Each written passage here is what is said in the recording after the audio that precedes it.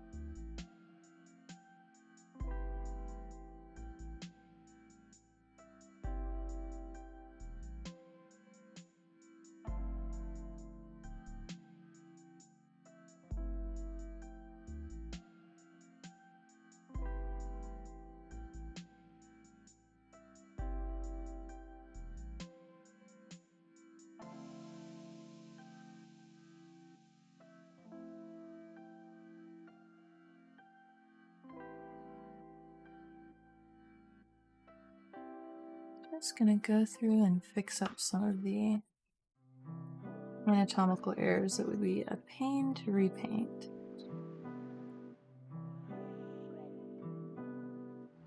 And kind of change the vibe in ways I don't really love.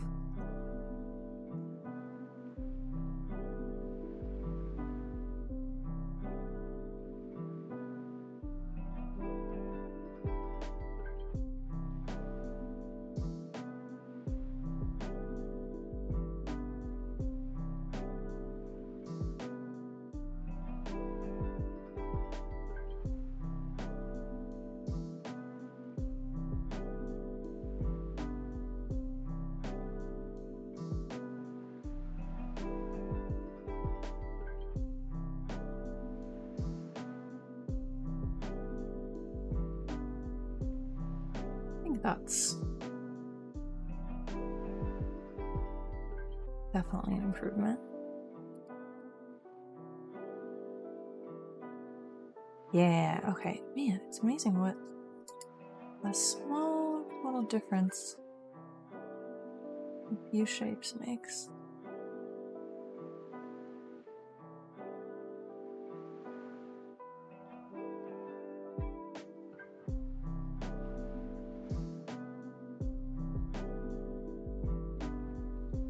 I used Photoshop in a while, so I'm not even sure what brush I want to use.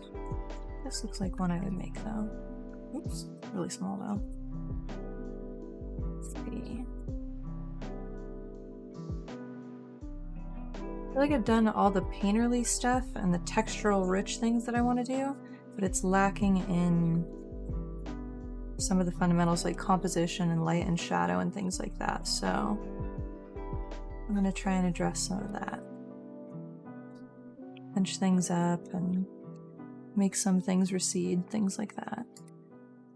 Actually, one interesting way of doing that really simply is like that, and then do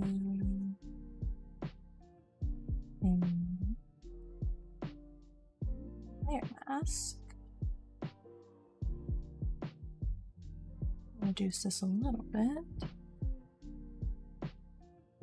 And then I will carve out the spots where I want it to look more bold and contrasty.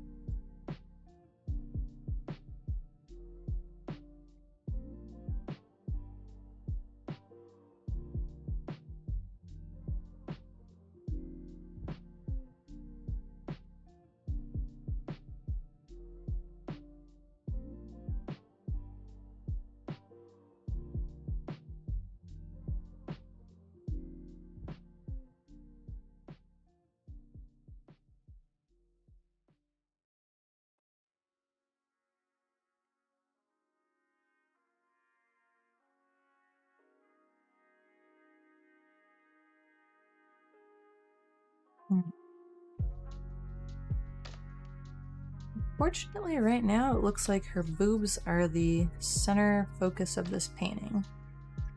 I want it to be more of her face.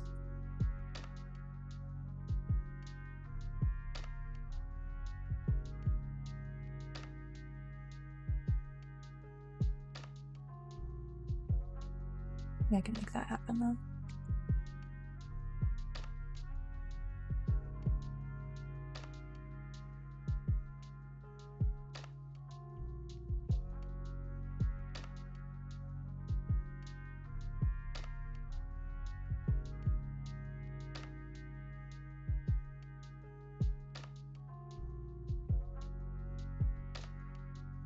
Debating which foreground things I want to punch up and have be more contrasty though. I think it might honestly be good for most of this to recede, maybe except for the butterfly. But maybe that detracts too much too. Well, I'll play around with it, we'll see. Couple bright bits on these flowers over here.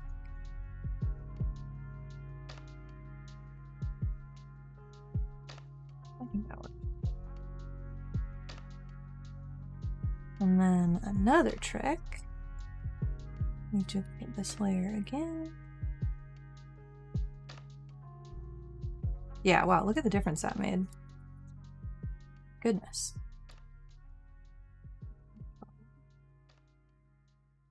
Oh, that won't work as well. I know what I'm gonna do.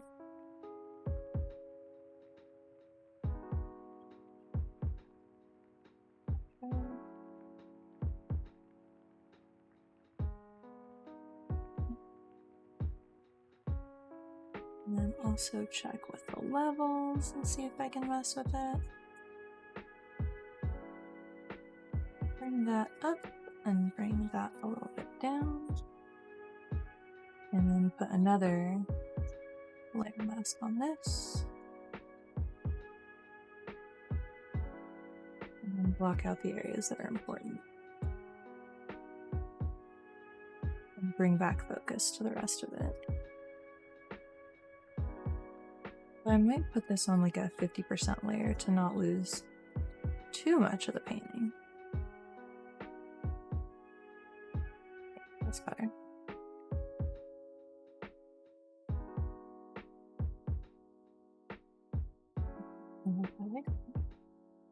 Let's see.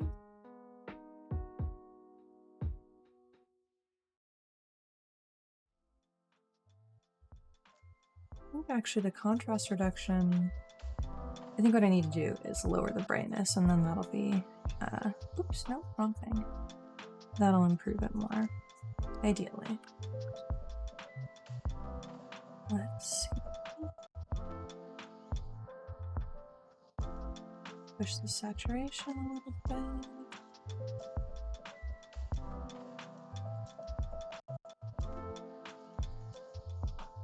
How does that look when it's smaller? Yeah, okay, that makes a big difference. Oh yeah, I should say this, definitely.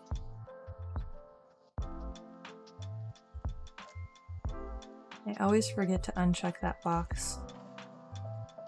And the next time it pops up, I've forgotten my vow to actually untick the box the next time I see it. Never gonna happen. I think that I need to also maybe add a little bit more darkness behind and underneath her. Push those values a little bit more.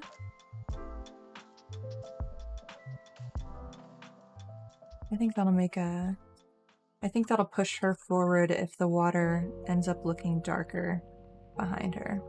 Where's my brush? Oh, there we go.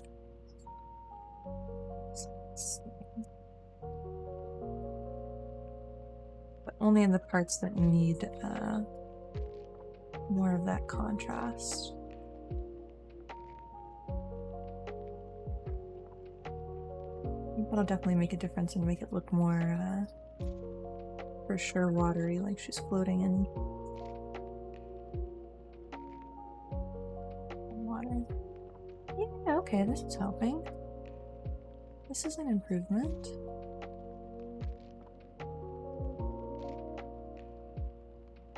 Possibly too saturated, but I can knock that back later.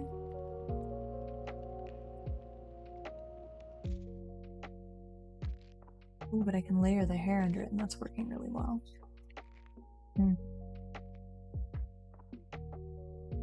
Interesting.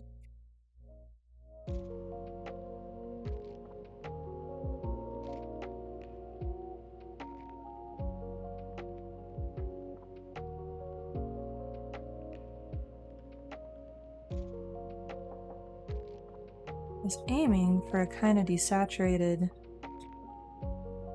kind of low-key vibe to this painting, but I think it just needs some more contrast to liven it up. Just necessary. And then I'll carve out the plants again after.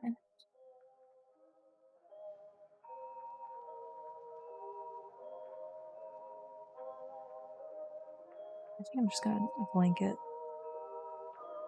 wash over these and cut them out later.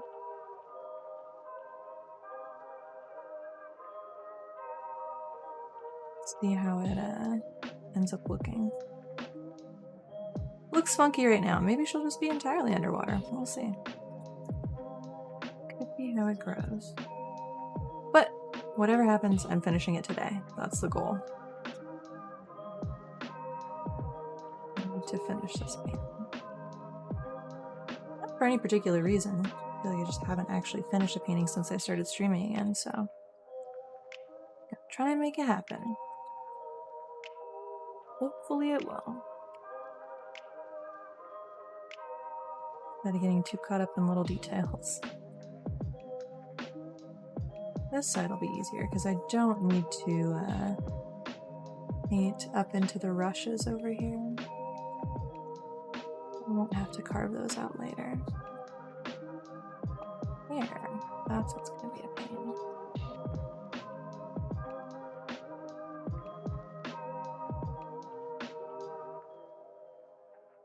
And that.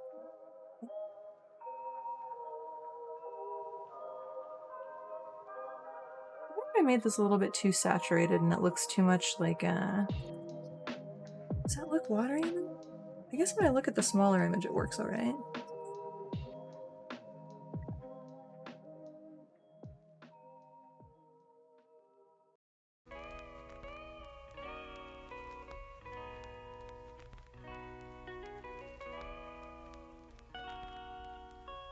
By the way, the music we're listening to is from Tears in the Rain. You can find him on Spotify. I really need to link that in my bio. What I can do is copy and paste a link, and then you guys can check it out there.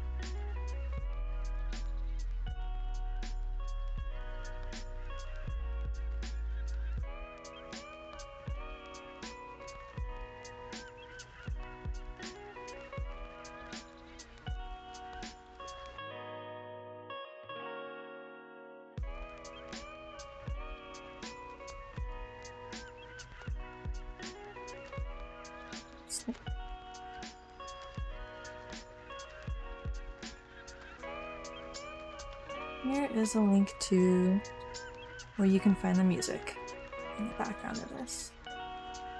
Very cool, lo-fi, easy energy stuff.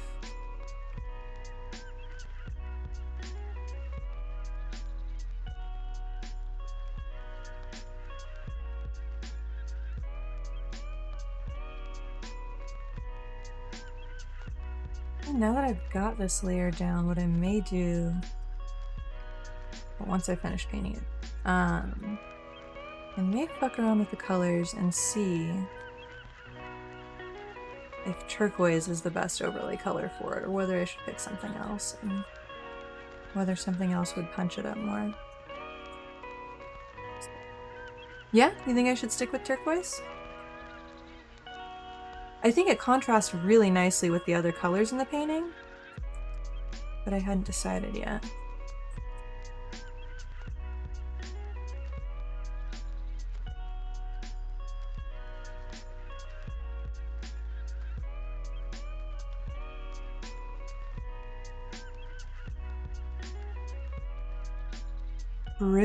True. It's a very good contrast for that, that's for sure. I wonder if I should change the color of her eyeshadow or lipstick a little bit. We'll see.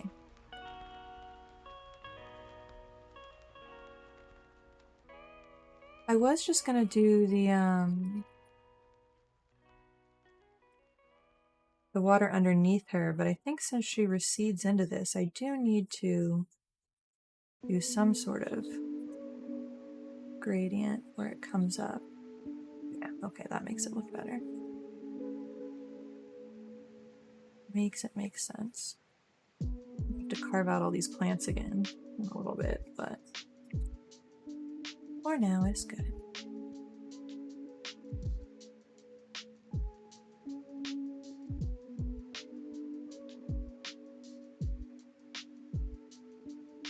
What I could also do is add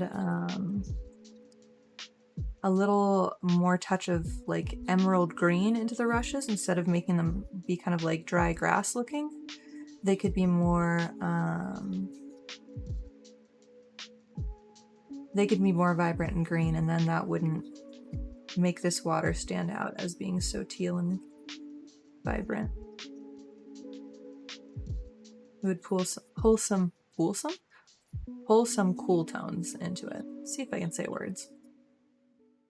Very good at languaging today.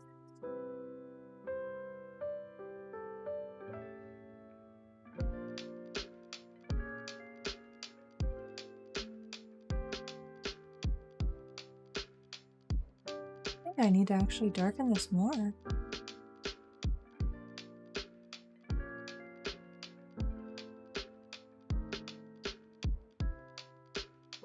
I know what I'm gonna do. Words are very hard. Using a brain is... Oops. Oh god, what am I doing? Oh, did I fuck this up? Well, we'll see how this goes.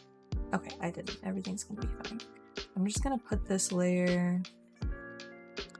I think maybe over the normal part of her it might be too saturated. But...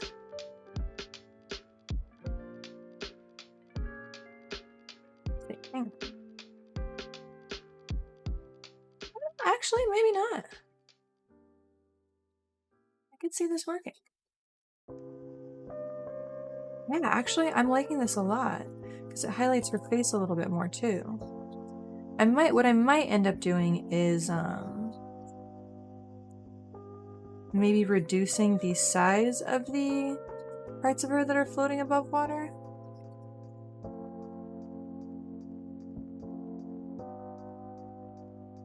Oops, would float a little bit. It's gravity. Or buoyancy, I guess, in this case. It's physics. Physics is what it is.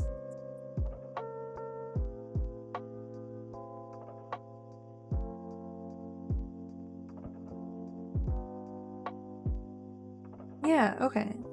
Man, alright, hang on. I'm gonna put how that we ended on the painting last stream in front, and then compare it to this. Look how much more depth just that little bit of change adds. Sheesh. Alright. And what I am gonna try though real quick is I'm gonna change the color. Oh no. No.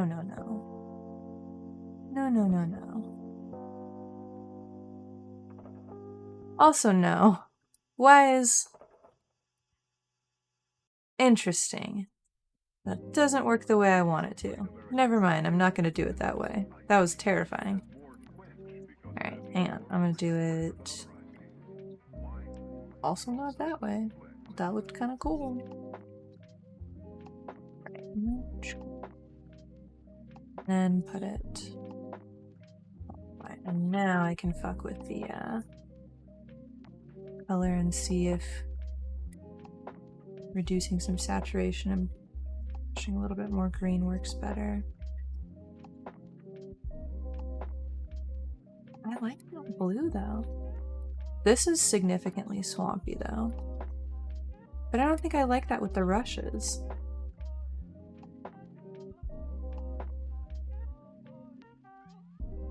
Yeah, it's just not as good compared to that.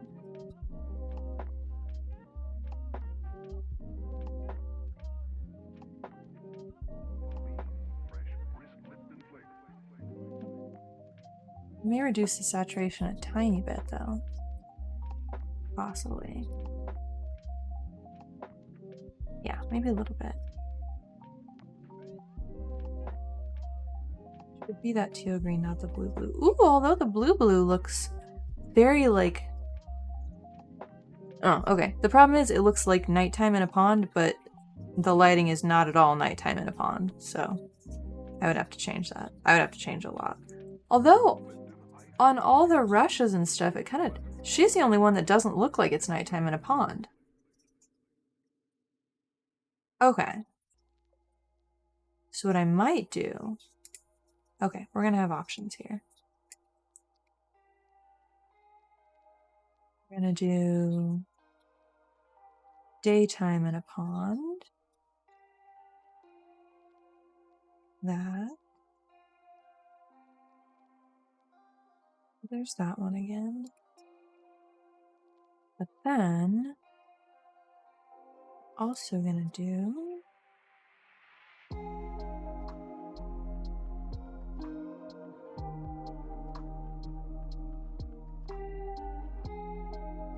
I'm gonna see if I can make it look more like nighttime in a pond. Like maybe moonlight is lighting up her face. Oops. No, this is ridiculous.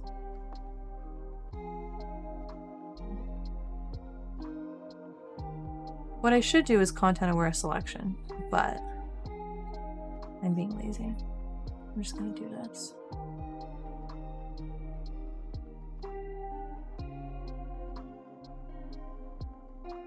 Because I don't trust content-aware selection. So let's see what this does. There's something like the selection.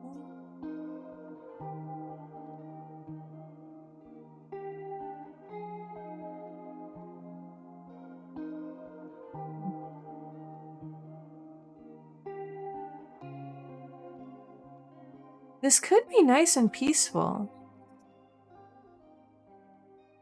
I may like this.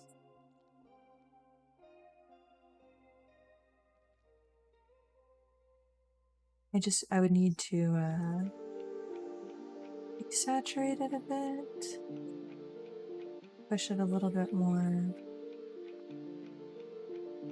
They're one of those colors, really. Like that. And then push purple on the face shadows is what I would need to do.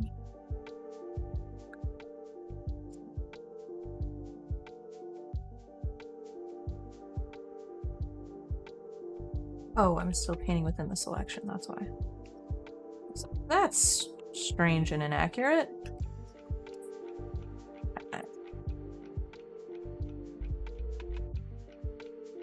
Is this picking up colors also? What kind of brush is this?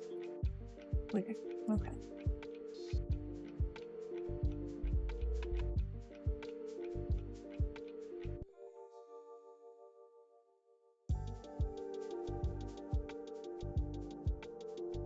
Actually, what I should do is...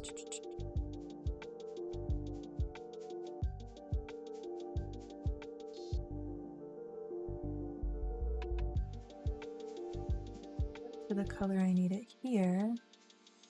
Oh, that's gonna be so good. Oh my goodness. And then...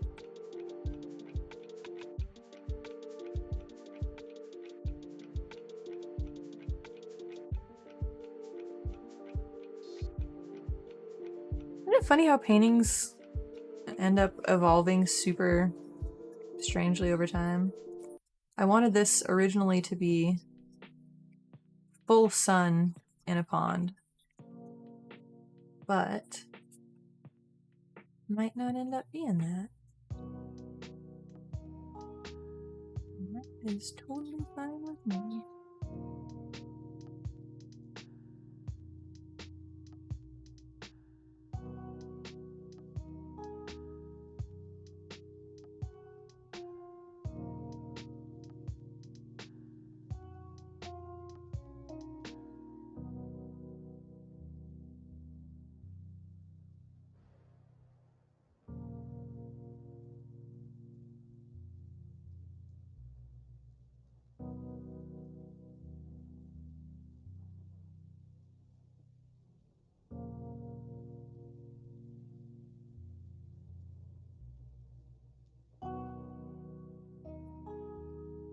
Carving out of this.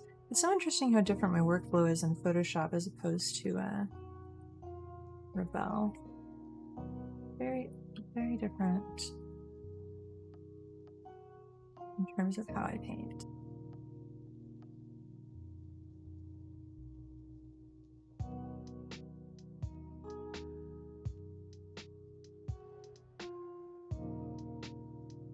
You gotta save her nose from the shadow. Important.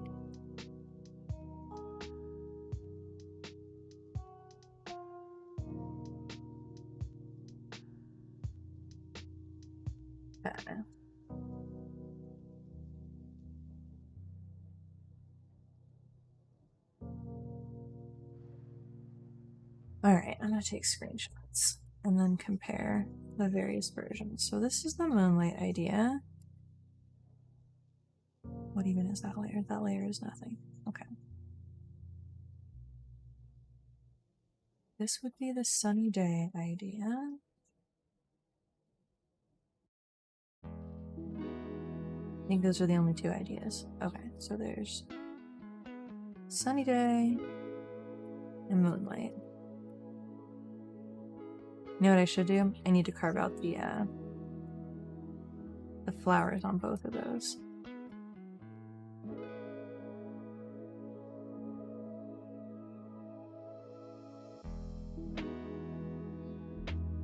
Oops.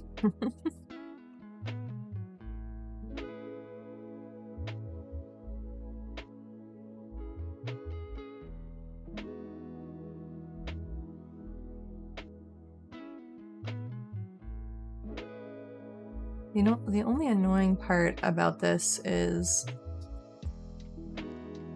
I wanted these flowers to be like rough and painterly, and so I did them very rough and painterly and didn't expect to spend a lot of time on them. So it's very funny that I'm spending the time to carve them all out again later. Kind of a little bit ridiculous.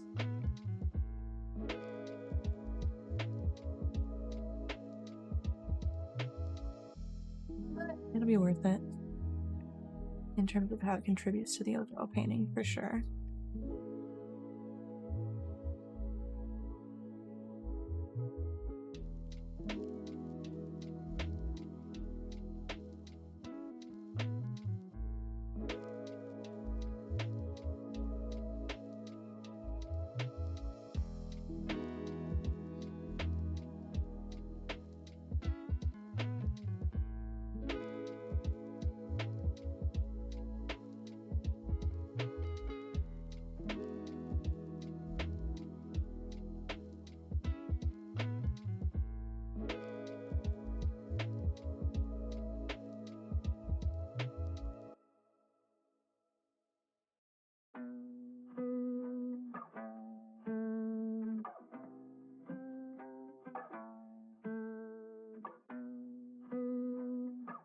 Maybe I should make the duckweed stand out more in the... Oh, damn, I didn't even draw around this lily pad. Okay, well, I need to fix that a little bit. The lily pad would not be that bright in the moonlight. Definitely need to do something to that.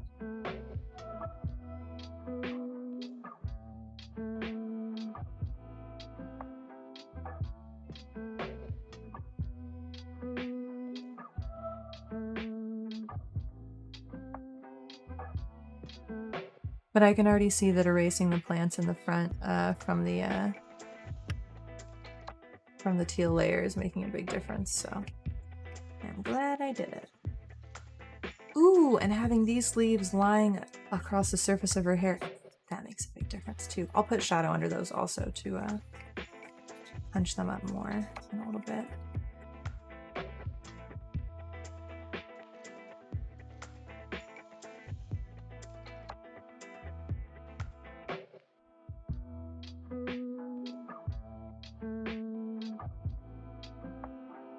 I must resist the urge to render every single one of these flowers and stems. That is going to be one of my big, like what we were talking about last week. Artists have the capacity to choose to do something they want to do and not do something they want to do. I want to over-render everything in the universe, but I know it's going to make my painting worse, so I will not do so.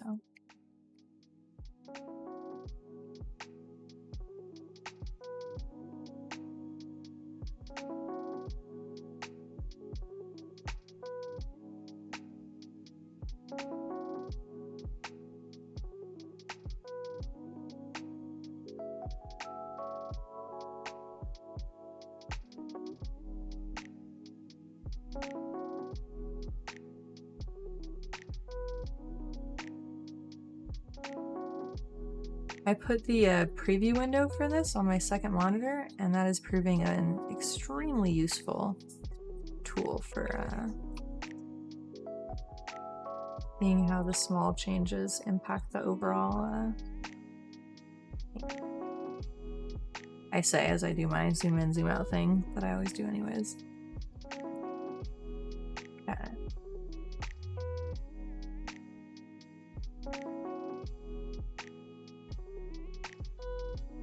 I think it just looks, I think it's just gonna be a nighttime painting. Maybe I'll do 50% of the way between both.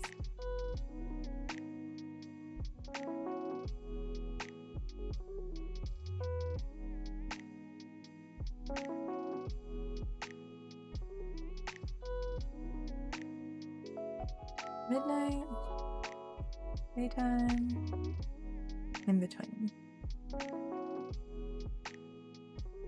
Midnight.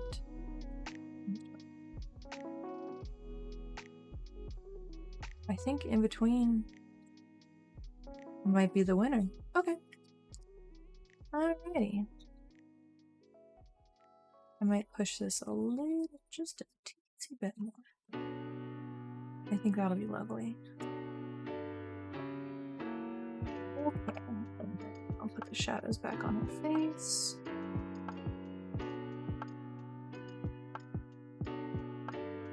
Makes sense though? I think they do. Maybe not midnight exactly, but like sometime around then. Or maybe she's just in a shadowy forest or something. A hidden secret pond. Dusk. Yes. The blue hour! That's when it is. It's the blue hour. I love the blue hour.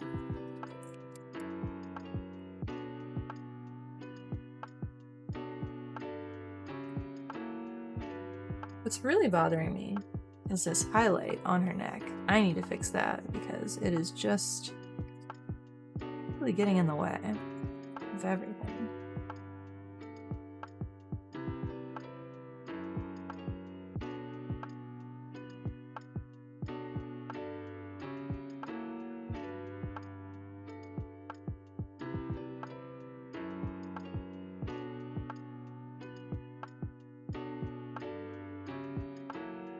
Maybe this one on her shoulder too. That's what I should do, is refine the oh, I fucked that up. What is happening?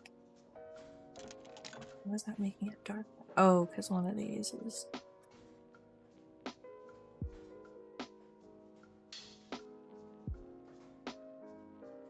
It makes it that color, but alright. I'm so new. That's so weird. Okay, well, however it goes, I guess.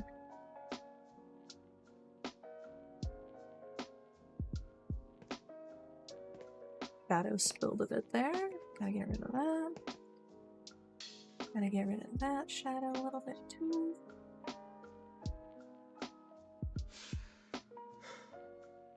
think I should add... I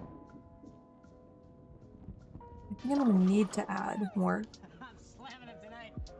Is there an ad playing?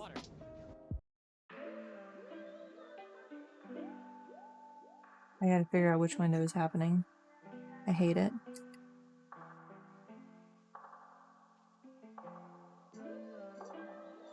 I don't see it anywhere. Oh god.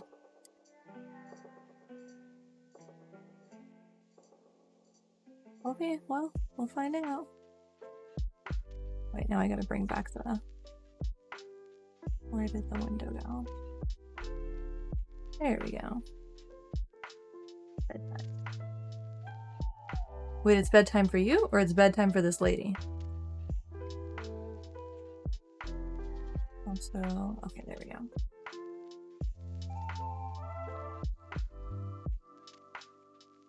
Yes. I mean, what a nice, cozy? Cozy is the right word. Cozy bed she has in her lovely little swamp. Be cozy. See that?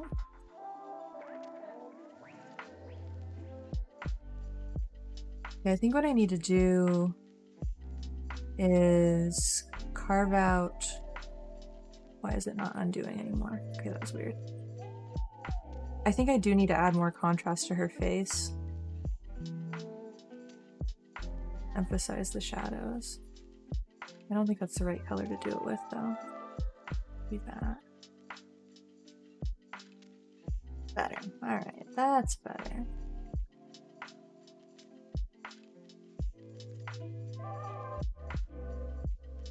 Whoa! I don't know what I did there. That was interesting. I haven't used Photoshop in a while, so every once in a while it does some weird shit and I don't understand what's happening and I get really confused about it. Maybe that's too much contrast. Maybe it's also too saturated? We'll see.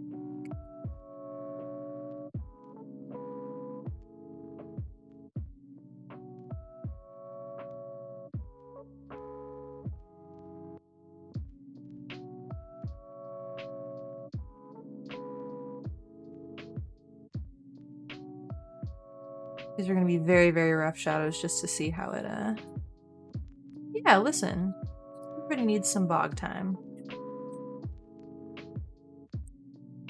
Now that I have it more teal, does that mean I should change her eyeshadow or not? I remember I was thinking about that, but then I wasn't sure if I was going to. I do think this color is a little bit too, saturated for the shadows, though, honestly.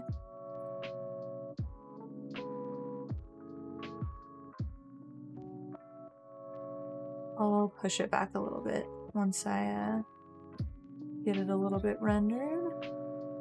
Have it blocked in. That's that's an amazing song. Oh wow. Amanda, you're a goddamn genius. I don't know why you haven't been signed to a record label. Or at least started writing songs for people.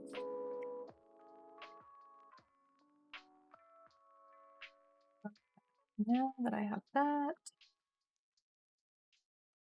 who is saturating it and lighten it a little bit? Okay, yeah. Be a little bit lighter and a little bit reflected pond green, maybe.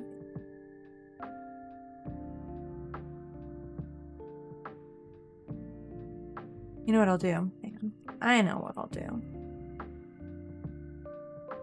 Multiply and then change it all over again. Okay, there's that. That's too saturated.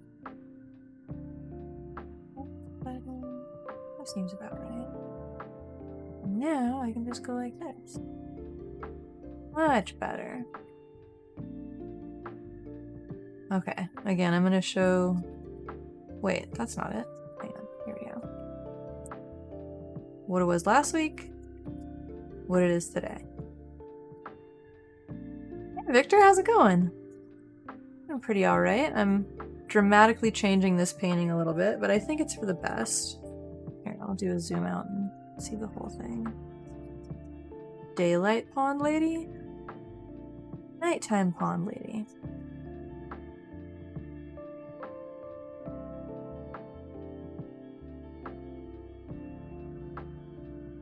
Maybe what I needed to do was not to, I gotta grab this color. Was not to, punch up the contrast, but just decrease the brightness of her face overall. Because I don't know if that much contrast makes sense.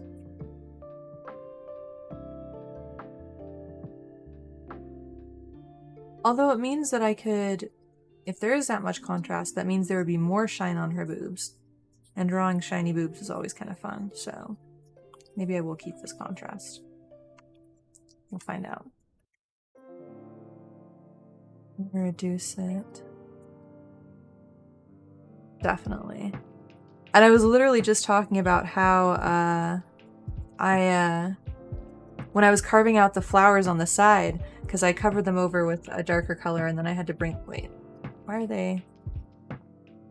Oh, because I combined the two. Hang on, I gotta apply this layer to the other layer.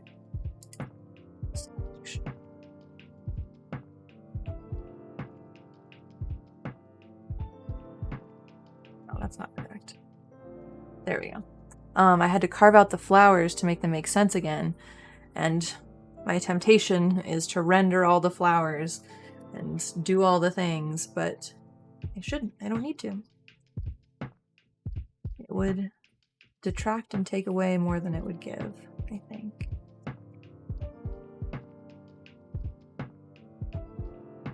This. Actually, this seems good. Shadow-wise. I think I'm going to keep her face like that. I think that works. I think the areas that are messy now are...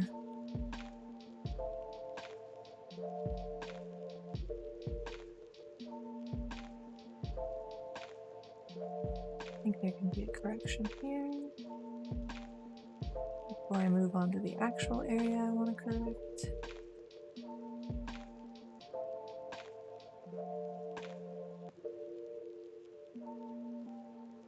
I don't know what it's called. Oh, a tangent. I think that's what it's called. Even though it means something different in art, that means when two lines are kind of like meshing together in a way that looks like it's forming something else, or it looks like it's part of each other, and you kind of lose some of the impact of it. And I think a tangent is almost happening with this branch and her boob. So,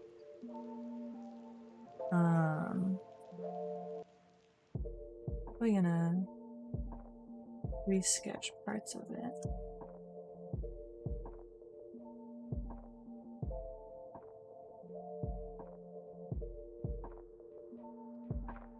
Try to either punch them up a bit more or drop it back. We'll find out which looks better.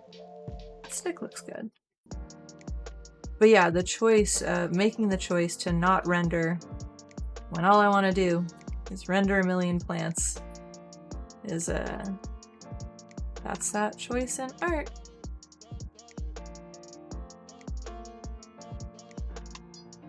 Oh yeah, so the dude that came up with the that whole write-up on what AI was did an even bigger write-up, full of good, interesting concepts on AI, and I'm gonna go over it at some point, but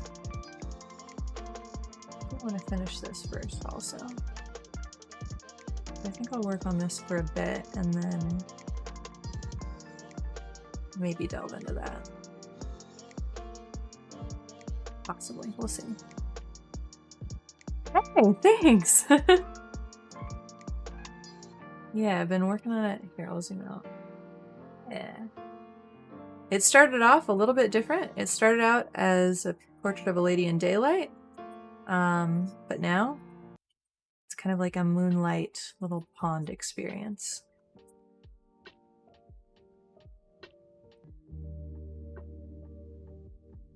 But I need to punch up this a little bit. But yeah, basically in his write-up, he kind of expanded on a bunch of different areas we were talking about.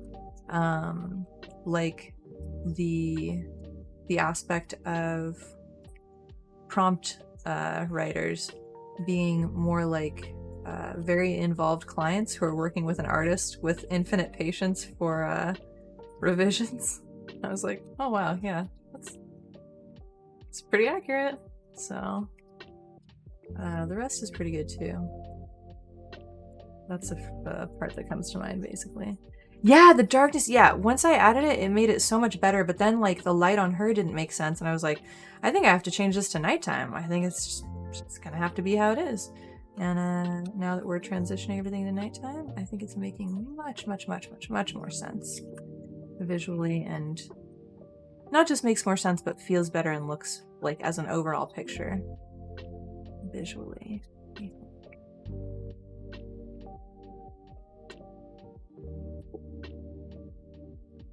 I still have not looked up enough references for how to do the highlights on one.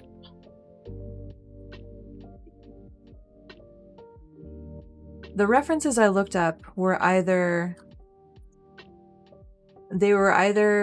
during the day. Maybe I should look up Moonlit Pond references. Maybe now that I'm doing a Moonlit Pond, it'll be easier to find references. We'll see.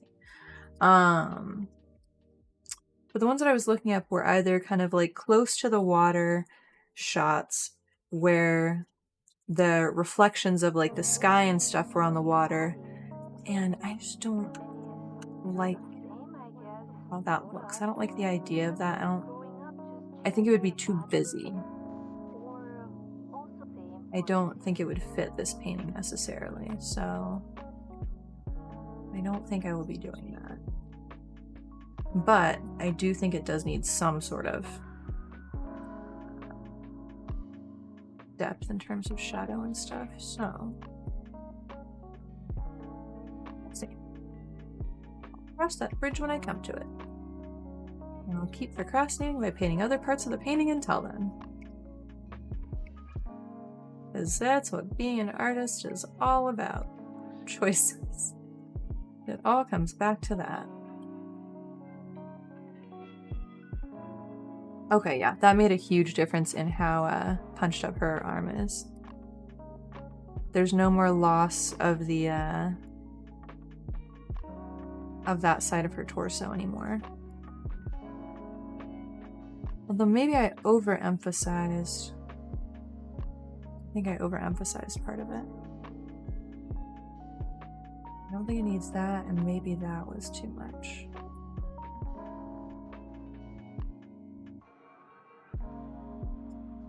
Less of that. I think that's better. Now I need to fix this leaf by her head because that makes more sense for it to be that bright.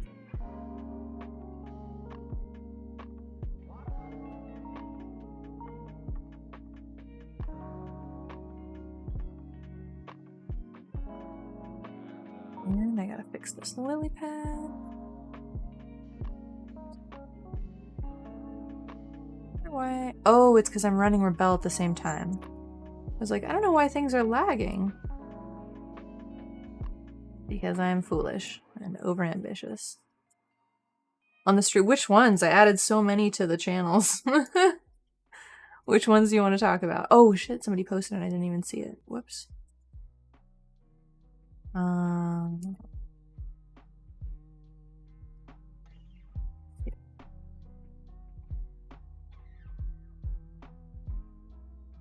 Yeah, there's so many options.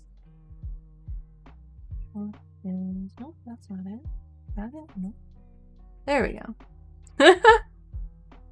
Well, which one calls to you the most? I know Teapot wants to talk about the gun control one. I know that I'm sure I and Joey have opinions on the ADD one for sure. that I'd want to talk to you, that would be for the like mental health ADD discussion, how much agency you have in mitigating and controlling how it impacts you. I feel like we're gonna have some solid disagreements on that one. But yeah, you can pop in chat about any of them, whatever your heart desires.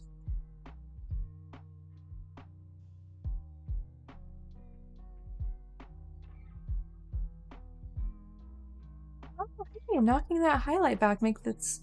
Yeah, it's gonna be. I feel like with some of the mental health topics that because they tend to impact your life so much, it's hard not to have strong feelings about it.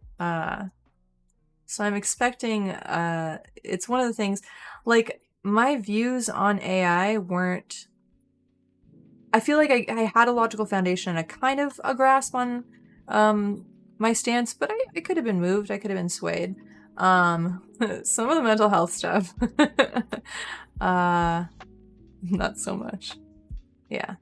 Also, this is another one. It's weird how many holes in my knowledge I have. I feel like I have very asymmetrical knowledge of language because I feel like I read and read a lot as a kid. But there's a bunch of things like that like last week, the difference between sentience and sapience, and now I don't know what the Socratic method was. I briefly looked it up when you mentioned it, and then I forgot to read it because of who I am as a person. But it sounded like from context you were saying that like healthy disagreements are fun and good and important for like elucidating topics and certain facets of them. Which, if that's what it is, I wholeheartedly agree. I think discussion is very important. Nice, alright, yeah, that sounds good to me.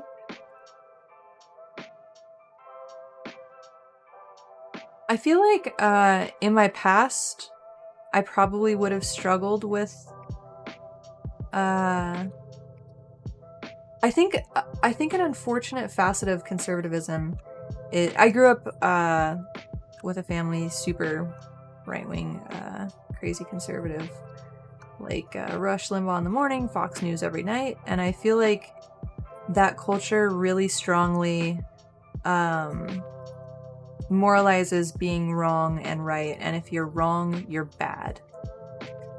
Although the right does it too, but I feel like it's more core to yeah, learning not to dominate. That makes sense.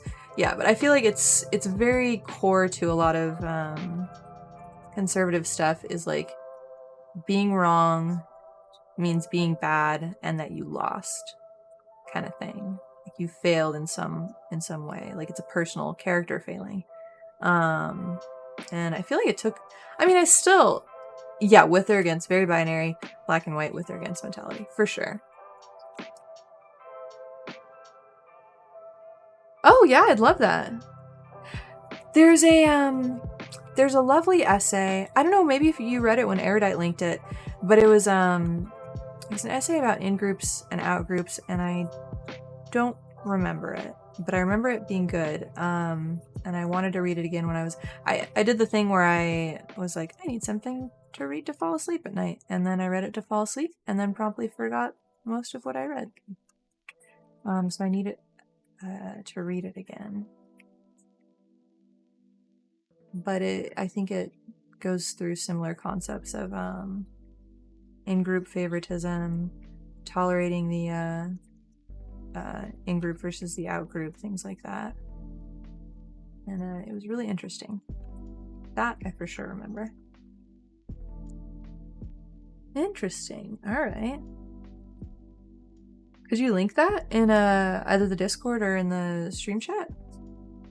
Because that sounds super interesting.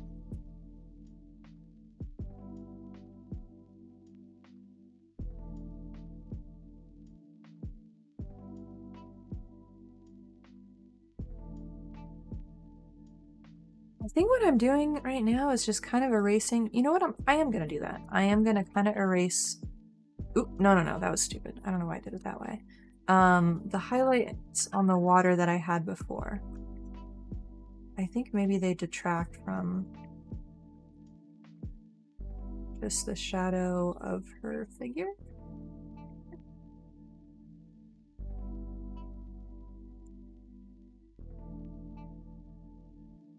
At least right now they do. I might add them back in a different format later. I think that works though. Nice, alright, awesome. Thank you. Love having good stuff to read. And yeah, I think in-group favoritism is a very, how do I say, topical topic nowadays? That feels very silly, but I think it's accurate. It was very relevant to our modern times. Were we talking about like the left eating itself last week, or was that? I think that was last week. Yeah. Because yeah, I feel like it's interesting. Nice. Yeah.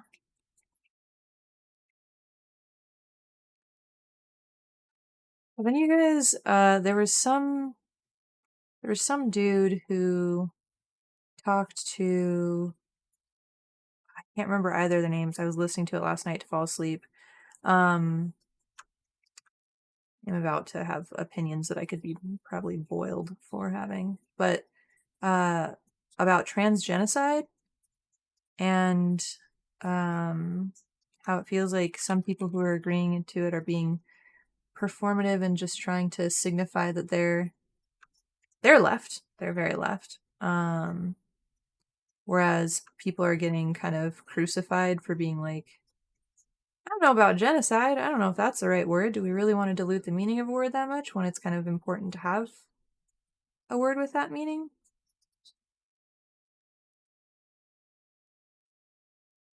Because I feel like if I don't even know if I want to take a stance on this, but just from listening last night to what they're saying, I feel like if you say that trans people are being genocided, then Black, disabled, mental people with mental health issues, we're all being genocided because of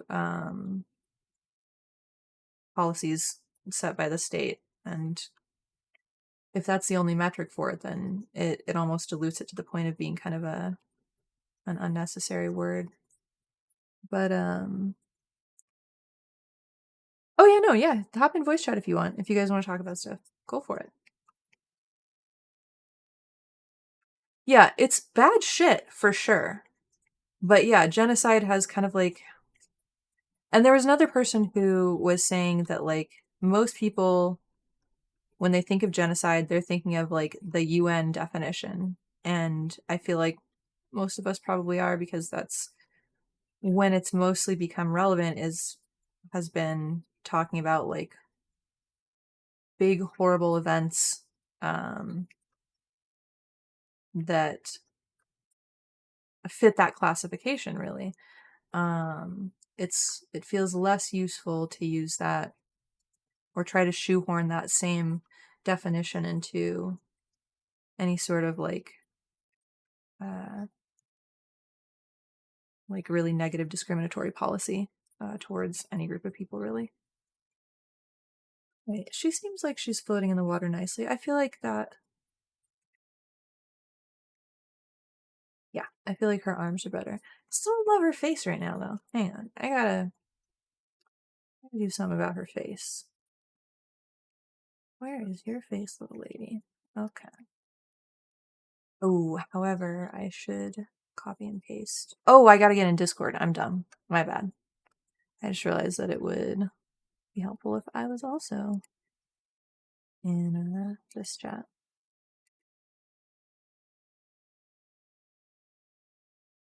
All right. Time for an wait. Is my mic picking up a Discord? I hear you. Yeah. Okay, good. Awesome. Calling it a genocide means that trans people are distinct. Like, Yeah. Yeah, go ahead. genocide is a term that they use to. Yeah. Oh, to define like policies and activities that target women Hmm. and lead to their deaths more often than not, Yeah. rather than just being like female genocide. Like that doesn't exist. That's not like can't say that kind of thing Yeah. and have it make sense because then it's also like a trigger statement. Mhm. It's like, Yeah, one of oh, the they're trying to kill topics. every woman. Yeah, one of the points that was brought up in the stream I was listening to was that in most genocides, I feel like you're morally allowed to like use physical violence to defend yourself in any way you possibly can, um, and that would have made sense in all the genocides that I can think of. Whereas for these, it's kind of like, well, I mean, do you go start like bombing senators? Like, where's is that gonna It's happen? Like, like, seems kind of bad. I don't know, and nobody's doing like, that. Yeah. I mean, there was one guy who was doing that. Oh, really? Well, like Ted Kaczynski, Oh, yeah, the yeah, yeah. True, Unabomber. true, true, true, true. Yeah. As as I get older, I understand it more, um, which is weird thing and Yeah. fucked up to say, but it's also Hmm. like he was a joke when I was, like it was a punchline. Yeah, He's the absolutely. Unabomber because he mailed bombs to people, and it's like Hmm. then you read why he was doing that, and it's like, oh shit, he was doing Yeah. that because of like capitalism and all these like he didn't want to be advertised to, and he lived in a shack in the woods. And I'm like, oh, you know what? That doesn't sound like such a bad idea anymore. Yeah, like, oh, I fucking get it. Yep. Yeah. It's weird growing up and realizing the filters that were kind of put on the media you consumed. And Oh yeah, and yeah, just like how culturally conservative we all were, yeah. just and in the 90s and stuff like that, just like how like even though I was from like my parents are Democrats or whatever, and how there was the Democratic, president for 2 terms during like my most formative teenage years, but it was still an exceptionally conservative time all Oh, around, yeah. and Yeah. how so many jokes like you like look at Ace Ventura, the Mhm. first movie, I haven't seen that in such a and long time. yeah, but like the central conflict is resolved by the person being trans, Finkel is Einhorn. And that was fucking hilarious, And then, Yeah. because he's like, your gun is digging into my hip. And then he like has like a whole crying game breakdown over that. Hmm. And you watch it now and it's like, you're like horrified that Yeah. movie existed and that we all watched it and we are all like, Finkel is Einhorn, and that was a funny joke to tell, and it's like the Hmm. thing to say, and like that is all part and parcel to like the whole culture we were in. Yeah. And now it's so jarring to hear like Punchlines certain like that. slurs. Oh yeah, and then like Yeah. certain slurs, like Hmm. uh, not like recently, but not too far away, like maybe like a year or two ago. I heard someone say the T slur out loud, and I was like, "What the hell? Like people say that shit in real life? Holy fuck!" It was Oh, in it real was life. Yeah, that's different. I haven't heard yeah that from a real life person. I've heard it in video games, video game communities because, of course, video games. But yeah, I haven't heard it from a real life person, and I literally can't think of the last time I heard a person in real life say it. That's wild. yeah. It's just like, hey, I thought we didn't talk like that anymore. And also like the F slurs, hearing that in real Hmm. life is also just completely jarring. Yeah, definitely. I feel like there's definitely people who, specifically because the vibe is like, whoa, I didn't think we talk like that anymore. There are certain people who will go out of their way to be like, I'm gonna say the Oh yeah, things. And that's yeah. The irritating as shit. edgy boys trying to Yeah. be like, look how rebellious and cool I Hmm. am. Hmm. Oh my god. I still cannot get over that one person on Twitter who was like, I can't wait till the time when the artist overlords succeed in suppressing our art, so that I'll be able to make subversive, irreverent art and be. I was just like, I can't. I still can't get over. My man created a whole storyline for him to be a victim and a hero in, when he could just make subversive art now. It's like, what the fuck? Like, yeah, what's Jeez. stopping you, bro? Like, Yeah. Mm-hmm. Just fucking ridiculous. It kind of feels revelatory of um their desire in this, his desire in this to be like, ooh, I'm like a meaningful, like subversive artist. Which is interesting oh because that kind of yeah. goes counter to the whole like it's just the results that matter um vibe that I was getting from a lot of other people. So I Well, don't know. also like uh, a thing about people who identify knowingly or unknowingly with like right-wing libertarian causes and things like that is that they want to be oppressed so badly. Really, yeah, yeah, And 100%. like the whole worldview is of a victimized one, and they're the ones who are like, oh, suck it up, snowflake. But meanwhile, like everything is a threat to them, and like it's all Yeah. scary, and it's like from a position of fear, obviously. Hmm. But Yeah, there were it's like, oh yeah, maybe go go Victor go could go. elucidate on this because I know that there are like distinct things in the brain where conservative people are more likely to. I feel like I've read 17 different articles on this about the various aspects of it, like whether they have like a merit-based kind of like belief system, or whether their belief system is focused on preservation and lack of change and things like that. There's so many aspects of it that seem to be consistent with conservatives that are like measurable things. Um, but I would have to look up the papers to see because this is all just spouting nonsense off the top of my head, essentially. Also, I don't know why Photoshop is lagging so much. I don't understand. It's very annoying.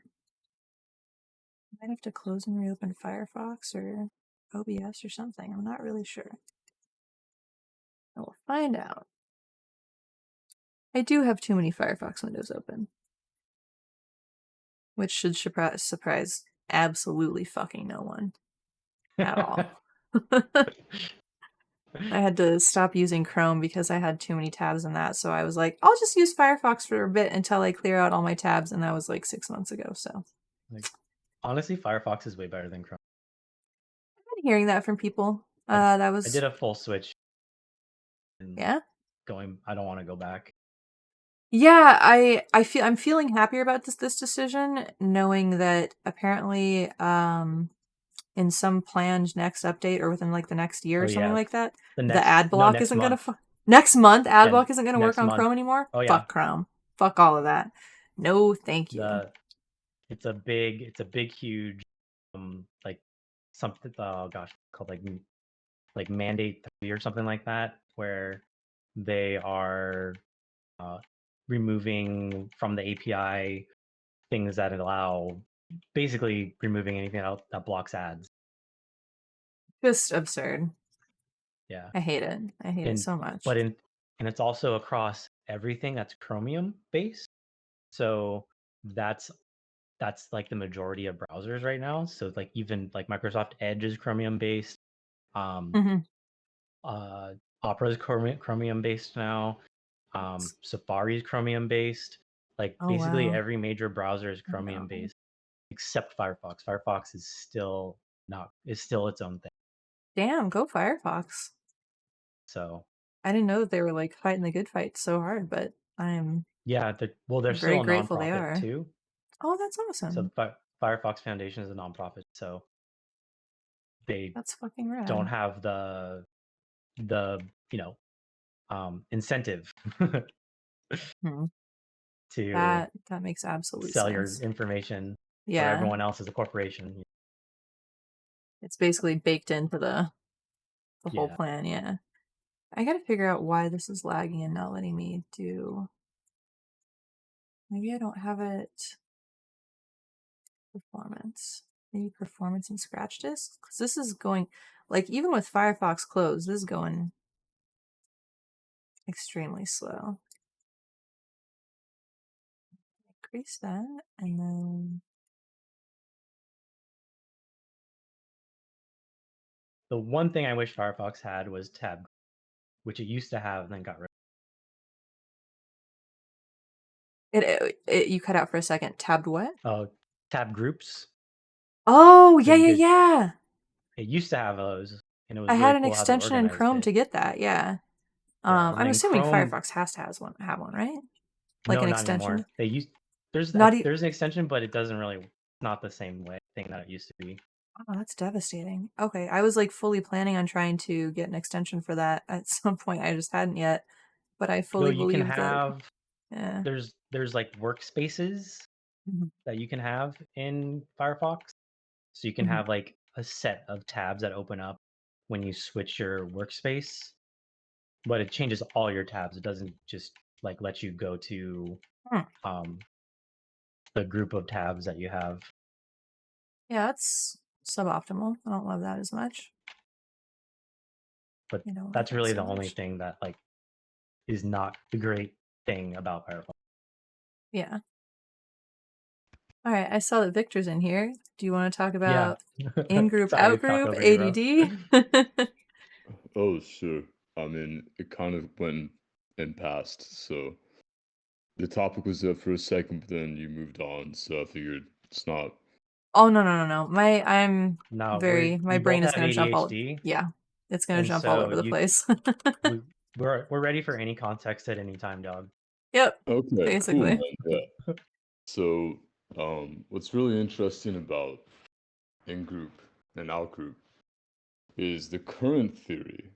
And okay, so I have to say this now because I do live kind of like in the South a bit, and so I'm Mhm. used to having to ask this question because of where I live. But the current theory that's based on evolutionary theory, and I have to ask, is anybody here opposed to the notion of evolution God, based no. on, say, like religious beliefs? I'm asking right now. Nah, uh-uh. Nah, Okay. I I'm am just Okay. gonna. very, very Good. science-based. Okay, cool. Yeah, because I trust me, that is a thing down here in the South. People are like, "Oh, I don't want to talk with you anymore. You're bringing up evolution." But yeah, Jesus based on Christ. the evolutionary theory about in-group and out-group favoritism, or rather in-group favoritism specifically, which generally relates to out-group demonization. The idea is that, well, the theory is that it's based on these extant modules that evolved a long time ago. Extant meaning still existent from a long time ago. Um, for inter-clan warfare, where you would identify your in-group through language games, right? So have you ever noticed how people who are very right-leaning or left-leaning tend to have very similar views on certain topics? Yes. For Yeah. example, people who are very right-leaning tend to have very similar views on gun control, on abortions, on the amendments, and there are very specific topics that they tend to have Mhm. very similar views on. Right, Yeah. and if you think about it, what is the likelihood that everybody there would just so happen to logically reach the same conclusions, right? It's kind of unlikely when you Mhm. consider all the possible arguments and counter-arguments for each of those topics. Well, if you think about that, the current theory, based on only on this observation, but like many studies, is that in-group and out-group favoritism is determined by what we call language games. So, for example, if I walk into the room and I say that I have this specific view on our right to own guns, and I have this specific view on abortion, and those views happen to line up with the views of the very right wing, Mhm. right? And this also goes to the left wing, I think, too, but it's not as common in the left wing than in the right wing, based on the studies I read. But just to be fair, you see it in the left as well with certain topics of, it's like a little bit different, but you see it with certain topics of like certain types of political correctness, etc.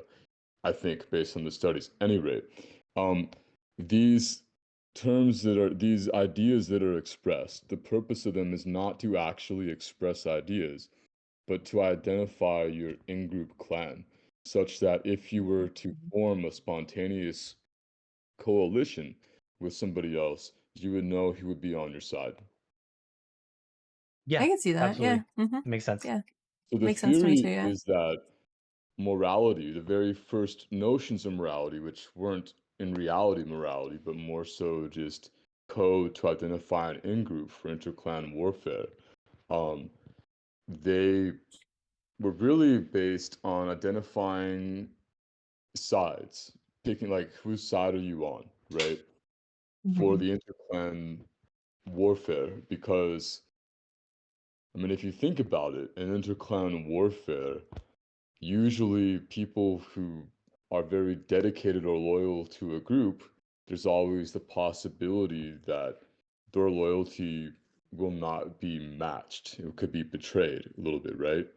True. Yeah. And so, um, at least my understanding is the theory is that something drastic had to evolve in us so that we could identify very quickly who our group is and who our group is reliably. Like, for example, if you have a group, like the idea is that theoretically, at first, a very, very long time ago, everybody would just follow the quote unquote dominant male, right? Because our ancestors were theoretically dimorphic, dimorphic meaning males are much larger than females, and therefore that males would have these savage competitions often to the death or severe brutality for establishing dominance and the right to reproduce with the females at a much higher rate than the other males. Um, because our ancestors were like that theoretically in the past, Hmm. what this means is that the theory is often the coalitions would tend to follow and get behind the dominant male as kind of a default, right?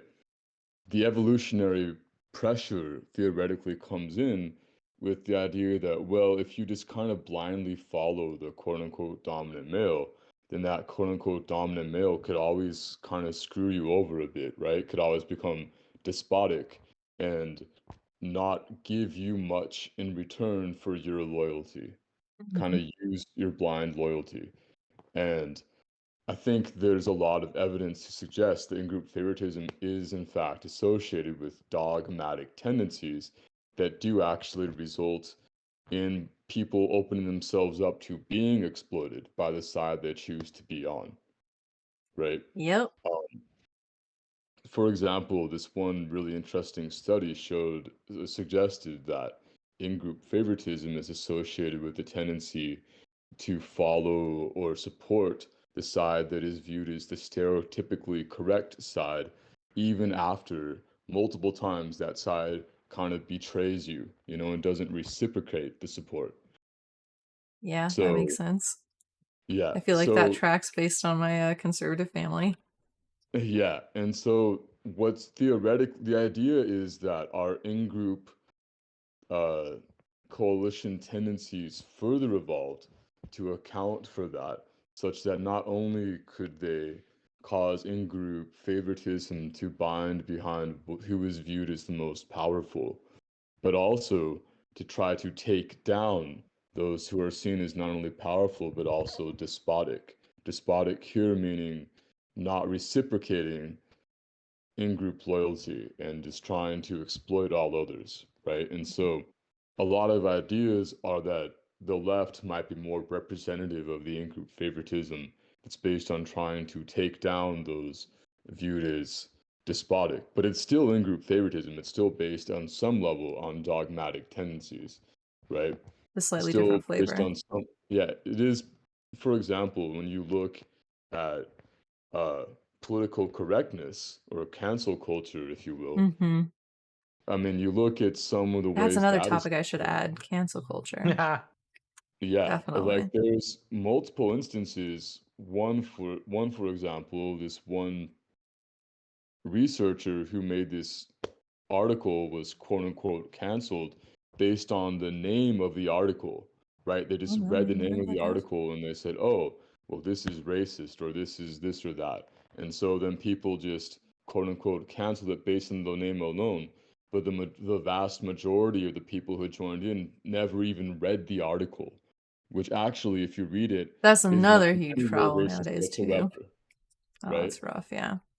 And so, what's interesting here is that although there's that theory that left is more indicative of that tendency to try to take down the despotic individuals, I think you see similar tendencies on both sides. And that's what a much more recent article suggests is that, Yeah. yeah, no, there's some differences, but in certain ways, there's not that much of a difference between the in-group favoritism you find in the left and the right on the Yeah. extreme sides. I feel like you'll see on both sides people like being on their moral high horse about something and grandstanding over having like the right position and owning that like it's a Well, trophy kind of thing. yeah, And that's just the regular virtue signaling of yeah, like I yeah, have the right beliefs, I have the correct yeah. Hmm. mindset, mentality, whatever, even Yeah. though they may not actually have that. They're just that's it's funny Hey, because purple. that's what the conservatives say. Anybody who is like Black Lives Matter or is says any kind of like signal of how progressive they are, they don't actually mean that. They're just saying it to be the virtue signal to show that they Hmm. have like this is this is what they're trying to portray, and they don't actually believe any of that. And then it gets put into media that tries to be progressive, and it's like, oh, they're just virtue signaling, they don't actually mean any of it's pandering for blah blah blah blah blah blah blah. And it's like they do the exact same thing, just in a different way, where it's like abortion is murder, and it's like Hmm. Except you're they're all just getting abortions. It's like, yeah, okay, exactly. Except so and you're and all it's like murderers. yeah, and it's like they're doing the things that they say that they hate, and it's 100% projection because it's like uh there's so many examples of conservative people who say, like, not for you, but it's okay for me because my case is special for whatever reason Yeah, is there's that justified. And the only moral abortion is my abortion. yeah, that article's so good. Hmm. I like that one for sure. And now what they had the lady had the example of like the girl who came in to get the abortion, and like literally the next day she was outside with the Yeah. protesters. It's God, like that was fucking unreal. the compassion fatigue that healthcare workers in that industry must feel, I just can't even imagine.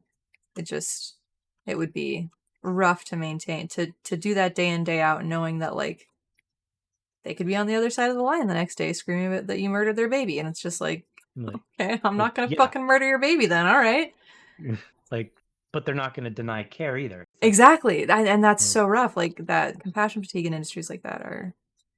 That's another thing actually that I do have compassion fatigue in the medical industry and how it's like impacted me personally and things like that is something. But that's probably like a longer topic for another day when I want to talk about like all the chaos and things that are wrong with our current healthcare medical industry. industrial complex. Yeah, it's bad, super Yeah. terrible, just absolutely cursed. So, um, Who's I beeping? My was, God, Sorry. it's okay. oh, it's all good. Um, I was gonna say that what's really interesting about that moral grandstanding you're referring to, right?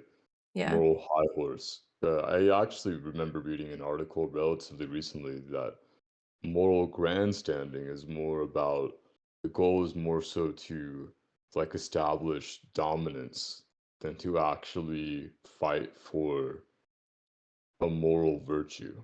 that makes a But lot of sense. I could see yeah, that from the people I know Yeah, who grandstand absolutely. like that. Yeah, yeah. And that what's tracks. interesting is moral condemnation by the same token. Mhm. Studies suggest that it's not about actually trying to correct a virtue as much as um, it is trying to uh, communicate your both your in-group loyalty as well as punish those who go against or exclude those who go against your in-group. It's how to word it. What's really interesting is that moral condemnation is essentially based on, at least from what I've read, it suggests it's essentially based on actions one would be adverse to doing themselves, as opposed to actually any thought about whether or not, well, about the outcomes of those actions, right? Mhm. And so, morality, when it comes to moral condemnation in this sense, this type of morality is more so based on the actions that one performs. It really has very little to do with the outcomes, and that makes perfect sense when you think about morality in a bigger picture, as I said earlier, in the sense that it's really based on signaling which side you're on. So Yeah. maybe it's more so like this could be evidence for the notion, the theory I introduced earlier, that moral condemnation is really about that language game of I'm expressing these ideas to say I'm on this side. So if you're not expressing those ideas, you're not in my clan, and therefore you're part of the outgroup, and therefore you are my enemy. Yeah, So that tracks. it all kind of ties together when you look at the different theories. It's good around the same concepts. Yeah, that all tracks based on my experience too. And Yeah, and yeah, go ahead. it's also like there's it's obviously completely just like the it's like tribal because I mean obviously humans are tribal creatures, and so we try and find the people that belong with always at any time. But it's also an example of how there's not really any kind of thought further than organizational, where it's like there's that video on YouTube of where the guy goes and he asks anti-abortion protesters like, okay, so let's say tomorrow abortion is made 100% legal at in at any time, Mhm. and what should happen to women who get abortions? And not a single person that he interviewed has an answer. And he goes, should they go to jail? And every single one of them is like, no, of course not. They shouldn't go to jail. And then but then he's like, but abortion is a crime, right? And they're like, yeah. And then he says, and he asks, follows up, and he's like, so if a woman having an abortion is committing a crime, right? And they're all like, yeah. And then he goes, should they go to jail? And no. And like, Interesting. there's no end game. Huh. There's no like there's nothing past the goal. Like, so Yeah. this happens. So what happens? If it's a crime, you have to try it as a crime. These are criminals, so there has to be some kind of thing. And they're all like, well, that's between the woman and God to solve. And it's like, then it's not actually a crime, you know? Like you're admitting that you don't know how to like administrate this thing that you're fighting for. Mhm. I feel like that's Yeah, a pretty common thing in general with like it's like the whole taking a stance but not actually having any intention of upholding it, like the whole like um that one guy that got interviewed at a conservative convention who was wearing the like there was some like really sexist shirt that the person was wearing, and the interviewer guy was like, "So why do you dislike this particular candidate?" And the guy was like, "Well, they like don't treat our women with respect. They're just like very disrespectful." Da da da da da. And then it like panned out to show his shirt, and it was something about like Hillary, something sexual, something very objectively like clearly counter to what the dude just said. And it's kind of like, okay, like rules for thee and for me, Yeah. yeah, that kind of thing. Yeah. yeah. I think these are both examples that you both have raised Hey, mocap. really are in line with what I was saying there. It's like it just seems like yeah, and I'm really glad you brought that up because there really is a certain level of irrationality there where it's not really based on thought. It's more so based on this is what I say to show I'm in this in group, but that's where it stops. Yeah. And that definitely contributes to arguing with people who hold positions in that way and don't actually believe any of the things. Very, very frustrating, for sure. Because it's a constant shifting of goalposts, because that's what they're used to kind of being sold and marketed. The like in one breath being like super hyper aggressive towards something, and then in the next breath being like, I can't believe they would like victimize people this way. This is like outrageous. And it's like, wait, it's hard to Let like me catch your footing. let me share something if it's cool. I'm just gonna pop up this one thing from an article because I think one tendency that's considered a trait that is associated with this in-group favoritism is this one concept called collective narcissism. And collective narcissism is related to the tendency to take ambiguous statements about one's in-group as attacks on the in-group, for example, right? It Oh, makes for sure. Yeah. yeah, that's like just one of the many things that it's associated with. And I'm just, when I read this first, I thought it was really interesting. I just want to share this idea with you. Yeah, go for it. Um, so it goes, there's one statement. The populist rhetoric emphasizes the privileged status of the in-group and those within the in-group, vigilant enough to see that its greatness is no longer recognized by others. Populist rhetoric evokes the concept of heartland, an idealized conception of the in-group's past, the chosen plan to restore, blaming others for the loss of its grandeur. Populist rhetoric follows the logic of a melodramatic Jeremiad, and it goes on to Of a talk melodramatic about what? I missed that last a word. melodramatic Jeremiad. I just kind Ah. of like that phrase, right? And essentially, that's like it says here, reading from it, lamentation over the lost purity of the in-group. And so it's just really based on, I think it goes back to the whole idea of moral condemnation as a means of establishing in-groups and out-groups, right?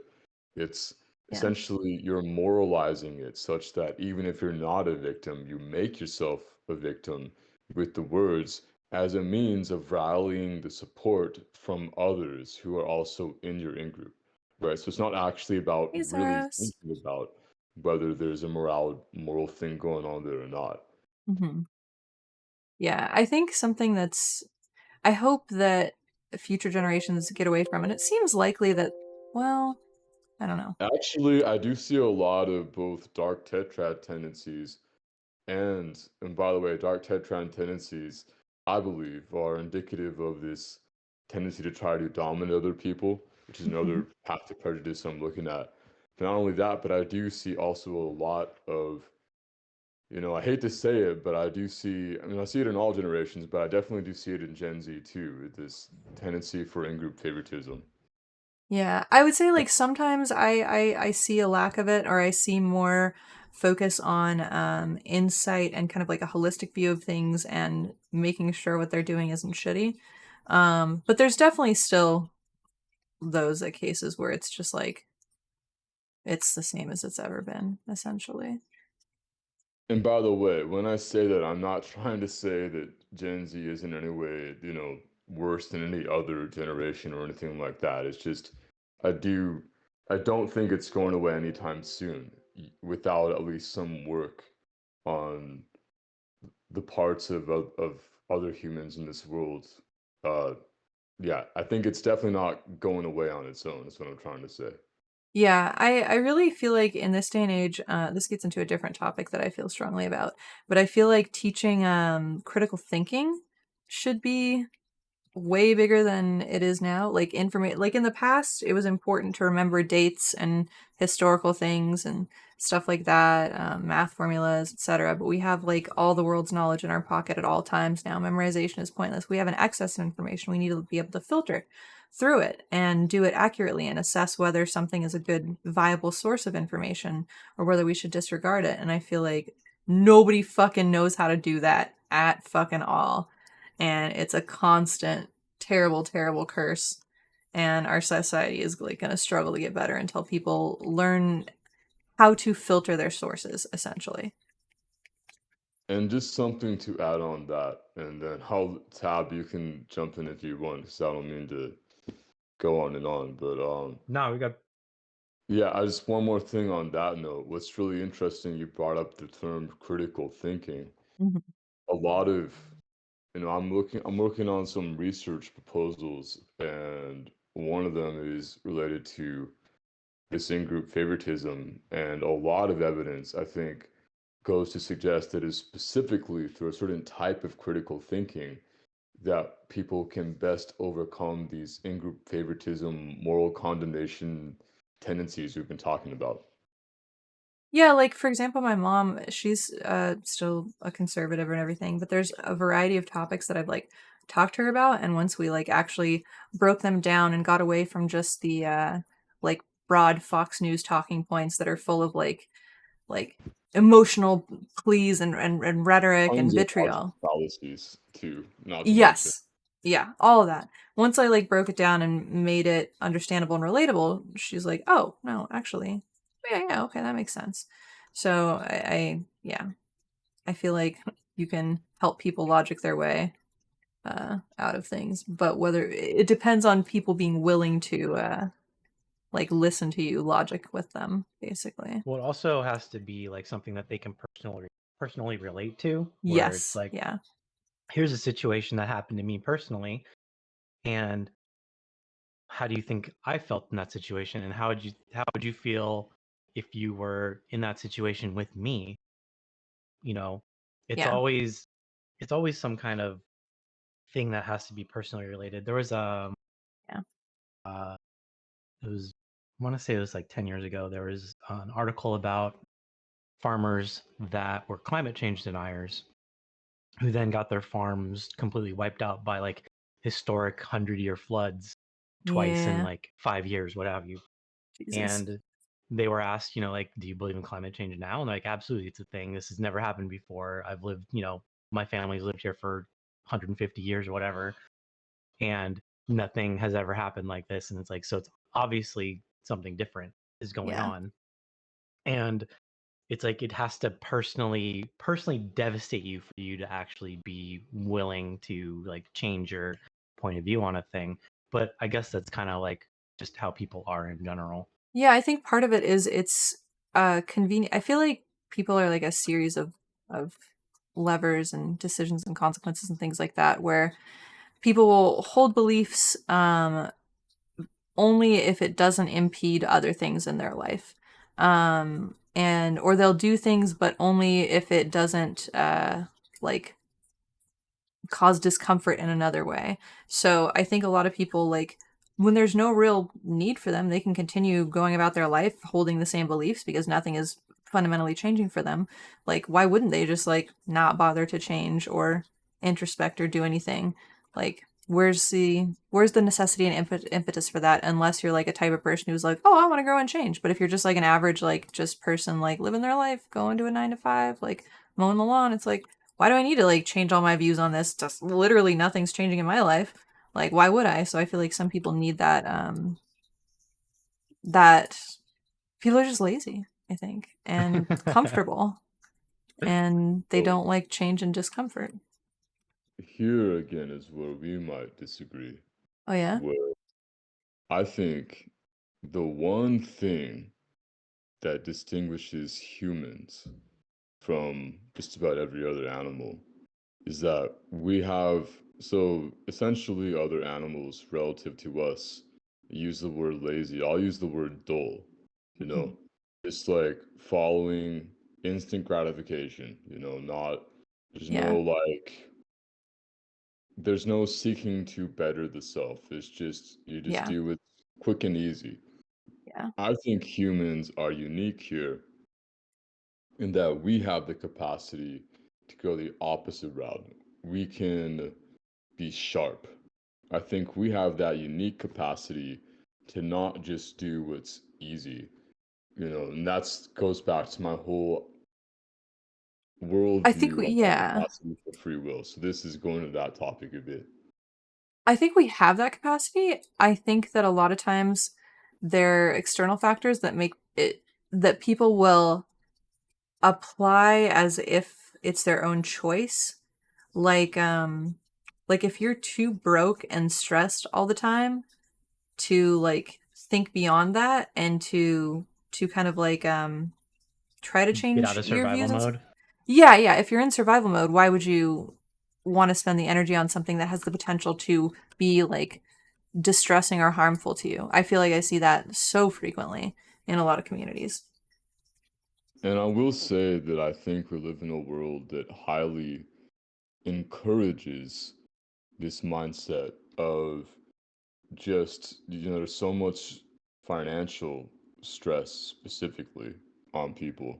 Just the strain to survive is so great that people kind of lose their minds a bit in this world. And when I say lose their minds, I mean they tend to act more like those other, just like creatures who just follow instant gratification. We see more and more of that because it's just the struggle for survival is such a mundane thing, and it's so all encompassing more and more each day because of how difficult it is to meet financial ends. Yeah. And uh that is by design. Yeah, absolutely. I And agree. like, but also, just to go back about laziness, is that I don't think laziness exists. um Laziness, I don't think there's such a thing as a lazy person, to be honest. I think there are people who are fundamentally and profoundly exhausted, and they're not able to harness, their reserves, what have you, to accomplish things that may be productive for them and personally, but also the whole idea of, or the whole like concept of productivity, and how that productivity relates to your value in society is a capitalist one, and a capitalist one that is made by neurotypical standards. And Mm-hmm. so, like, if you go back 300 years, right?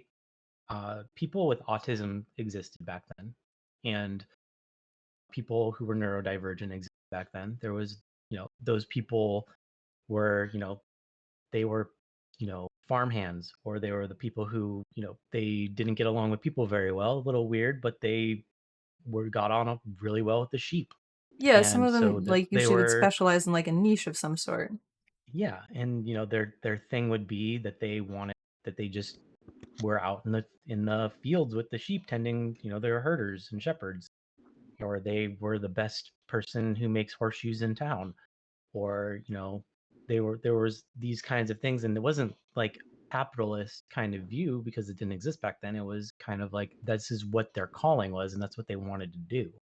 And now we're unable to follow our callings because our callings may not necessarily fit within the greater society's idea of what is good, proper productivity. And so it's like we're here watching, Pep stream art, but does she have a 9 to 5 job to enable this? And it's like, so then it's like she's doing two jobs because she has to have her regular job, and then in order to fulfill her calling, she has to have her evening job to do this shit. And and it's like one has to enable the other, and it's like you're a finite person and you only have so much amount of time in your day and amount of energy in your life to pursue these interests and these things. And Yeah. like that's And that goes down also part dramatically of, if you're like disabled oh, also. if you're disabled, if you have any kind of chronic illness, if you Yep. have any kind of thing that removes you from the capitalist ideal of a productive person. And then it's like, oh, I don't have the energy for that. And it's like, oh, you're just lazy. And it's like, no, I'm not lazy. if Yeah. i if I had the freedom to do whatever I wanted to do, I would be, I would be working on my personal art all the time.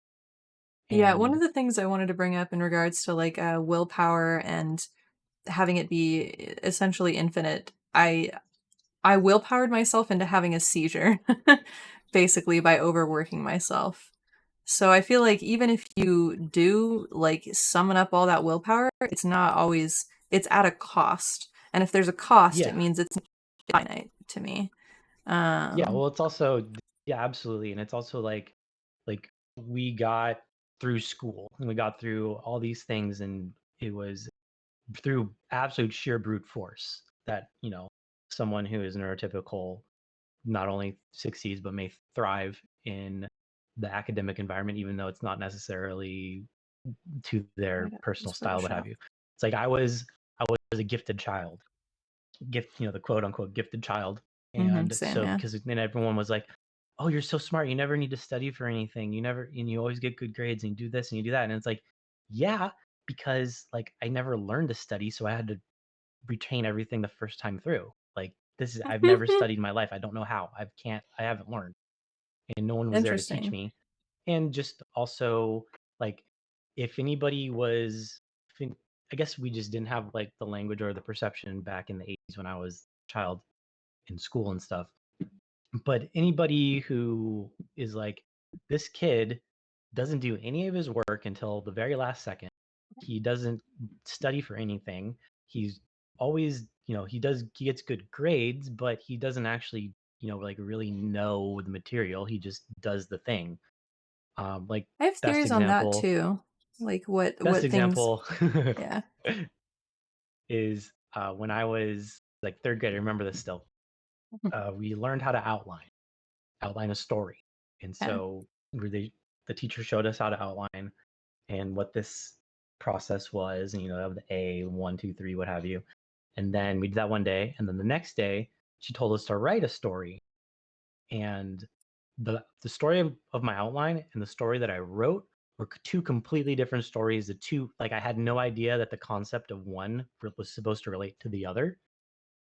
And if I saw that happen, if I was a teacher and a kid turned in an outline and then the story was not the outline, like nowhere close, completely unrelated, Mhm. then I would be like, that kid may need some additional help with, they may be ADHD, they may, there's something going on there. Mhm. But Maybe because they I just need a was, hand like even. I was a Yeah. yeah, I was smart. I appeared Mhm. smart. I mean, I'm not going to say I'm not smart, but like I Mhm. appeared smart in the way that they look for smarts. It's that whole Uh, skill and intellect asymmetry oh that I yeah, was talking about before, and that's huge. yeah. From the YouTube video with the what you know and what you can do. Oh, I didn't end up watching that yet. Oh, he's really good. Yeah.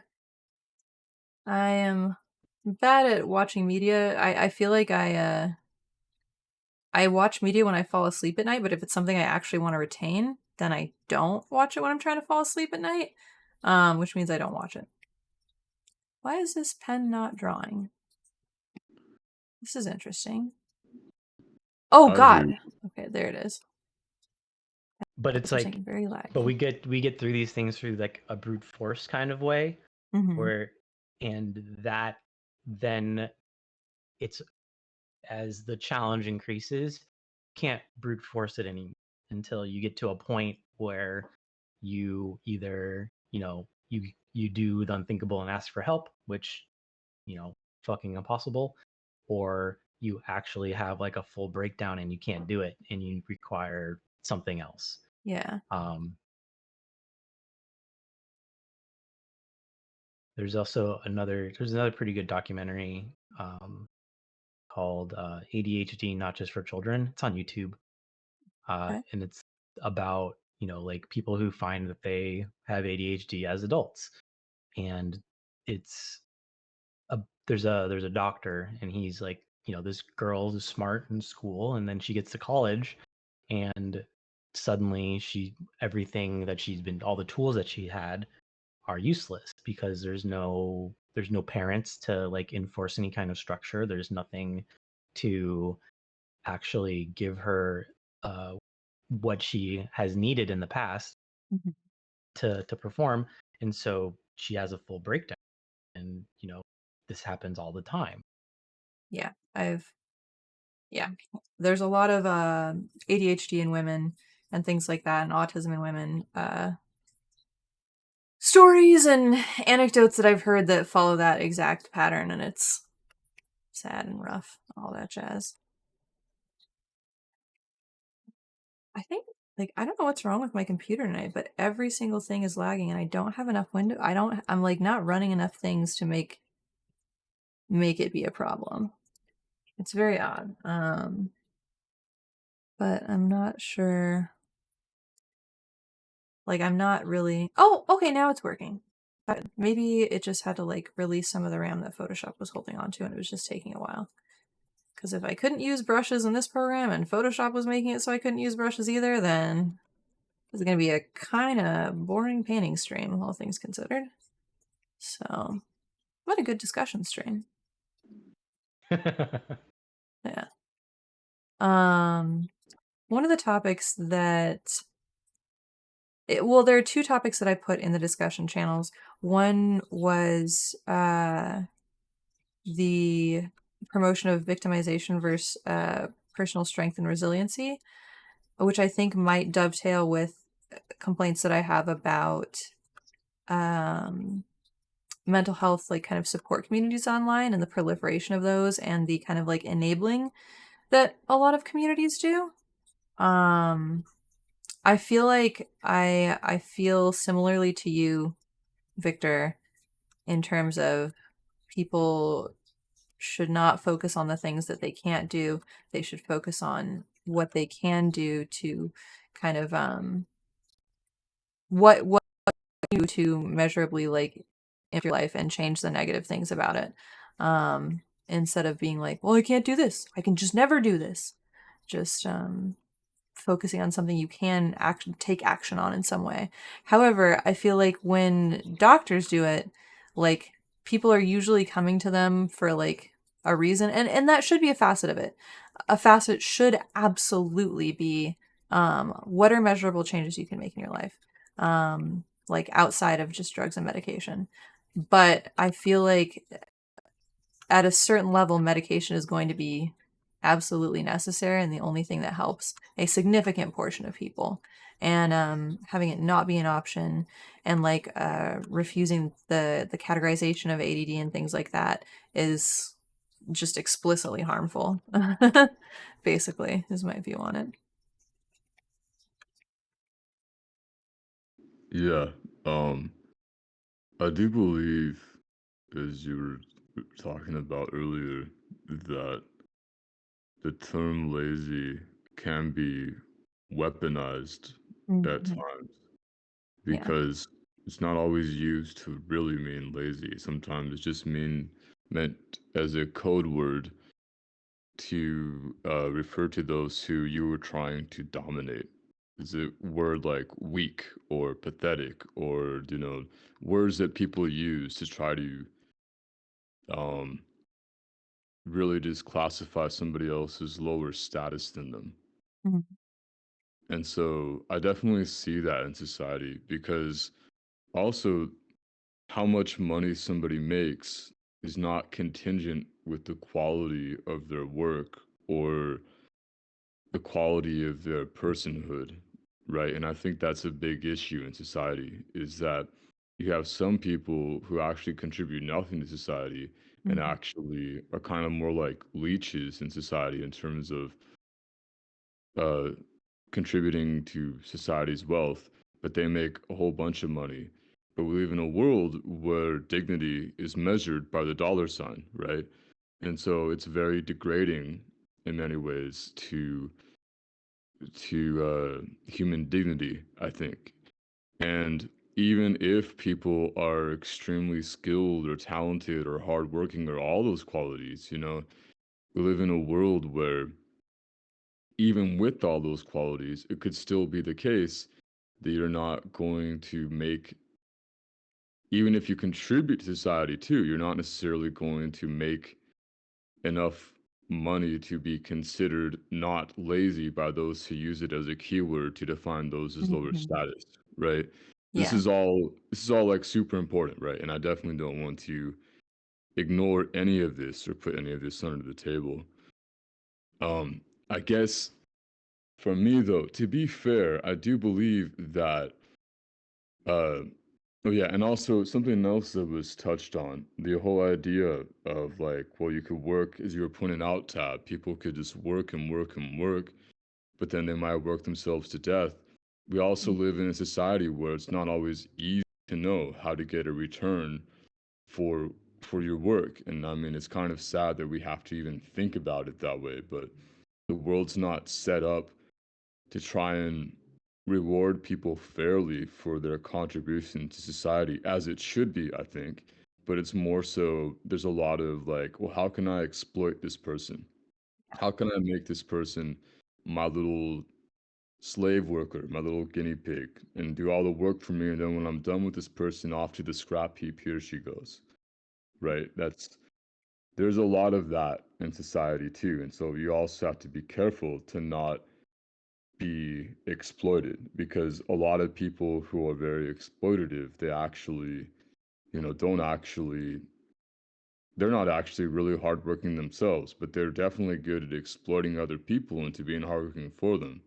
And they are Yeah. hardworking in the sense they try to make this happen. So there's a lot of stigma to be aware of when we're referring to these terms. I definitely don't want to give the impression that when I use the term lazy, I'm referring it to it in that sense, right? Because I think Definitely not. the world is really unfair in those ways. Yeah. But that stated, and again, I don't want to go to the word lazy. I'm not trying to label anybody as lazy when I'm Mhm. referring to these topics. That stated, I do believe that humans do tend to have, and again, we could disagree here. We could look at the science here. I just want to get those important points out of the way. I do believe Okay. that the evidence does suggest that humans do have the capacity to not, necessarily be subservient to their kind of desires and fears. And I think this technical point, even if it is the case, as you pointed out, Pep, that Mhm. inevitably there has to be some level of return on one's work, otherwise they won't sustain themselves, right? They won't be able to survive if they're not Mhm. getting food on the table for the work they Yeah. do in society, right? Like Yeah. there's that very base physical demand we all have. Yeah. I mean, there's even this phrase in India, this Indian phrase. It goes like, "Wonderful are the ways of hunger," right? And it's like the whole idea is that even the most brilliant human will kind of throw himself throw himself at the foot of somebody else if he is starving to death. Yeah. That It's tracks. it's yeah, we definitely live in a world where financial exploitation kind of takes precedence. Now, more so than it ever has, I think, in our past. There were times when other types of exploitation were more common. We live in a much more mundane, I think, type of exploitation. I think the numbers and evidence highly suggest this, right? Um, Mhm. that stated, I think that there's a difference between living in the world and keeping the kind of mentality that is one that's like accustomed to these slavish conditions, as opposed to one where you can maintain a mentality that is, even if you live in slavish conditions, you can still have a mind that is independent and free of that, and still seeks a certain degree of sharpness, right? And this is what I'm referring to specifically because, we live in a world where the outcome is not necessarily indicative of the personhood or even the process. And so I think it's a mistake to look at the outcome and judge a person by that. I think it's much more, my view at least, is much more that it's one's capacity and effort to maintain their own sharpness as a human, whether it means that they are trying to establish the ability to, have the willpower to face, to do their best, whatever they're doing, whatever goal they're trying to accomplish, or whether it's somebody who's trying to develop like a deep kind of insight to see, to see things in a different way, to be innovative. Like these Mhm. are just a couple of examples of how I believe that humans have the capacity, even in these slavish conditions, to at least make the effort to maintain some level of independence from those conditions, at least at the very least mentally. I feel like that effort is a luxury though, not I disagree that everyone that has access to that like the reserves to do so, but I do think everybody might have the capacity just given their situations they might not be able to. I think inherently humans have the capacity. I think that because of the time we live in society and how like just historically low wages for the level of work people are doing with historically high like rent and health care costs, like there's just so little bandwidth to go around for people that I think having like the luxury to like even think about self-improvement is out of reach for some people, even if it's even if it would be within their reach if they tried and planned around it, maybe that planning is outside of reach for them, kind of thing. Oh yeah, absolutely.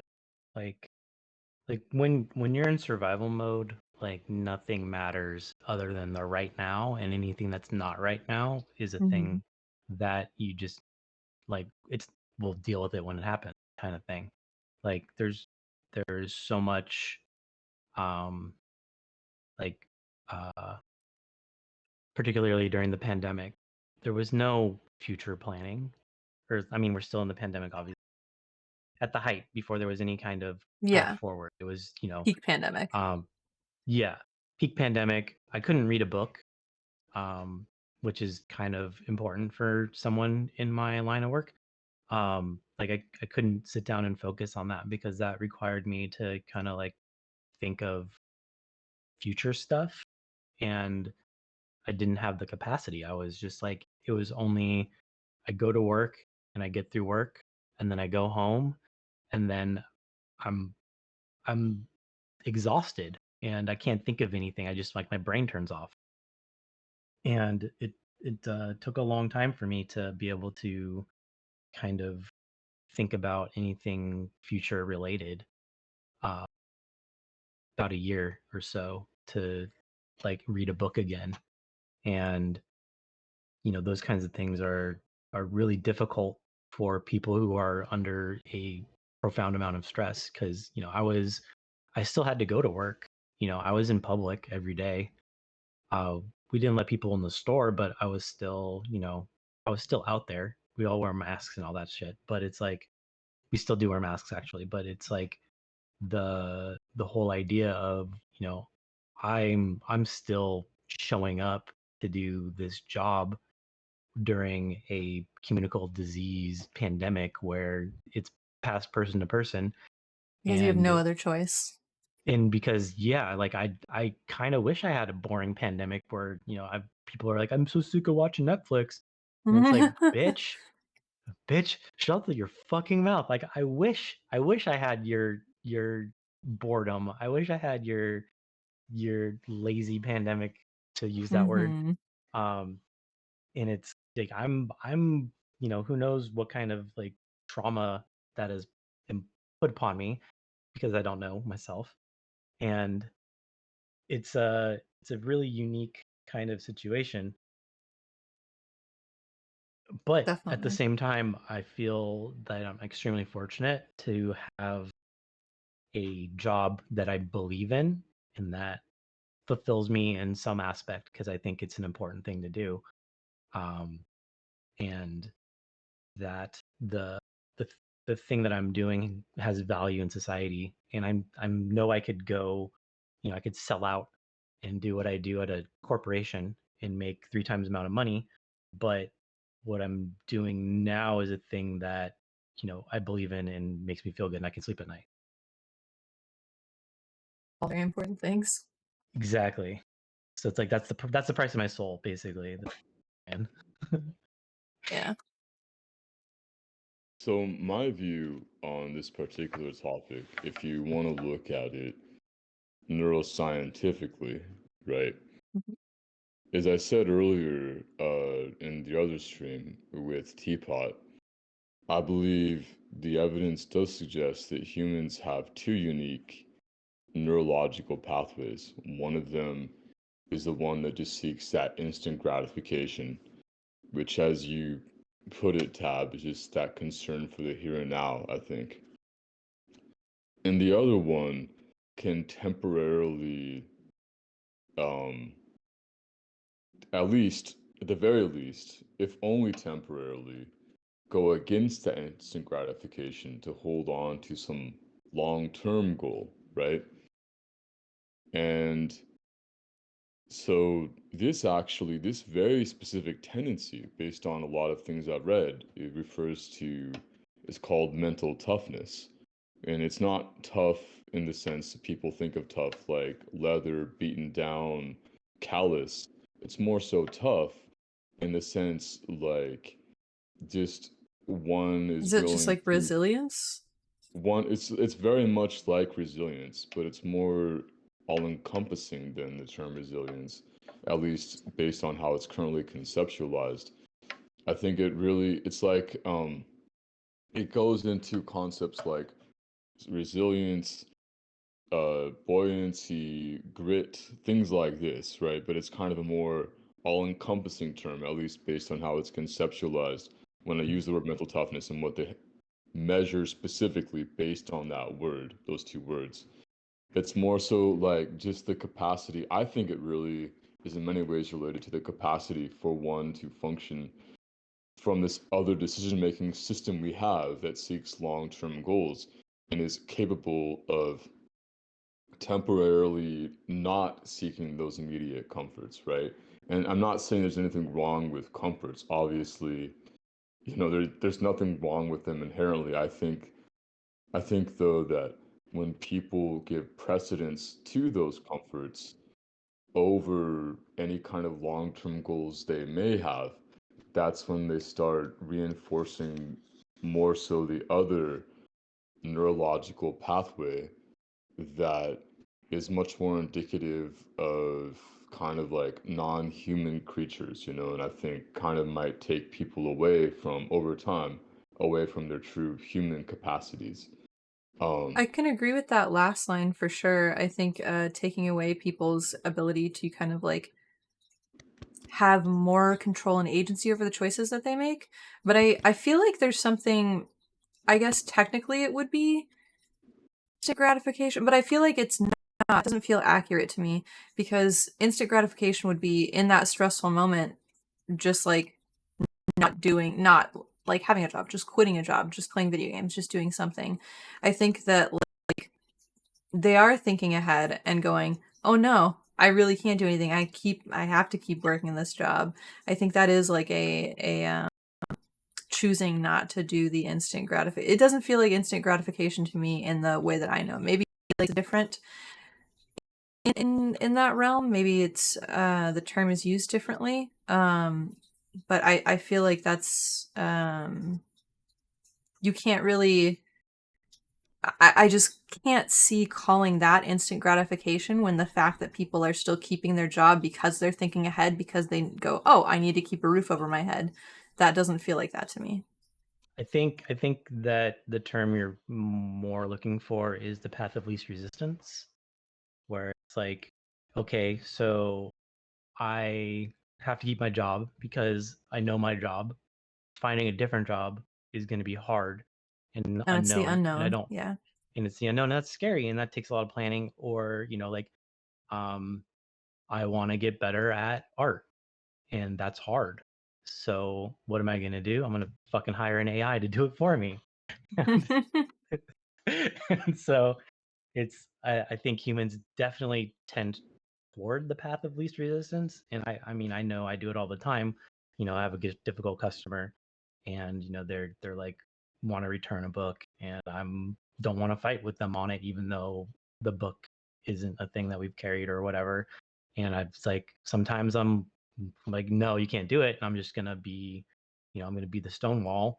And other times I'm like, I don't really feel like there's any gain in this conflict here, so I'm just gonna give in and let it happen. And I I think that is a thing that people are more strongly inclined to do than anything else. yeah, definitely. And I want to be clear again here. When I'm saying these things, I'm not necessarily automatic. Like, I'm not trying to imply, for going back to what you said, Pep, I'm not trying to imply that people who just kind of have a job and I don't know, like, I'm not trying to to put anybody in kind of categorization here. I'm just talking Hmm. about like, I think that it's not always straightforward in the sense that one person is completely one way or completely another way. I think there are gradations Mm. and certain levels in our life, and I think like there's nothing wrong with taking a break every now and then, right?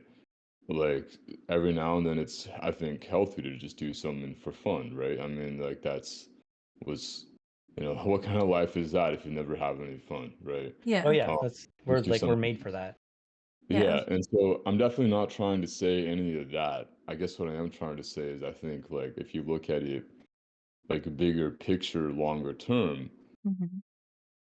like I'll tell you what, I'm actually, if it's cool, let me pop up something written from one of my favorite philosophers who well, just some, I'm gonna kind of paraphrase if it's cool, right? Because Yeah, go for it. I've definitely been influenced by this guy's ideas, right?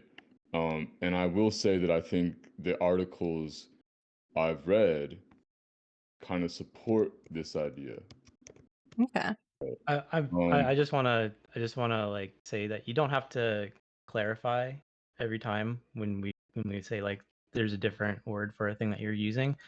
Um, like it's not super necessary because we understand what you're saying. The point that you're making is the thing that we understand and we like kind of agree with, but the language was a little unclear. So it's not like I'm not trying to uh put you down or say that you need to like re-clarify or redefine what you're talking about. Um, it's it it's okay. I hear Like you. I live in a yeah. world, right, where I tend to have to be politically correct No, based on no, the people I'm yeah. around, so it's a habit of mine. So No, That makes sense. I just I don't I feel like sometimes you're walking on eggshells with us, and I don't think you have to be that delicate with Yeah, for sure. okay, uh in I that appreciate that. necessary that like that Yeah, politic about it, it about what you're saying, like, oh, I don't mean yeah. to disagree with you. It's like you can say you disagree. That's fine. Yeah, Yeah. and I Um, just, and I understand that's something other people have shared this with me too. I just happen to Also, live. before we like go to any big like topic changes, I think this is done except for her nipples. What do you guys think? And I can't paint those on Twitch, so what's the verdict, guys? I'm not 1,000% happy with her face, I think, but I think it's the happiest I'm gonna get with it.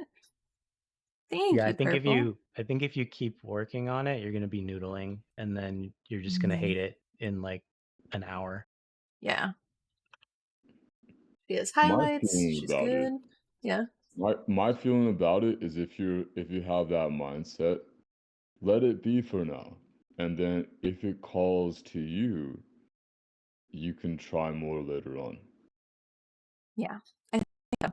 Yeah, I think I'll let it rest. I'll paint the nipples on not on Twitch.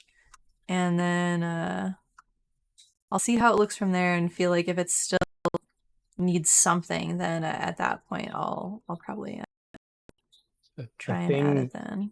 a thing someone told me once, Hmm. and it's like shockingly recent, is that finished is always better than perfect. I'm like, Yeah, and yeah. I'm like, why did nobody tell me that when I was like 15? I'm so mad because there's so many things that like that I refused to even like show anybody else because it wasn't good enough, and Hmm. um and it's like no, it doesn't have to be good enough. It just has to be done. Yeah, I feel like I need like a little tiny demon shouting that at me every day, all the time. Oh, my graphics card has a maximum texture size limit. All Interesting. right. Oh yeah, I'm that would be going to pretty big. Okay. This seems fine. if Sorry, go ahead. I was gonna say if it's cool, I'm gonna paraphrase this philosopher now. Because Yeah, go for it. this is kind of the way I see it. He wrote, The fear of approaching sorrow is the root of all evils, the only stumbling block in the path of advancement. If you try to give neem oil to a child who has worms, the child will refuse it, even though he knows that the neem oil will cure him of the worms. He will still not take it because he is afraid of its horribly bitter taste. I was gonna say However, I've used that on my plants. It's not good. however, the child will gladly take sugar just because it gives momentary pleasure. He does not care that this sugar will actually aggravate his disease. The road to instant gratification is an easy one, and that is why human beings run after it, stretching Mhm. out their longing hands to grasp it with ease. I can But largely this agree with road, that. Oh, sorry, but this is this still a quote. road, which is one attained with little or no difficulty, will one day recoil on them with the fiery scourge of 1,000 scorpion stings. And so this is just one little phrase in this thing this guy wrote, and I think he's pretty good with the logic, right?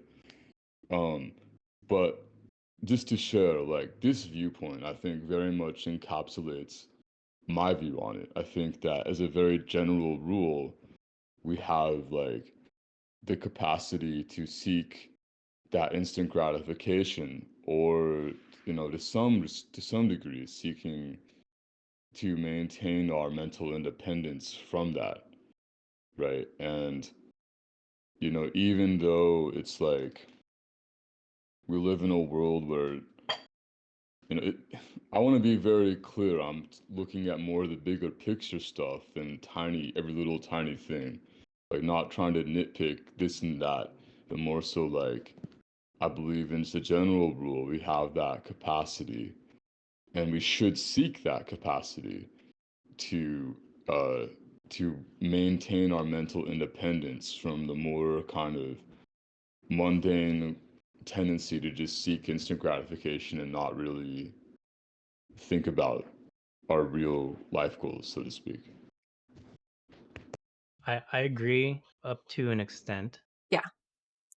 Uh, because like I also believe that you should claw any amount of joy you can get from this world by any means necessary.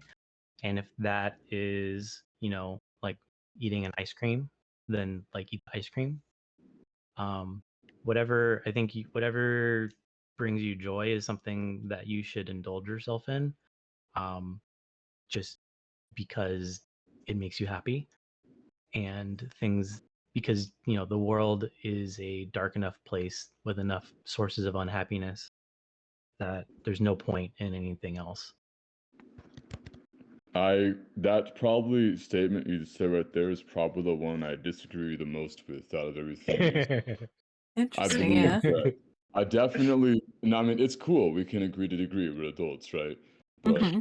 in Hey, I my see. How's view, it going? yeah, um, the idea that there's nothing more to life than than like enjoyment of things.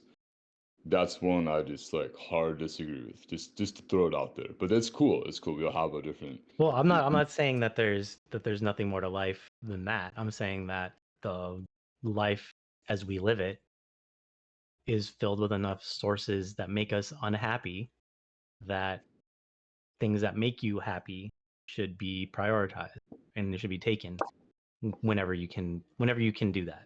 Not that like that's all you can do, because that's not the world we live in.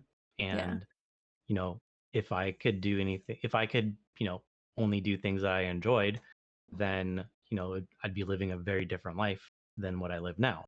And And I but feel like at the there's not same really a time, thing. Sorry, go ahead. oh yeah, no, it's fine. I feel like there's not really. I feel like it's impossible to literally only do things that you enjoy. Oh Like yeah. me with these paintings. There are parts of the paintings that I like doing, and then if I want to complete it, there are parts that I have to do that I'm like, ugh, I have to do this shitty part now, and I don't want to do that part. But I'm going to, because the overall goal of finishing the painting is more like appealing and delightful to me than just not doing it, basically. And I feel like like video games are like that, reading is like that. There's always going to be like maybe a little boring part of a book that you're like, oh god. Okay, let me get through this part, kind of thing. I feel like it can't just be like that binary of like living a life just for instant gratification versus no My cooking It's in. view, also like instant gratification is not necessarily what I'm talking about. It's more like, okay, Satisfaction. yeah, it's like, okay, so say your joy in life is travel. And so it would be amazing if all you had to do in your life was travel. If you were in a different city every month or whatever. But for most people, 99% of the people of the populace, only traveling is not an option. So what do? You work at your job to get vacation time, to have enough money so you can travel, and that's where you're chasing your joy. You're placing you're prioritizing that over anything else that you're doing. So it's like you're not eating out or what have you. You're not, you know, you live a very modest lifestyle otherwise, so you can have an extravagant vacation. Um, so it's like that's not the instant gratification. That's the delayed gratification thing that you're looking towards. But it's more of where does your joy lie, and where do you find joy in life? so let me throw out an idea that I've been thinking about. I believe that if we use the term happiness, right? I think that we can separate the term happiness from meaning. Let me clarify. For example, let's say with your example, a person generally gets their happiness from travel, right? And then let's just say that hypothetically that person happened to travel to a country where they noticed that there was like a lot of exploitation in that country, more so than his or her previous country. And then the person thought, well, I really should travel somewhere else. But, maybe I should try to do something about this to some degree with my life. Right. And then at some point, they might have the option, well, I can spend more money and time continuing to travel. And it's something that I'm most naturally inclined to do to seek happiness. Or I could say, well, you know what?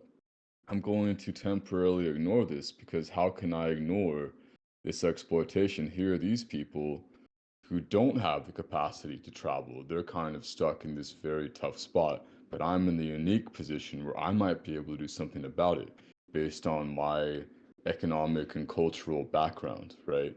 And so, in a sense, the person might not be happy, but they could still find meaning in what they were doing to try to help that situation, right? So I think the way I see it, I think a big part of it that it comes to like whether you're seeking long-term goals or not, I think also comes to a question some level of like principles that we rationally have. And sometimes to uphold those, we might have to sacrifice temporary happiness to seek like a long-term meaning at the very least. So that would Oh, be something I would pose to you as a question. oh, 100%. That's my daily life. That's my day job. Like I find meaning in my work. For the record, I work at a bookstore, and a thing that I'm very passionate about is getting books to young people, and making sure that young people have the books that they need in their life at any particular time. And um, I I'm not like a specialty children's bookseller, what have you, but I'm somebody who definitely prioritizes helping young people who come in the store, uh, whenever possible. And so that's the meaning that I find in my work, is like I want to get you the the book that you need in your life right in this moment. And how I'm going to do that is I'm going to talk to you, engage in a dialogue, and then I'm going to recommend stuff based on what I know about books and what I know about you. And hopefully we connect and you get something that is good for you. I've been doing this for a very long time, and I believe myself to be pretty good at it. Um, so like that's my 9 to 5. That's my day job that I find meaning in. However, it's hard work, uh, and when I get home, I don't have time for my creative projects in my creative life because I'm tired. I'm exhausted. Um, I would love to like be able to write more, but I don't really have the energy to do so much of that. However, like I do have a creative outlet, and like when I stream music and I do stuff like that. But I can only do that like right now only one night a week, and I'd love to do that more too, but I just don't have the time or the emotional bandwidth to apply myself to it more than that. So I understand what you're saying. It's like, Yeah, that's really cool to hear that you find so much meaning in your job. I'm really happy to hear that. Like, not everybody does find no, some not, people find no yeah, meaning in their job. yeah, exactly. And it's like I'm very fortunate in that I like where I work. I like my coworkers, and I like what I do. And I feel like it's always like a pick two of the three for most people, or even pick one of the Generally, three. yeah. It's really cool, man. I'm glad. Yeah, it's good stuff. Um, and yeah, we do live in a world where independent, like our own creative projects are just, I mean, it's tough because it's like, first of all, it's not always easy to influence the world with our creative works just because the nature of it. And second of all, even if we influence the world, like we also have to ask ourselves, unfortunately, there's always that bottom line question in this world. Is it going to help me survive, right? Yeah, Yeah.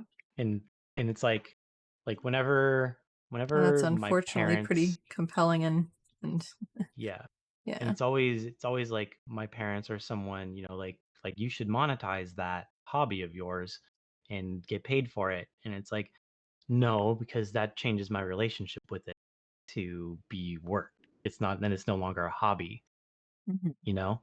If I'm DJing or whatever as a job, then I'm not approaching it as a creative endeavor. I'm approaching it as an occupation.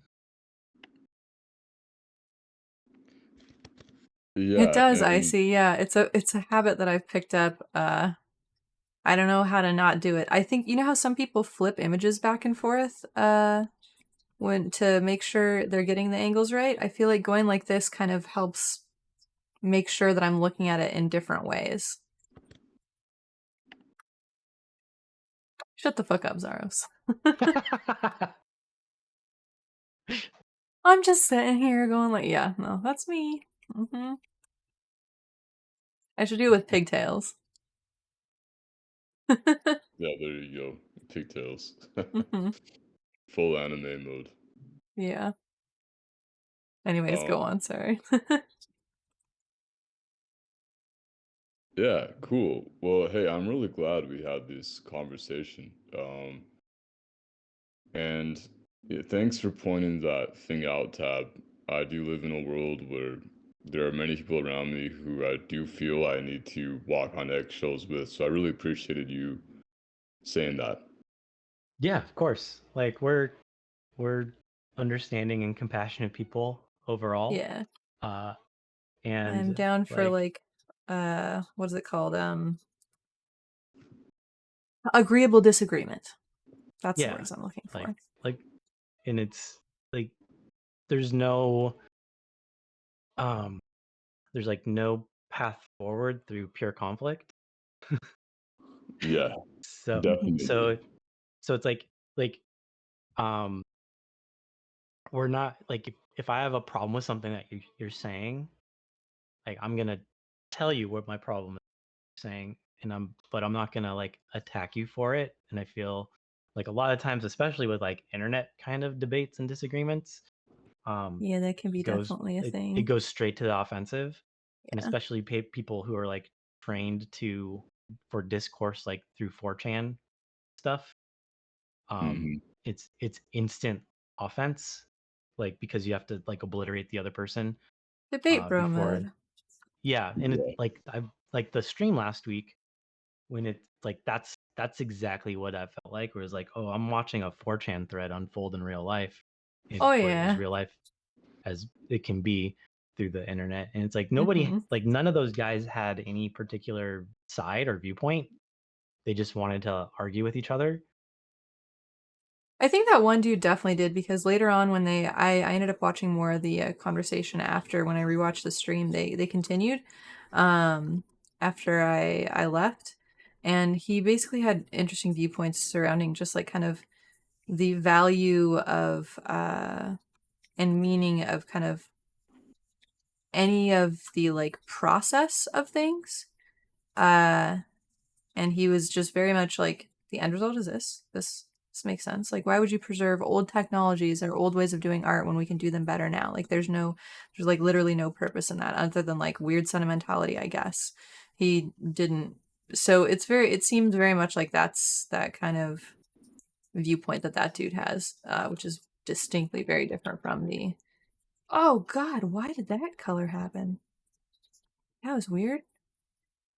I don't know why it's so terrible. Maybe I need to like clean the brush. Anyway, sorry. I forgot what I was talking about. You know what's interesting about what you're talking about? How some people try to quote unquote obliterate other people in conversations. Like, I'm right and you're wrong and you lose and I win and blah blah blah blah blah blah. Like that. Yeah. What's interesting is I said that I'm looking at dual process model of prejudice, and I believe that that specific type of thing happens to be much more common in children than adults for whatever reason.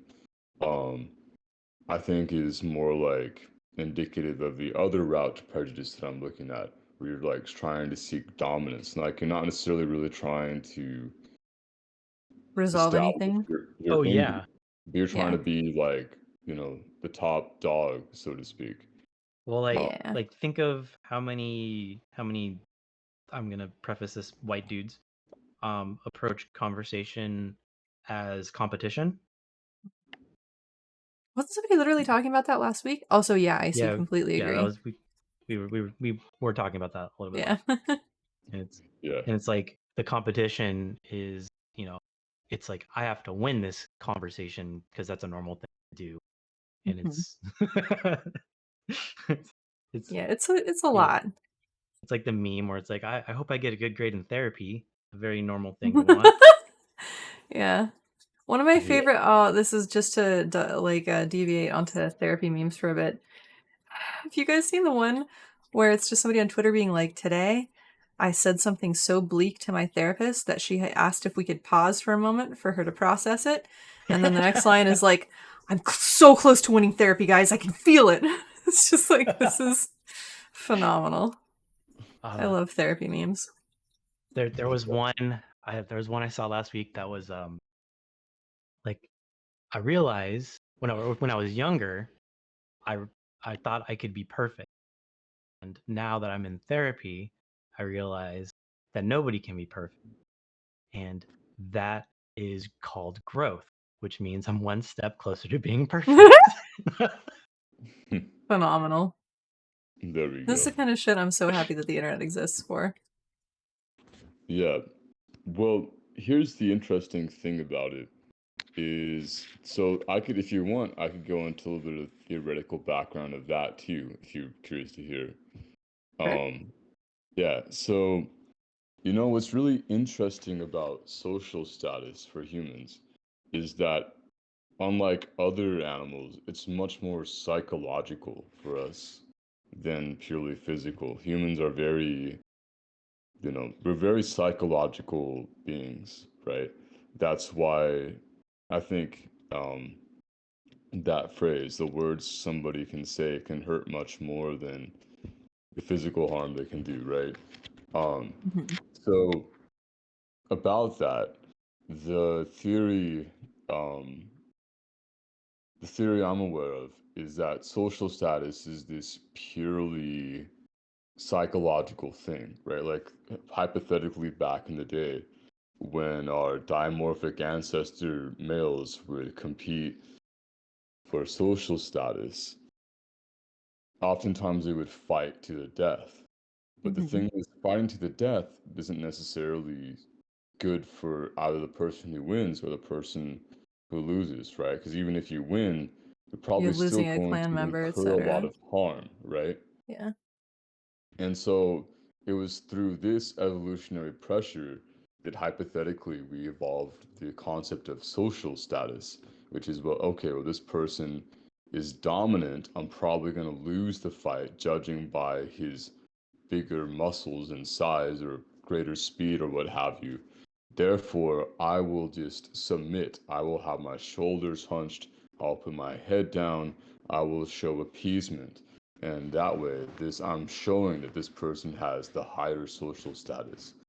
And um and so it's this very psychological thing.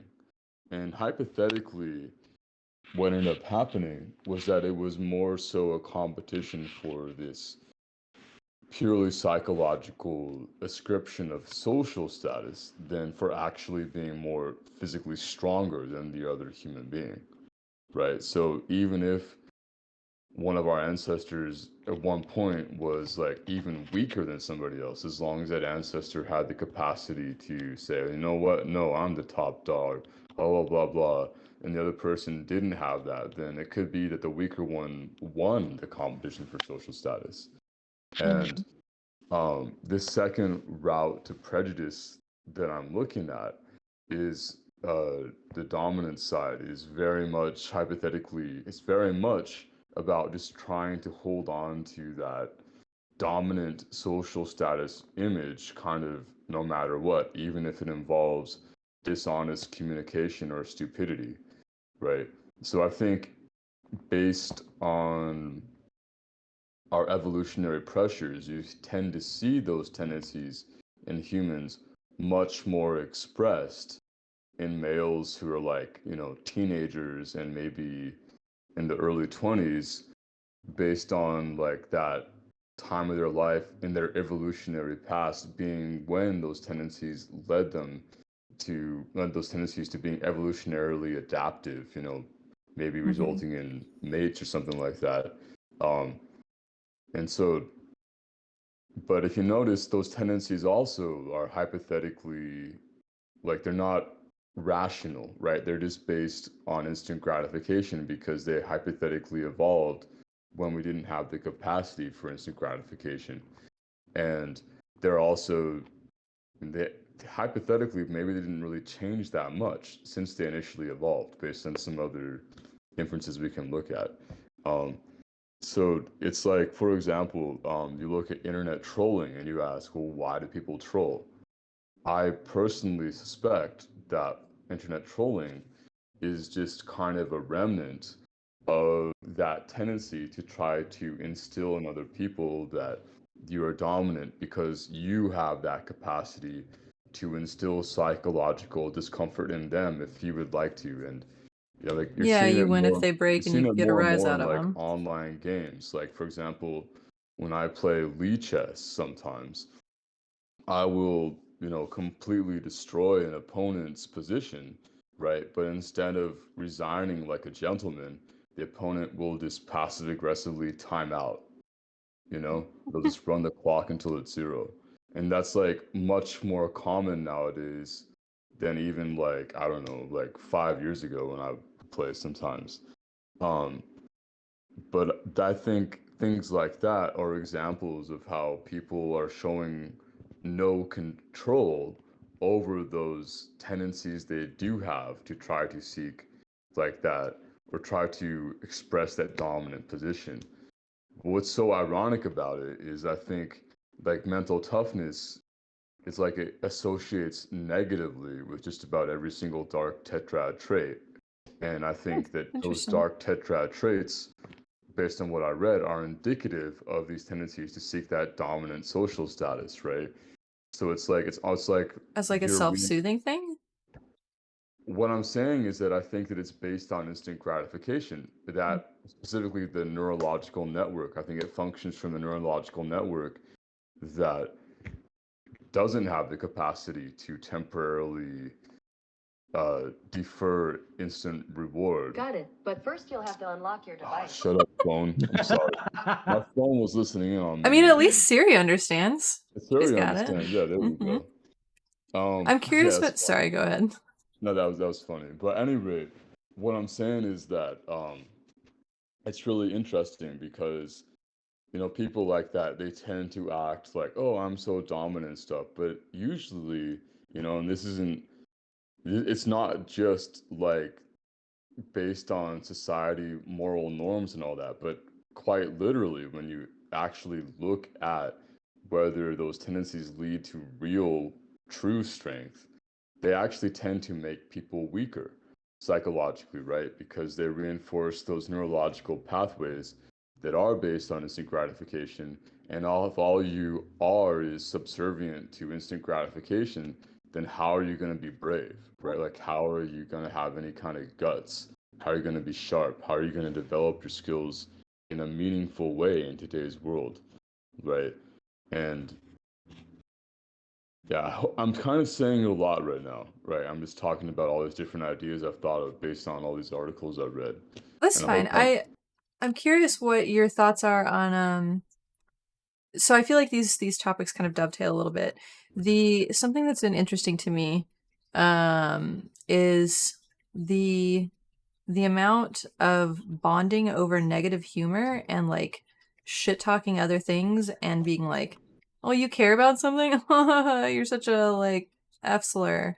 Or something that is super prevalent in online communities, gaming, tech in general, and like where that kind of falls in the whole like establishing dominance kind of thing, or seeking to be like dominant, but also seeking kind of like bonding. And I don't know, it's just interesting to me because it's so shitty and bad, but there's just such a constant amount of like bonding over shitting on something else that I see across communities, whether it's liberal, conservative, if it's online, there's a lot of people doing it, basically. But it's particularly bad, I feel like, in gaming spheres and tech spheres. It's to show that you're like above things. It's a different kind of dominance, or it's like I'm it's like, the enlightened centrist kind of thing, where it's like, yeah, I'm so smart that I don't have any biases. I'm completely unbiased. So I don't actually care about this thing. And then if you care about it, that means you lose.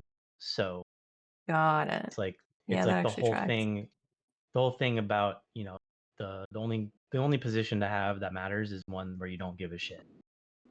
Yeah. I would actually argue that I think, although there's some cultural influences that are perhaps tab, I would argue that it's probably a manifestation of that very same kind of dominance where you're trying to establish a reputation of being able to harm others, and therefore that you deserve social status because you are the dominant, you know, male or female to be feared. What's super interesting about this thing is that theoretically it evolved in males, but apparently the gene transfers from males to females, right? So you see a lot of, even though it was males who competed, you don't see it expressed as much in females, but apparently that gene, once it is expressed, expresses itself in both males and females, right?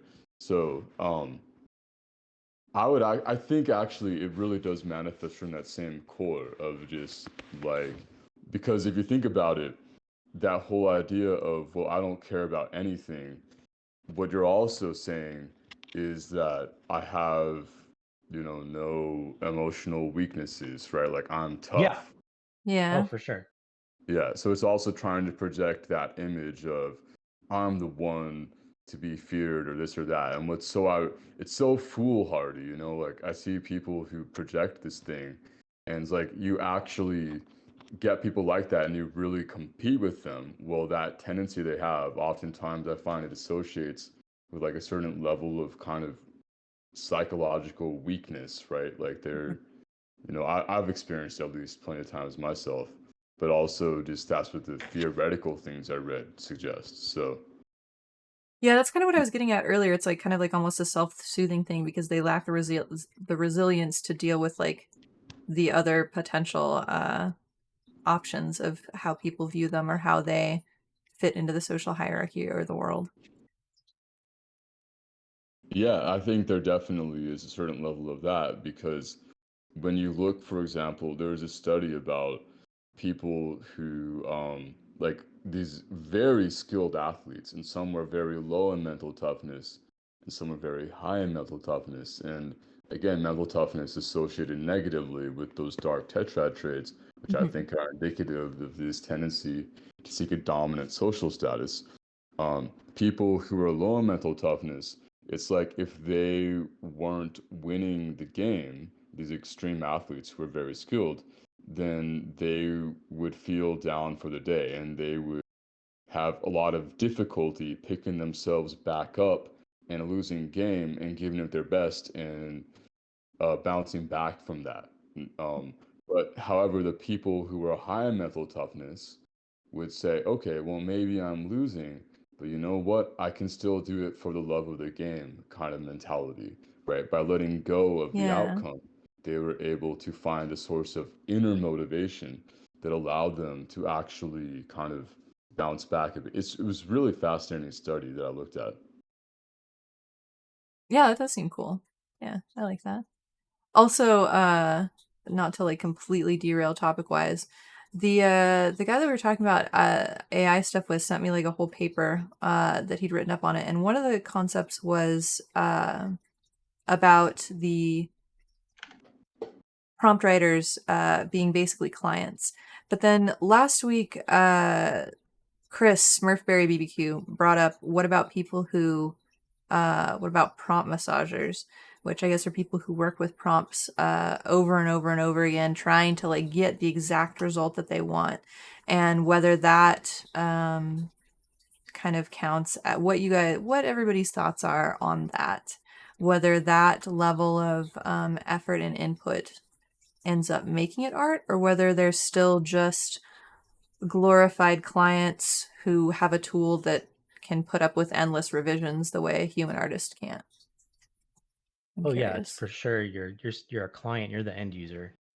I can True, yeah. describe something that I want to see to you in meticulous detail, but you're still the person who is drawing it, and I'm the one who is commissioned that piece. It just happens to be that with AI stuff, where we remove you from the equation, and it's just an image generated based on what I say. And I'm Okay, still the awesome. Yeah. client. I'm still the person that is the image is being generated for. I'm not doing it myself. Yeah.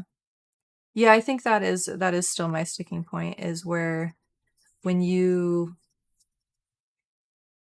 actually this is what I need to think on, but I still agree with you. But part of I feel like what defines it as art for me is when you have input and outcome over like you have input on what the actual outcome is and you choose where parts of it go. That's why I said like I'm more okay with in painting because people are choosing where in like the photo what the composition of things are and adjusting things on the fly and making sure it's actually representative of their vision, not just putting in an idea of a vision and sitting back and going, what will it deliver? They have a more concrete thing in their head, or they're willing to shift things to work towards that more. Even if they don't have it initially, they're like, no, this isn't what I want. I'm going to go for this. Um, where was I going with this? I need food today. Um, I genuinely lost my train of thought with where I was going with that. So, anyways, there's this cotton candy lady I'm drawing. I never do line art stuff really, so I'm trying out doing a line art thing again. Yeah. I guess my view on that one you were talking about is that uh, if you're not really controlling the details, can you really call it your art? But I might be Yeah, alone there, and I guess this thing has already been said by other people. no, I think that I agree with that. Where up treading into purple territory with art. Emma? Oh boy. Exciting. We'll have to collab. It's gonna be amazing. Actually, something that we should all do. We should all play Gartic Phone. That's I we love should. that game. Oh, do you? Yeah, a Gartic phone, and also there's this other one. They don't Scribblio is Yeah, yeah, people don't play. yeah.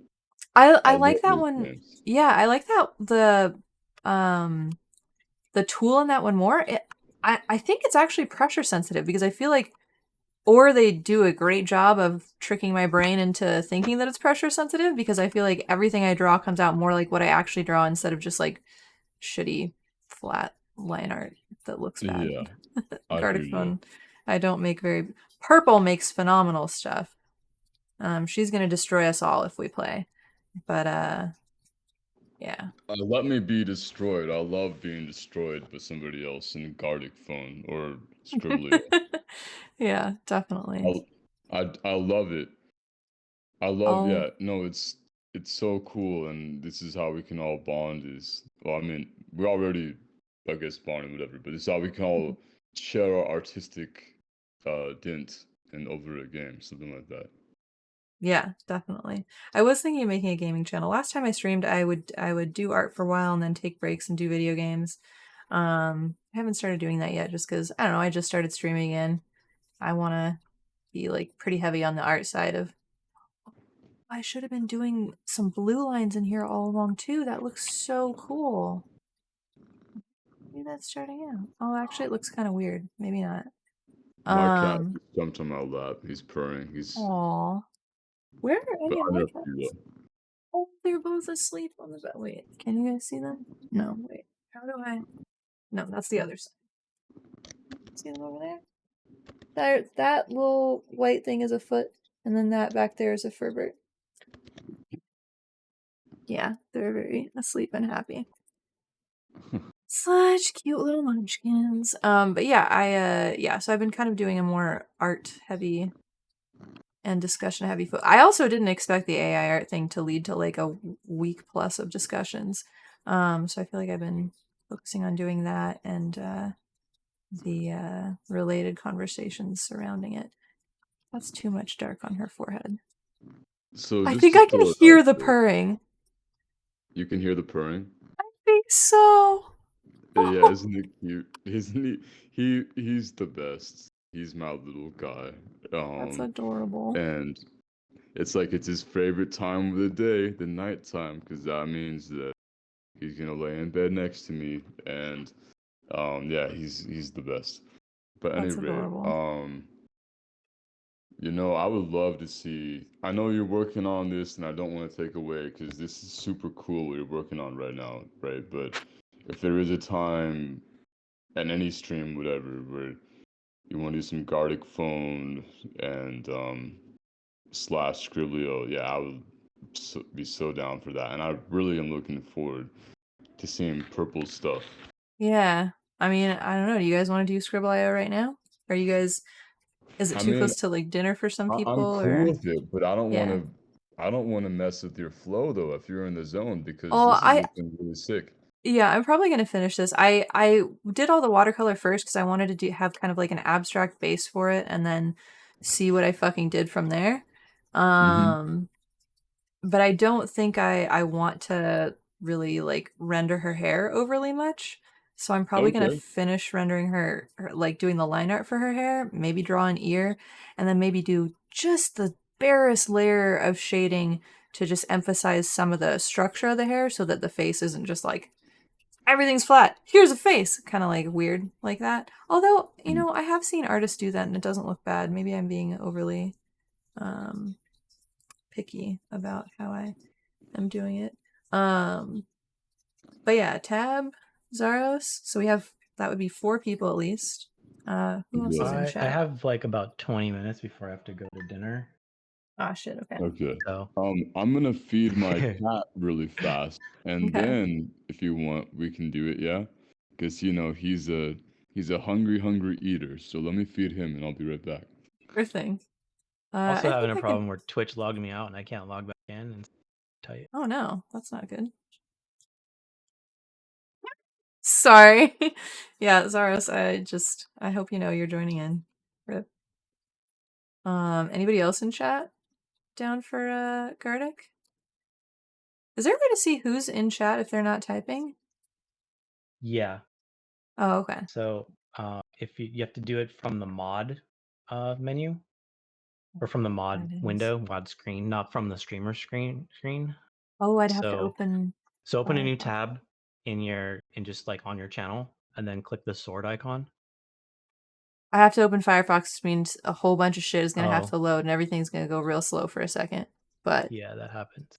yeah, okay. And I hope that nothing starts playing. Nope, that's not Twitch. That's Twitter.com. This is really more effort than I meant to go. I should have just like asked in chat. I was just curious to see if Amanda was still around because I feel like Amanda is a chill person who is down for games. What the fuck is a moderator? I have creator dashboard. So not the creator dashboard. So go to your channel. Okay. So just Art by Pep, and then there's a little sword icon, and it'll say like Got touch the it. mod view. Okay. So you click on that, and then that'll show you who's in your stream. Oh, that's cool. It's weird. It's Like trying to whenever I show stream, I me. have like three tabs open for my stream alone. Got it. Oh Jesus! It's sending me through a tutorial. Skip all. Okay. Oh, Amanda's not in here. Sad. Oh, Chris is. Yay.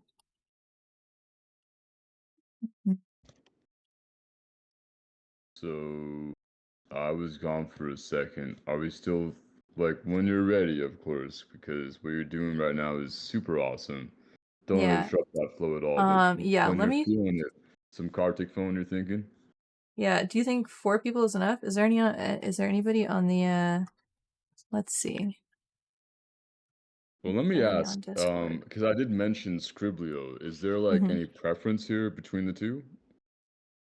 I feel like I can solo play Scriblio whenever, but Gardic Phone I tried playing solo and it was terrible. It was just all racist or not safe for work or anime, and that was it. And so if I have an opportunity to play Gardic Phone with real humans, I would like to play Gardic Phone with real humans. Let's do Kartik phone then, Yeah, that yeah, would be because that's the thing. my People who play preference. Scriblio are kind of like these little, bunch of little boys, So Yeah. I feel like I saw a couple like nice people, whether they were little boys. There were a couple girl artists for sure. I found one girl's Instagram because she was drawing some really cute things, and I was like, "Oh dang! Like, are you like an artist?" And she was like, "Oh yeah." I was like, "Do you have a website?" And she was like, "Yeah, here's my Instagram." And then it was all like really cute stuff. Whereas on Gardic Phone, I did not get to enjoy the game enough to want to even interact with any person in there when I was just going from the public servers. It was bad. yeah, just a It was so bunch of bad. bunch of little boys, really. Yeah. So I'm just like, what us? And Yeah. the same. There's this other game too that's like that. Like what is it? Bomb Party. Like I think that potentially could be I don't know if you ever played it before. Somebody introduced me to it. It's this word game, but it's everybody I who love word plays. games. Oh, oh no! Purple, we never played Concept, did we? Fuck. By the way, everyone, Concept is the best board game in the universe. I religiously proselytize about how amazing it is as a game. And apparently there is an online version. I don't think it could possibly be as good as doing it IRL, but it is one of the best games. It's very, very interesting. You get a board. You good? Oh my bad. You're just sneezing, right? Oh, that was the most adorable little cat sniffs. Yeah, you can hear it, right? He's hacking a Yeah, little bit. Poor baby. or little baby. Yeah, I don't know what his deal is lately. I'm a little bit worried about him because due to like shipping errors, Chewy didn't have. Oh, Zaros, you played that? Um, but yeah, Chewy like didn't get his medication to him for a while, and then I asked his vet. I was like, "It's okay if I like have it for a day or something." They're like, "Oh yeah, it's fine." And then a day turned into like 4 days, and the vet was like, "Well, if it doesn't get here today, just pick it up at the pharmacy tomorrow." And then like I was like, "It's not here," and they were like, "Oh, we're kind of busy today, so it would be a couple hours. He's probably still fine. Just pick it up tomorrow." And it ended up being like a lot of days, and I just don't is I hear slowly you. dying, and I don't know, or something like that. Just the usual cat mom stuff. Yeah, there are babies after all. Like Yeah, my cat has lymphoma right now, so I have to constantly take care of him. But it yeah, happens to almost every cat, so yeah. Is it eventually. the small cell or large cell? That's what Ferbert has I too. I don't know exactly. All I know is that one of his, I think it affects the kidneys, is it lymphoma? Mhm. Um, I It know one can. of them is shrunk to like a very tiny size, and so Mhm. he constantly has to eat, and he has to eat a very specific type of food to. But he's such a resilient cat. They gave him a prognosis of like 2 months or something, and this prognosis was given like almost 2 years ago now. He's Nice. just constantly like when he needs to sleep, he sleeps. When he needs to eat, he eats, and he's like a real fighter. It's just super cool to see. But Aw.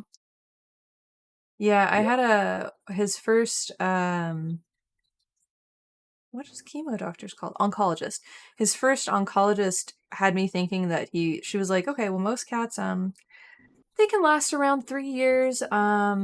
Usually one kind of chemo will last them about 6 months, and then you'll switch, and then that one will last like 4 months, and then you'll switch to another one, and that'll last maybe 3 or 2 months, and eventually, you know, usually their body ends up having some sort of like related secondary issue that ends up being what causes them to die. But if not, then they usually run out of chemo they respond to, and we had to switch chemo for him um after like I think 2 or 3 months the first time, and then another like 2 or 3 months the second time. And so I was like, he's already burned through two kinds of chemo, and none of them lasted 6 months. I literally thought he was gonna die this past December. I was like mentally preparing myself all year for being like, cool, all right, this is gonna be the holidays that my cat dies, if he even makes that long. But then we ended up that oncologist had to move her practice to Santa Rosa, and I ended up looking up a different oncologist, and she was like, "Oh, no, I mean, like, let's try this kind of chemo on him and see how he does." And like, most cats, like, if they go through all 6 rounds, they usually go into remission, and then they're good for however long. And I was like, "However long?" And she was like, "Yeah, basically however long." Okay. And he just had his last dose of the six course treatment. Um, like the beginning of January. So he's due for. Did I just accidentally draw a streak on her face, or was that always there? I think that was always there. Um, he has to go for like a follow up in a month to make sure his like blood tests show up good, but he may be fully in remission now, which is crazy when I think of how much of last year I spent just basically like trying to mentally prepare myself for his death. So I absolutely know like what you went through when like somebody gives you a 2 month prognosis and then your cat just keeps living and you're like, okay, cool, cool, cool. This is great. I'm gonna enjoy it as long as I can. yeah, I definitely shed a few tears over that one because I was like, oh, my guy's gonna die, but then yeah, Yeah. it was the biggest relief. It's like, wow, this guy is resilient. Yeah. Oh, I'm so glad. That's fucking awesome. I mean, Norwegian forest cats, they're known for being tough cookies and pretty Yeah, he's resilient. definitely that tough cookie. I'm glad to hear about your cat too. That's super awesome. Yeah. So far, like, yeah, I was I was kind of worried that I was gonna have two like mortally ill cats this December because the Thumbelina with the pneumonia and everything, but she seems to be doing good so far. And then Ferbert with all his cancer and everything. But yeah, Thumbelina's alive, doing great, annoying the shit out of me every single day, trying to eat all of my plants, doing wrestling moves on me in my sleep. I have not had a good night's sleep since I adopted her. Wow, what an amazing cat. Yeah, basically. She's the cattest cat that has ever catted ever. Yeah, And I she see that. knows. Like my other cats, I've been able to teach them what no means. Like most of my cats, when I'm like, they're like, okay. But her, I'm like, no, Thumbelina, no. And then she waits till I'm not looking. And then she does the thing. And then like runs off like it's a fucking game. And it's so fucking irritating. She's too smart for her own good. What are some of the cutest slash funniest things your cat has ever done? Or one of your cats has Uh, ever done? the last time I streamed, Ferbert hooked a claw into my nose ring because I had a bigger ring at the time, and he was sitting in my lap and trying to get my attention. And sometimes he would like gently bat at my chin, and I guess like my head was up high, so he like kind of stretched his hand out really far, and which arched his paw, and he managed to hook a claw just right in my nose ring. It shocked both of us to death. I'm pretty Ouch. sure. It was Oh very man, very funny though. that is too adorable. Yeah, My he's a good cat, guy. um, sometimes when my little guy, when he like gets excited, he'll like run around and do all this crazy stuff. And I was I was sitting down on. He's done so many funny things, but I was sitting down essentially, and I was like on the laptop with my mouse, Mhm. and I was on my bed doing it, and so he was on the floor next to the bed. So as I would move around with the mouse, like he would jump up from the floor, and with his paw, he would bat at the mouse like it was a little rodent moving around, and he would jump up Oh, and bat it. It was hilarious. that's fucking Um, amazing. yeah. Uh, he also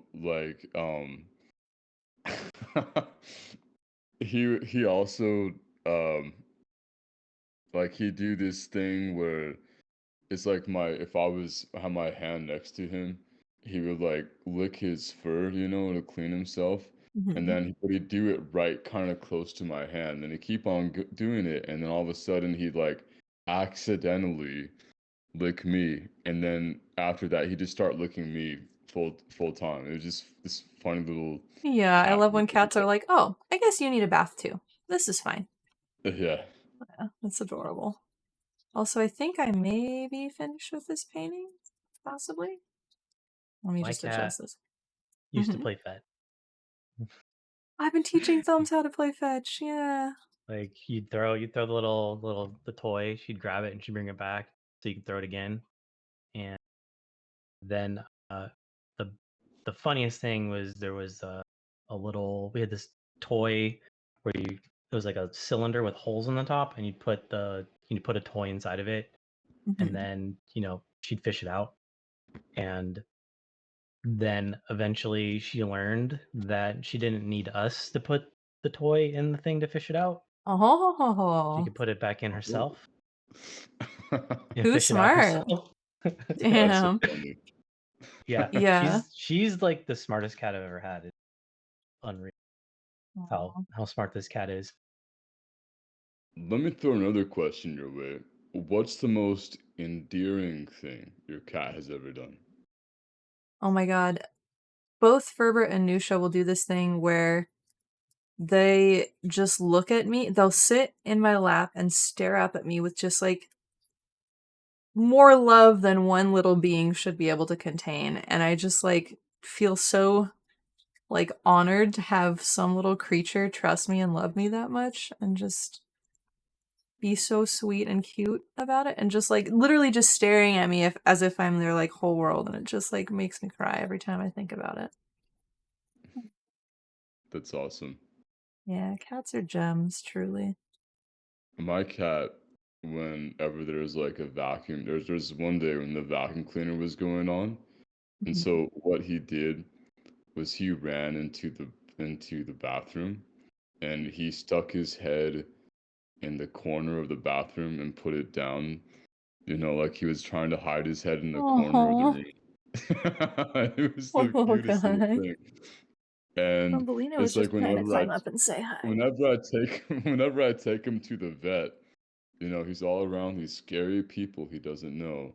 And so what Oh. he'll do is he will stick his head like into like my armpit, to Yeah, like Furman will stick his to head in my hide from every elbow. Yeah. like an cat does that too? ostrich. Yeah, he'll stick his head in the crook of my elbow and just like bury his face in the crook of my elbow as if like nobody can see him if he's in there. And it's like, buddy, I got bad news for you. They're still gonna examine you. But it's very Yeah, cute whenever he does it. it's funny. Cats are so funny.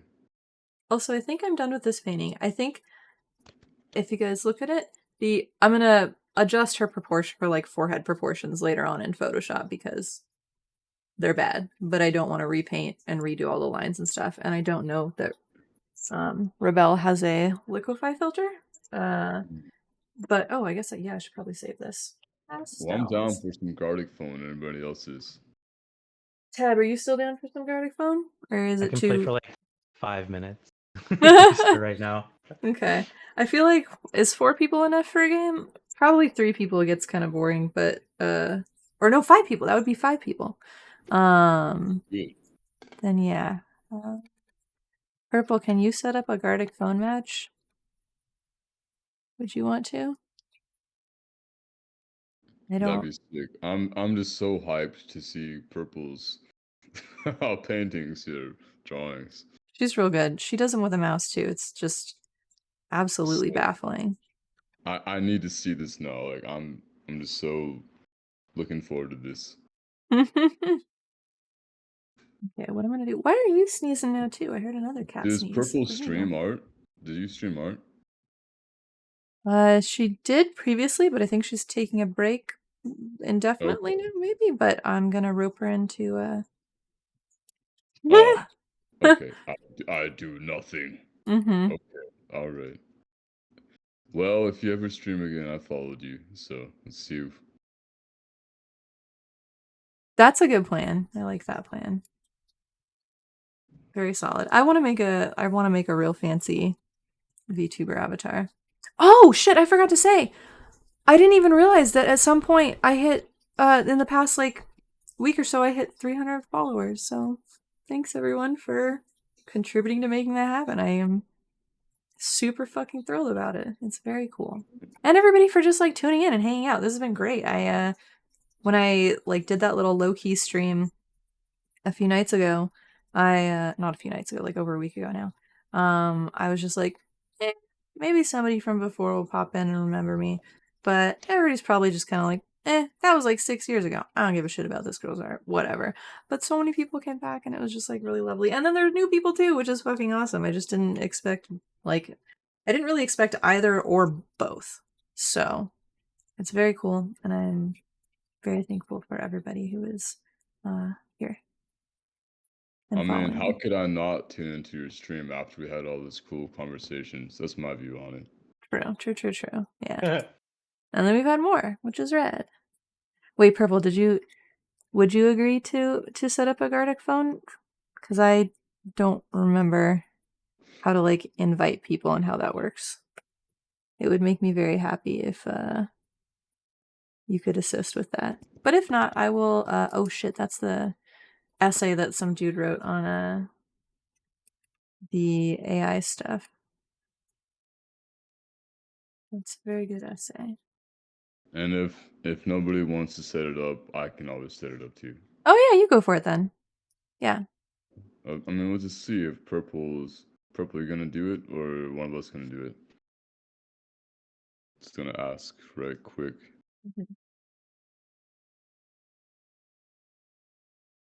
Yeah, why don't you do it, Purple? But if you don't want to, I'll do it. How about that? Do it. And while it's being set up, what did I name this? Pastels? Do Where'd it. it go? How did I not save it in this folder? Oh shit. This Can you one? do Oh, any there it is. voice impressions, Pet? Oh god, no. I don't think so, at Okay. least. What about I can you, do like Tab? You a got any convincing like impressions Valley for us? Girl impression, but that's like basically it. Wait, what? Okay. Can you do any like voice impressions? Not on purpose. That's a good All answer. right, I'm just curious. What Like, about you, I do Victor? I do lots of voices. Yeah. Okay. All right. I'm just wondering. I mean, you Like asked us like about our voice things. What about yours? Me? Uh-huh. Can you do any Oh, voices? I mean, kind of. I mean, 1 second. I love the preparatory clearing of the throat. It's good. Yeah. it's hard to get into like characters. Mm-hmm. Get to the chopper. I should have expected that was what. Yeah, that makes sense. I Like mean, That's people have pretty asked me for solid. that one, so. Mm-hmm. like I play a lot of D&D and stuff, and I've just kind of recently started getting into like using different voices for the characters for when I'm like in character Hmm. versus when I'm out of character. Mm-hmm. And so like the character that I've been playing the most lately is he's a tiefling rogue warlock, and his name is Two-Way Smoky. And so I wanted to, my ideal voice was to be Val Kilmer as Doc Holliday from Tombstone, which Mm-hmm. is a super difficult accent to do because it's not like really from anywhere. So you have to just study freaking Tombstone endlessly. I love Val Kilmer in that movie. I got Yeah. 2 guns, one for each of you. And it's like but it's also like his cadence is really weird and different too.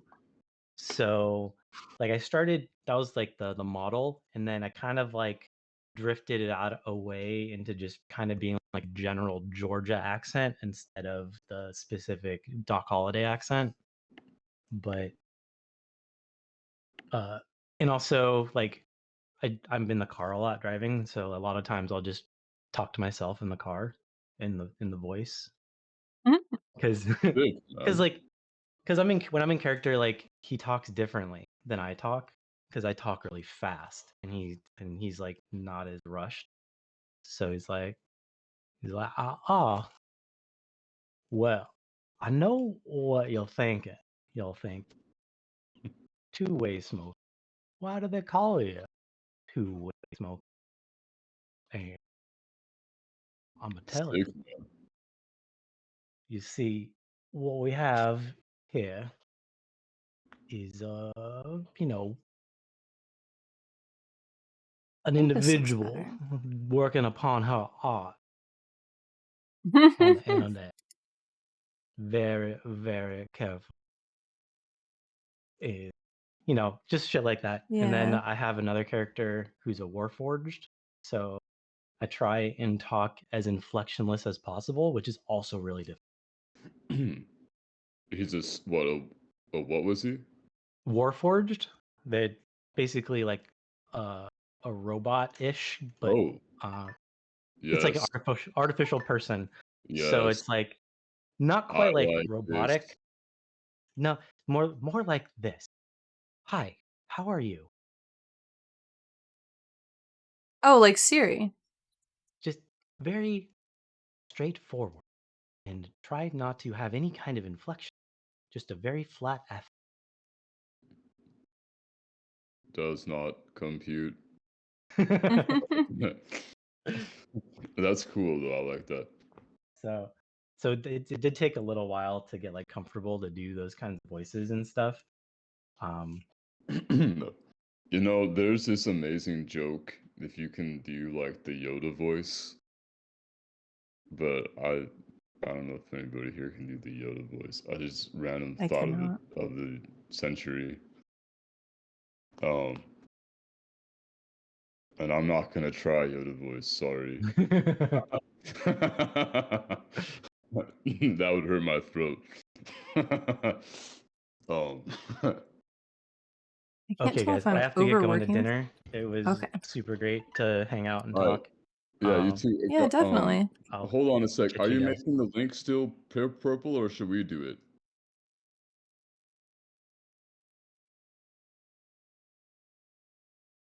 Uh, Well, do you exist? Oh, shit. I didn't see it in the Discord. oh, so you dropped the link in the Discord? Oh, whoops. Let me turn this off. Whoops. Did not mean to do that. Alrighty. Also, I By can't the way, decide if I like her Purple. face or not. By the way, Purple, feel free to, hop in if you want, I guess. Yeah, it's up to you guys. No pressure. What are you eating? Oh, never mind. You're allowed to eat that. Let me just mute this tab here. Okay, I think I'm happy with her proportions now. I think they look good each time I flip the canvas. But one of her eyes is lower than the other. Let me fix that real quick and then I'll be good to go, maybe. I'm really digging those colors you got, yellow, light blue, purple.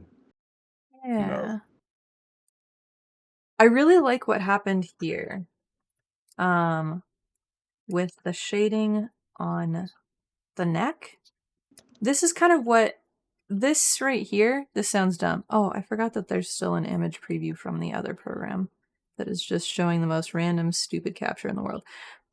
But yeah, basically this right here, this area encapsulates kind of one of the things that I want to do more of in art this year, where it's not going for hyperrealism. It's just very kind of like graphic, but it looks beautiful. It makes sense for the painting. It may not make sense anatomy-wise, but it makes enough sense to not read disruptively anatomy-wise. But overall, its purpose there isn't really to convey anatomy. It's to convey shape, color, form, and just like flow of a painting. And I think I nailed that part of it. And I like the gradient of it. And so I want to do more of that. I'm very pleased with it. Me too. This looks awesome. Thank you. Hey, and it's a finished piece. I don't do many of those on stream. Oh, fuck. I forgot to... Did I do the... I think I forgot to hit the stupid... Oh, I don't even have the program open anymore. I think I forgot to do the stupid replay thing. Wow, look at all those tabs. It's crazy. Oh, yeah, it's a problem. Yeah, when Amanda was in here earlier and she was like, I have 45 tabs open in Firefox, and I was like, fucking scrub. I can crush that. Not really, Amanda, if you listen to this or if you're here. You're not a fucking scrub, but I could crush your tabs is all I'm saying. Alright, where's the Discord and the link? Alrighty. General chatty chat. Yeah. I'm going to also mute that tab, right? Because it makes noise. It makes the noises. Indeed, it does. I had to mute it a second ago. Yeah. Alright, got it. Oh my god! Sorry, there's an ad on this page. Wait, why are there so many ads on this page? I don't have ads very many other places. Weird. The fucking... Here, let me pull this over to here. Alrighty. How do I make it big? Nope, not that one. F11, right? Yay. There we go. What was I talking about? Oh, one of the ads is for the worst game I've ever seen, and it's a terrible... Oh, yeah! Hero Wars. I get the weirdest fucking ads. Hero Wars are so annoying, man. It's like, dude, I was hoping that you would go off existence of this planet after your first ad, but it just gets worse and worse, and it's like, oh my gosh, why are you even alive? Why even? Yeah, I don't know. Yeah, I had a Hero Wars ad too on mine. Yeah, game-wise, it is, or like ad-wise, it's the ones that I regret seeing the most because they're so cursed. Let me make sure that I can see this on OBS like, properly. Total, like, oh my gosh, man. It's like weird giantess porn. I don't understand why. Yeah, I'm wondering why they're even, like, how are you allowed to to exist? I don't know, whatever. Yeah, I don't fucking know either. I guess people play the game, whatever, but I don't know. I do have ad blocks, Aros. I don't know why it's like this. But anyways, I think this is shifted over. I don't know. What game do y'all want to play? Knockoff can be fun. But I think we're all gonna... Purple is gonna stomp us. All of us. But it'll be a wonderful stomping. I would love to get stomped. I'm just hoping that that Purple draws some cool stuff. And I got something. Oh, she will. Yeah. All right. So what are we doing now? What are we drawing? Anything? I think. Yeah. You just get to draw. Oh, fuck me. I forgot that. So tablets don't work in Firefox on Guard. I forgot I have to open this on Microsoft Edge. Is it fast enough? Nobody's made anything really super impressive in there. Would anybody be okay with starting over? I mean, yeah, Listen. I'm cool with it. Okay. You know, I'm whatever. sorry. I think it does work in Chrome, but it does not work in Firefox. And wait, why is it not me? Well, that's annoying. Okay, I guess I'll just be this weird little.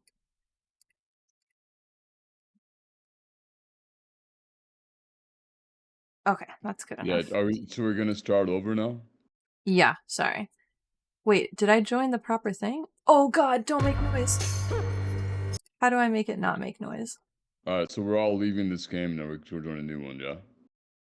Alright.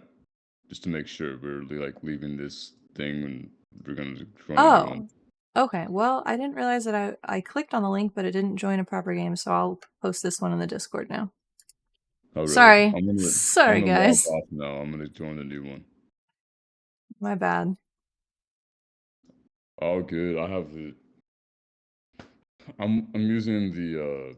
I used to have like a legit mouse, but now I have to use the freaking Magic Mouse on the Mac, and so I don't know. It's not the same, but I'm gonna do it. I don't know how Magic Mouse works. I don't know what that is, actually. Is that just like the middle little... It's Is the that a touchpad wireless or... mouse that you have for the Oh, Mac. okay. That's not so Not bad. nearly as accurate as the Mm-hmm. ones that use USBs to plug in. Listen, Zaros. I was just trying to be fast and efficient. I didn't even pick an avatar that I wanted. My life is very hard right now. It's difficult. I don't need your nonsense making fun of my admittedly cool nickname. It's literally in the name. Listen, Yeah. the Do that. judgment that I'm hearing. Is that in the way if I put my drink there? I just said, does that in the way. I can English today. It's very good. Where did Purple go? Purple, are you going to join the game? I want to see Purple's mad skills. I feel like I've set her up for like. I feel like I'm the pressure is on now because I've hyped up Oh her art no, game you so know much. what? One study suggests that if the person is actually really good at it, then hyping them up actually encourages good performance. It's only when the person is not so good at it that hyping them up kind of sets them up to be like, oh man, I don't know, maybe I won't do as good as I normally do, Huh, kind of thing. that's Yeah, really trust. cool. Yeah, it's I kind of love neat, it. huh? Yeah. Also, sorry if you guys could hear that crinkly bag. I haven't eaten enough food yet, and I'm hungry, so I'm gonna eat some chips and queso. Food good, Yes, you food know. very good. Food is Food pretty important for existing. My roommate ordered Chipotle today, and somehow it it's it saved the 2 add-on things to my order, which were chips and salsa, and then a grapefruit Izzy, but it didn't save my actual order, which was a burrito bowl. So I have no Oh burrito bowl. no. Yeah, I was a little bit Oh, devastated. we have another person. Will is gonna join us apparently. That's Oh, sick. fuck yeah. All right. Yeah, Yeah, good times. Chipotle is that good stuff. I mean, as far Mm-hmm. as like quote unquote fast food, Chipotle is definitely up there in my opinion. Exactly. Like, I live in California, and in San Francisco in particular. So there's tons of great Mexican places all around. But this is fast and convenient sometimes. And I like the lime chips, so every Hmm. once in a while it's nice. It has such cool vibes, you know, San Francisco. I was there a couple of times, but Oh, I love the nice. vibes. All right, everybody ready? I'm good. All right, I'm going to start.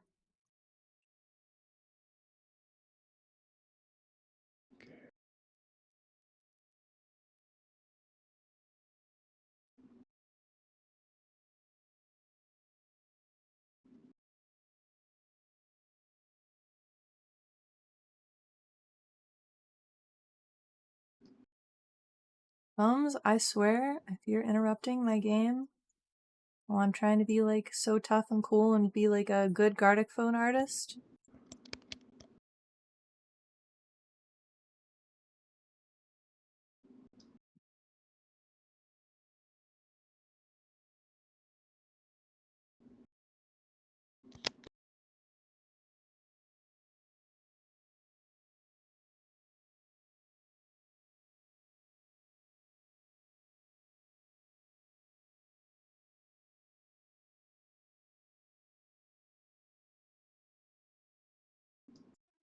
This is down. Y'all are gonna get to see what happens when I try and draw anything but a pretty lady.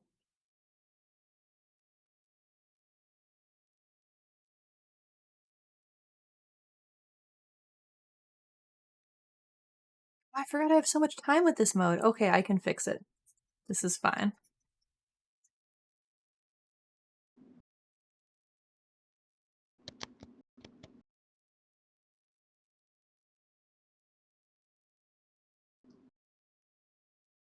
It's not fine. It's terrible.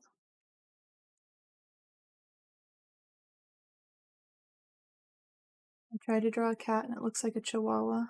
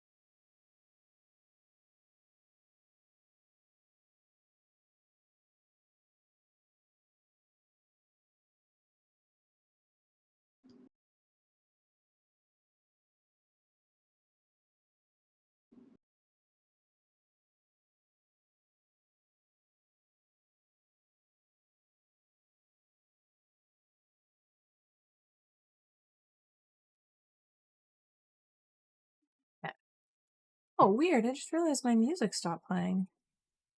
Must have been ages ago. Yeah, it was a minute ago.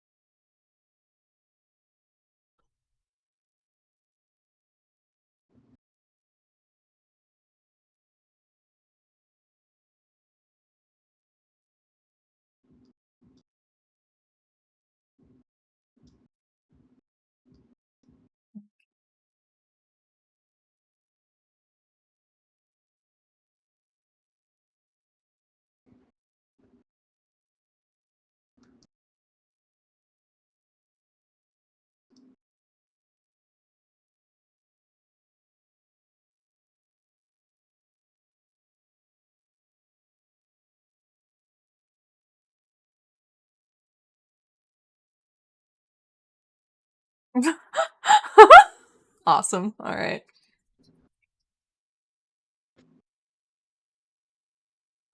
Poor Zaros. I'm sorry. Okay.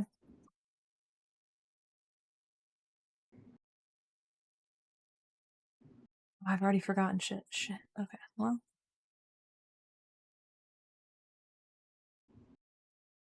Oh my god, I'm an artist. What happened? Oh no. I can't draw upside down stars. Rip.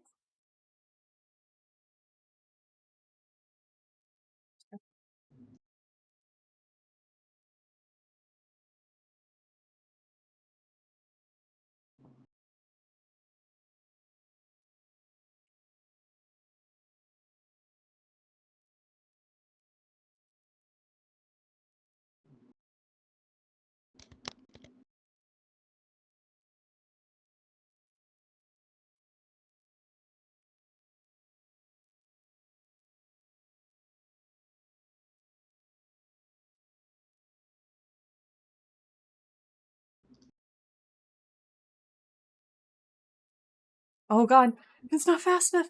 Oh no. Everything's fine. This is fine.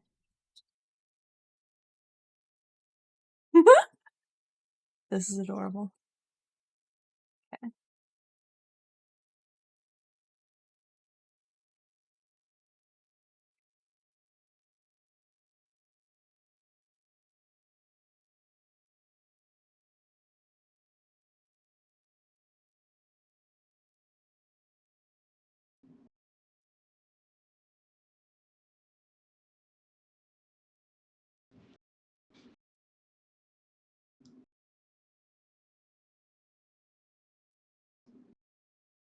Oh no, there's just no time.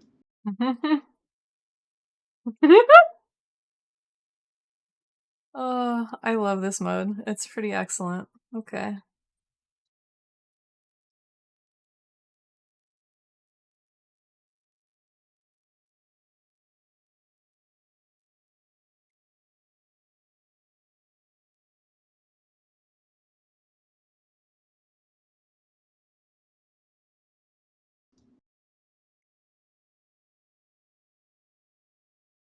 There we go.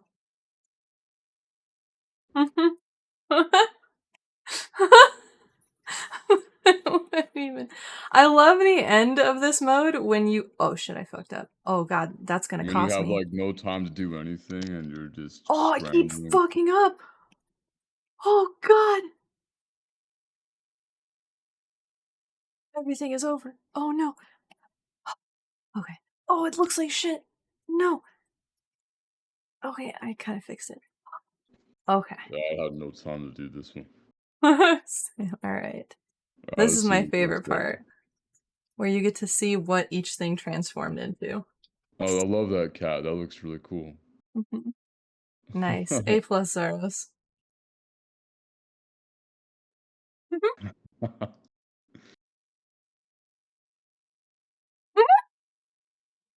Excellent. The accuracy. It's stunning. Love it. Mm-hmm. Also, I'll post the gifs in the Discord after, for sure. Oh, okay. Beautiful, Zaros. Dang, yeah, this is looking good so far. Oh, so Purple, you're the one that ruined it. I see. I see what happened.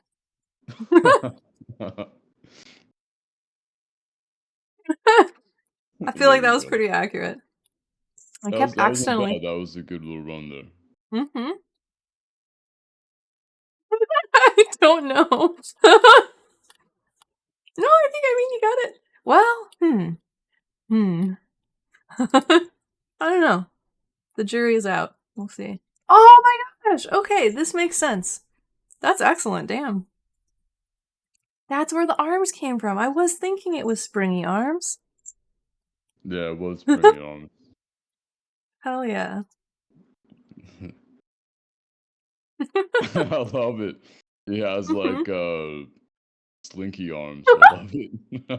He's a tooth!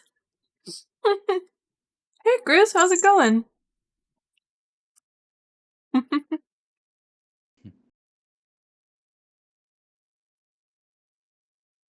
Okay.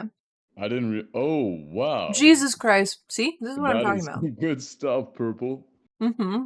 I Oh no! love how the second one compared to the first one. That fell off so fast. Oh no. I mean, it's hard not to when you're having to come after Purple and work after Purple. Listen, Yeah, no, that it's was inevitable.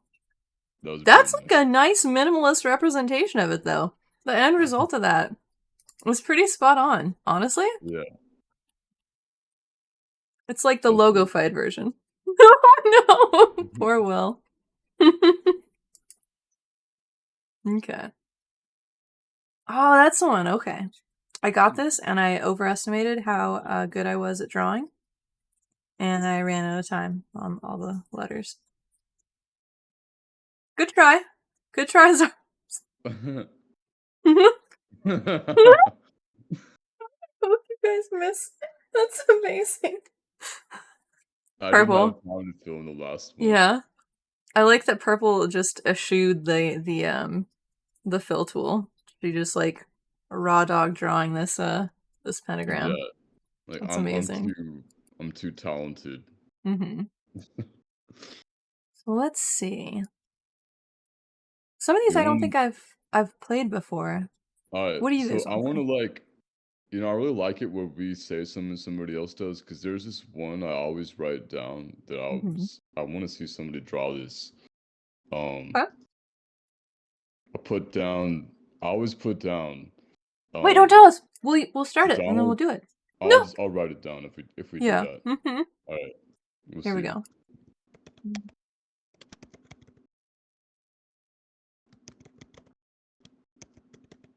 Wait, did I not spell that right? Delicious.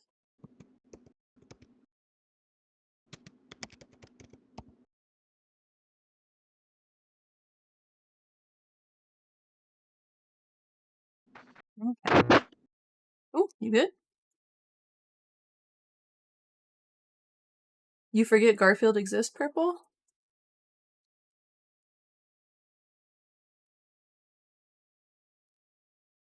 Would it be cheating for me to look up an image of the thing on my phone and then try to copy that? Oh, I don't think so. Yeah, I might do that just for the funsies of it. All right. Autobots. Okay. Hmm.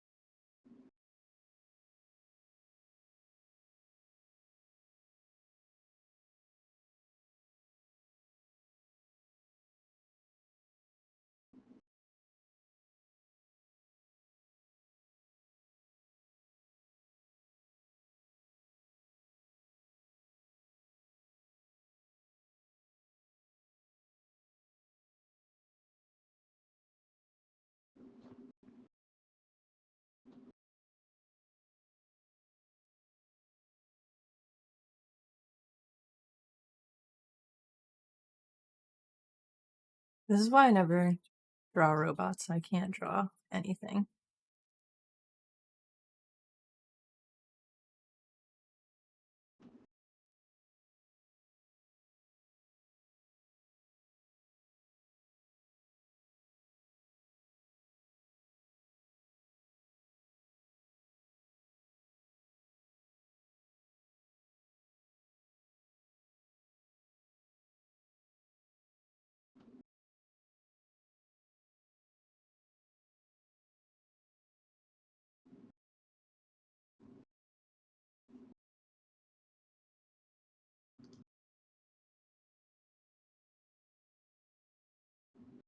I think this fulfills the prompt.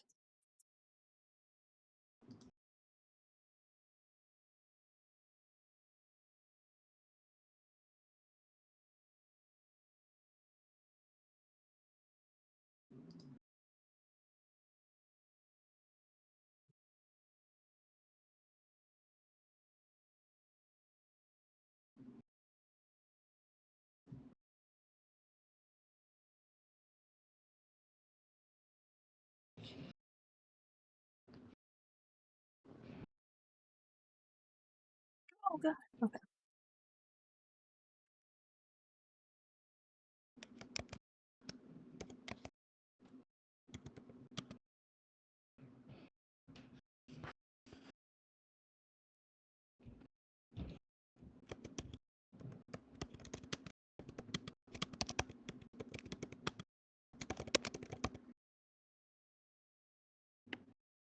Okay.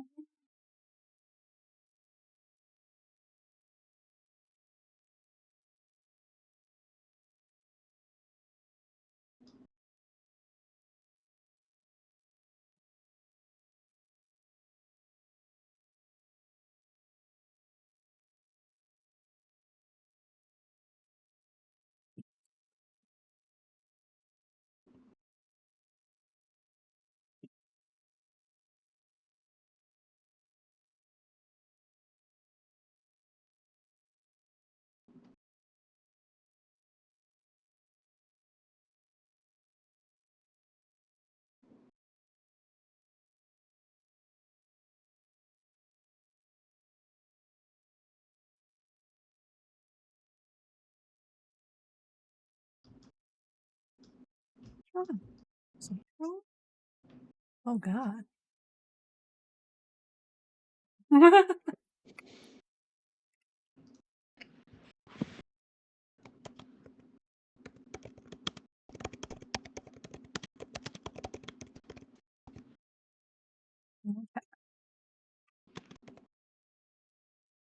Okay, do you want to sit in your chair? There you go. Let's sit. Come sit.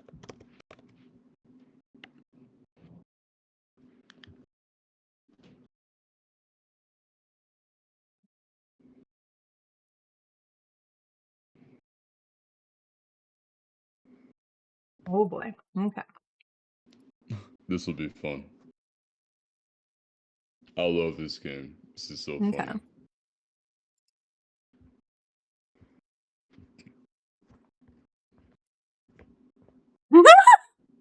Spot on, Zaros. Very excellent. Honestly, also excellent. Well, that's really good. Yeah. This all tracks. This makes sense. I love Fucking it. excellent. Mm-hmm.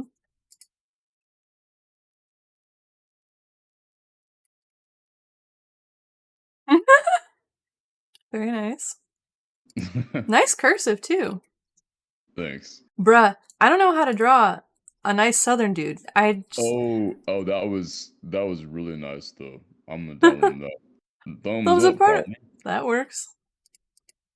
All right. Do southern dudes wear cowboy hats? That's a thing, right? It definitely is a thing. Okay, that's what I thought. All right, I'm glad. This one, I think, made it through to the end. Wow, purple. Yeah, Goddamn. purple is what I'm talking about. Yeah, for real. Donald Dunk. Excellent. Yeah. Well done. Yeah, this all makes sense. Oh, I'm so happy with this. Has to be the best response to this thing that I've seen. Another one I saw that was really good was you saw this one guy drew, well, not as nearly as good as Purple drew, but drew Donald Duck dunking on Goofy. I just thought it was so the funniest little image. Amazing. Okay. I see what happened here.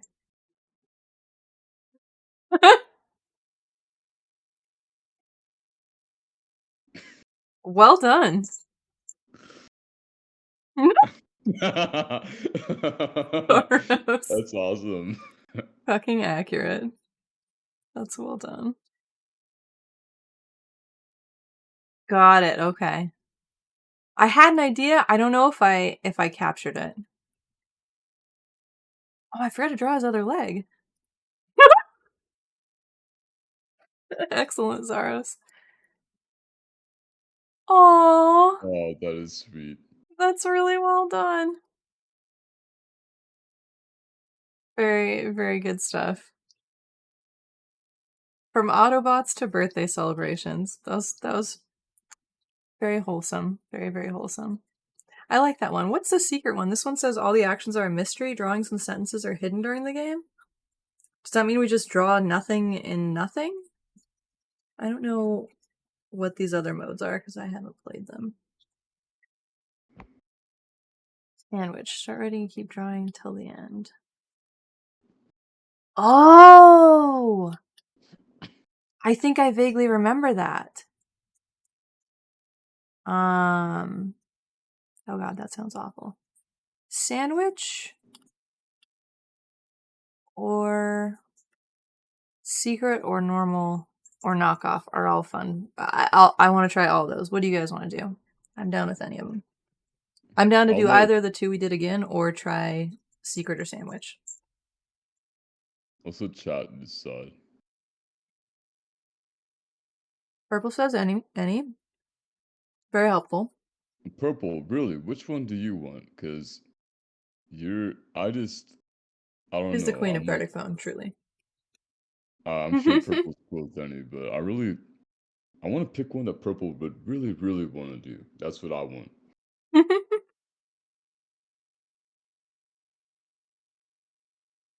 Animation is sometimes funny. It can be. Um, I feel like it's hard. She's the queen of shit posting doodles. All right, secret it is. uh, Chris, did you want to get in on this?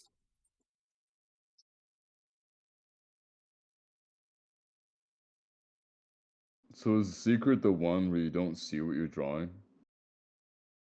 Something like that, I think. Yeah. I remember that being like really, really hard, but okay. Okay, I'm gonna start. Alright.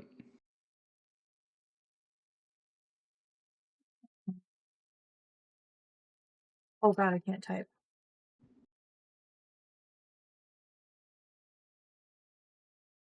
I cut my nails, so all the keys are a different distance away from my fingers than what I'm used to. So I hope that I didn't typo the universe into that.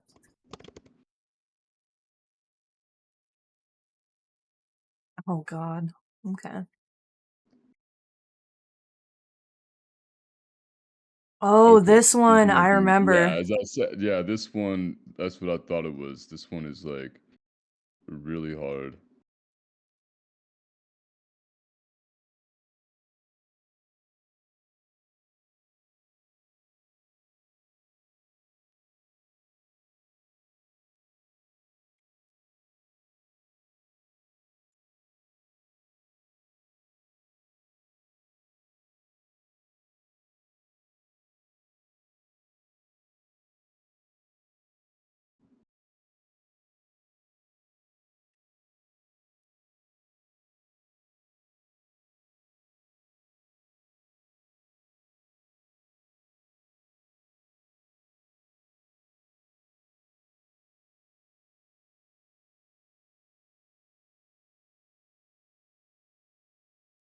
I'm gonna try and...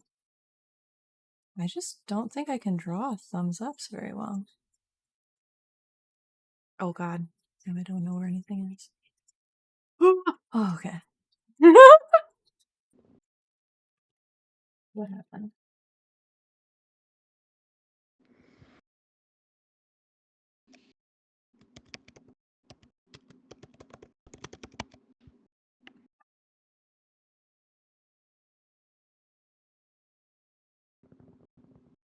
Oh, this is nice.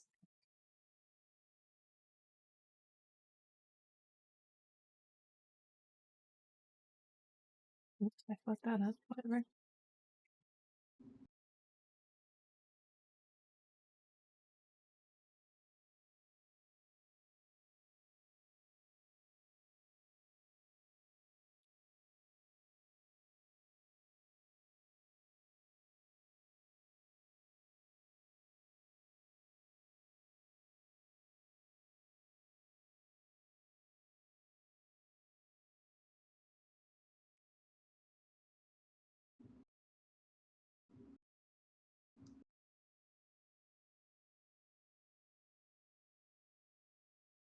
I swear I'm an artist, guys. I swear I know how to draw. I know everybody's faith in that is going to be tested when this one shows up. I mean, this mode is by far the hardest one in my opinion. Yeah, this is tough. I didn't remember that it did this. But some of these are extremely impressive.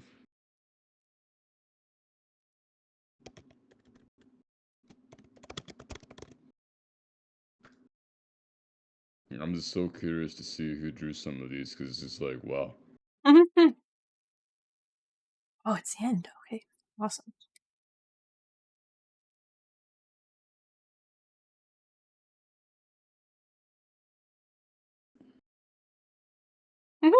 Yep, I had a feeling Purple drew that one. That's adorable.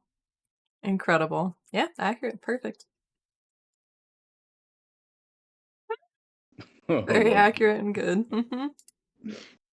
Yeah, Yeah, that's pretty good. very nice.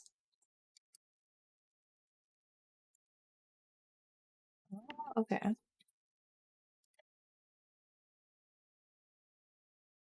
Wow, we draw fish the same.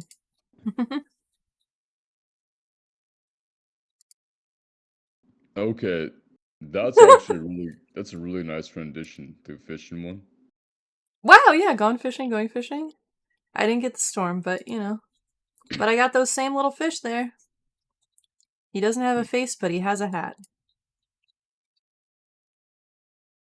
Oh god, yeah. I tried.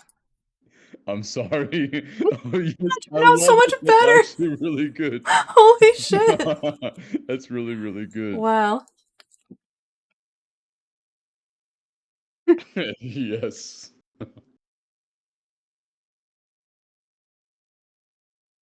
Amazing. Nice, yeah. Very nice. Thematically made it all the way through. Damn. Well done, guys. Oh shit, yeah, Amanda's gonna join. Okay. I know what this one is. Okay. Excellent.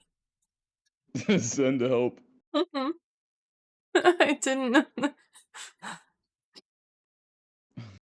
This is awesome. Nice, yeah. Working. These are all so fucking accurate. I love these. Mm-hmm. This is a good crew right here. Very nice. Mm-hmm. The League of Legends, yeah, very nice. Very cool. Damn. Oh my god, are those ice cubes? That's ice cubes. Very nice. Oh, okay. Oh, very nice. I didn't know, guys. That was my bad. However, a mouse on us. That is. Oh, I see. This all makes sense. All right. You know, I think that my favorite, I mean, don't get me wrong, Purple always has this super dope drawings, but my favorite was your rendition of Trump. With the bling. Yeah, that was awesome. I can't believe I got the nose ring where I wanted it to be. I'm Oh, just that thrilled about was that. super impressive for this part. So what's sandwich? These settings? Oh. Oh, interesting. I can do... Oh, I can, like, mess with stuff. I don't know enough to do anything like that. Yes. Amanda, that is the name of the game here. It's perfect for this. Does anybody know what sandwich is like?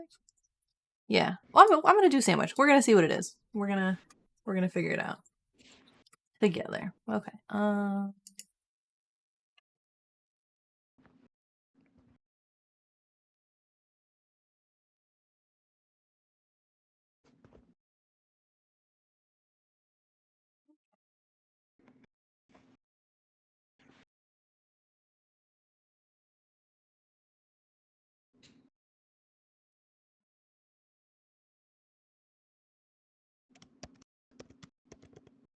There's a lot of time to write this one.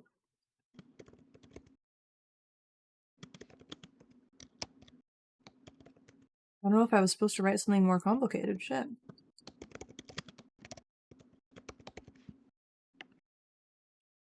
All right.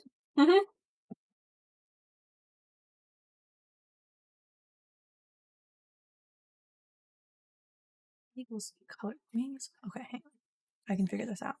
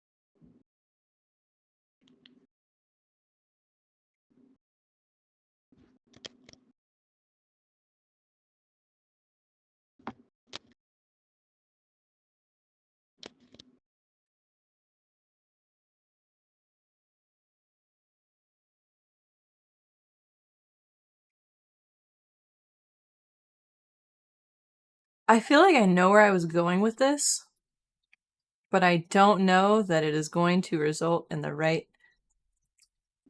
It's going to be one of those ones where you see it and you're like, oh, I get it. Okay. But on first glance, I feel like it's going to be a confusing one. I don't know. We'll see.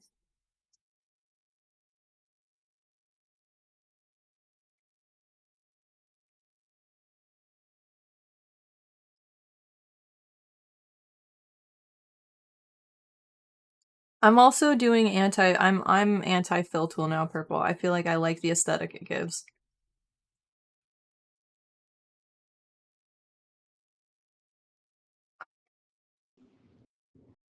Oh god. Okay. All right.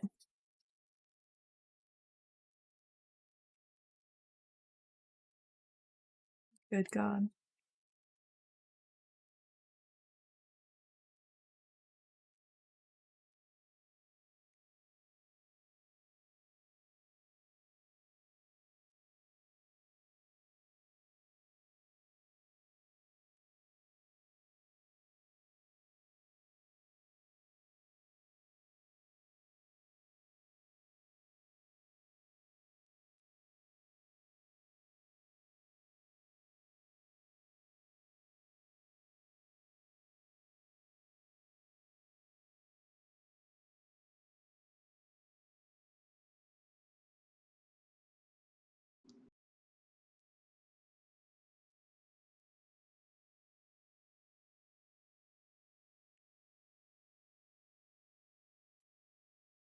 It's been a while since I played this game. I forget how good this game is. Yeah, this is pretty excellent. Some of these prompts are just so awesome too.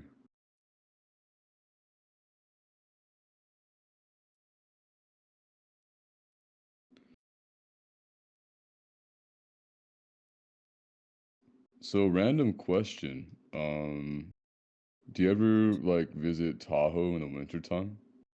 I haven't in a while, but there's a different lake in California that I like to go to. But Tahoe in the wintertime is beautiful. I mean, you know, for like skiing stuff, snowboarding kind of stuff.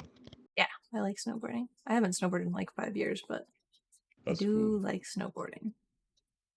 As I said, I don't know if you caught it in chat, but I'm definitely like Oh, did you say you were like a ski instructor or something, or was that somebody I'm a else? snowboarding and skiing instructor, so it's kind of cool.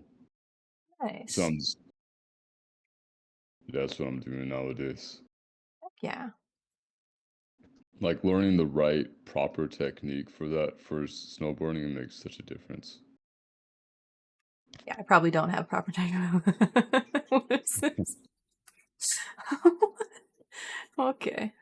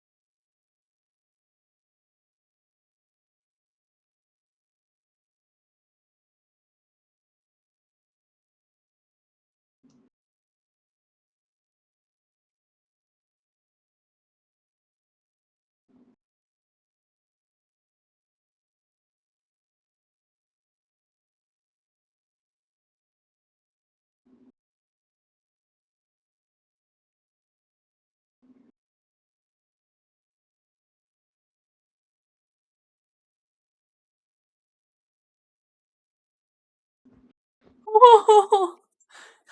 I just added a detail and it made it, like, actually work so much better. Heck yeah.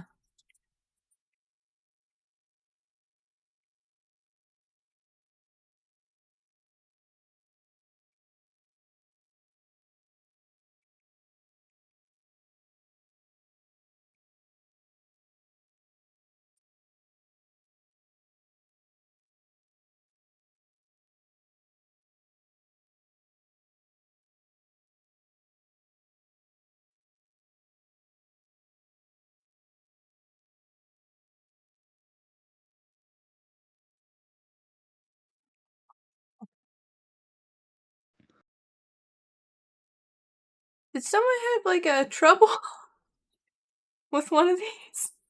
Oh no.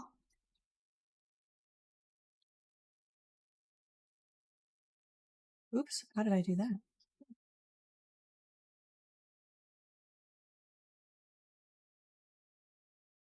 I'm gonna take creative liberties with this one, I think.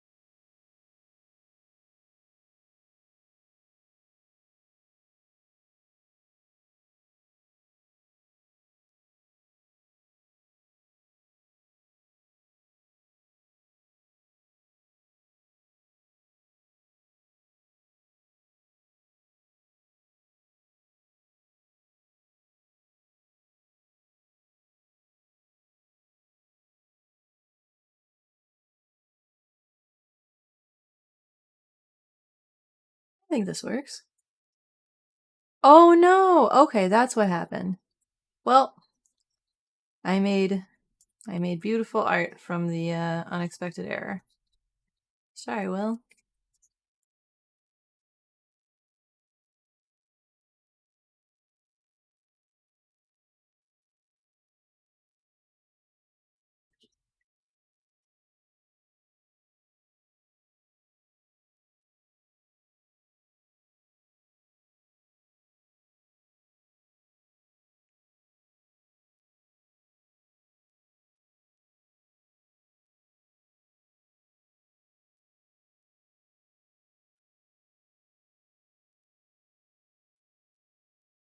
Yes, that sounds about right. Oh no.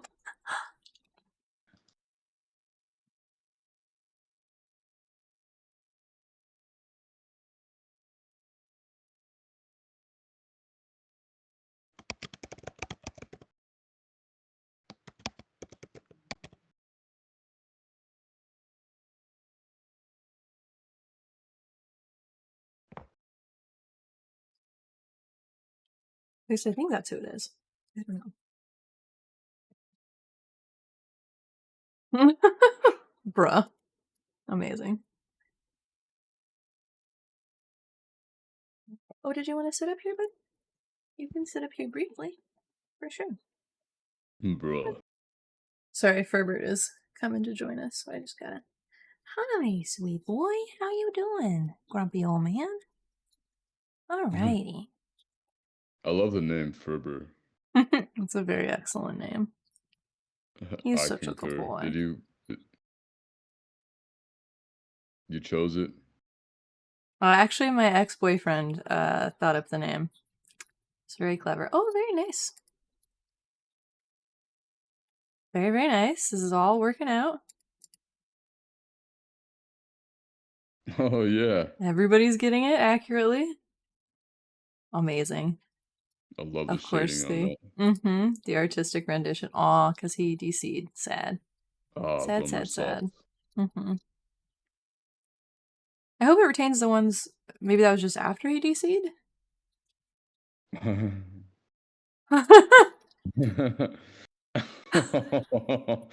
Nice. I love it. Amazing purple. Very excellent. Aw. Shit. Yeah, that tracks. Yeah, it does.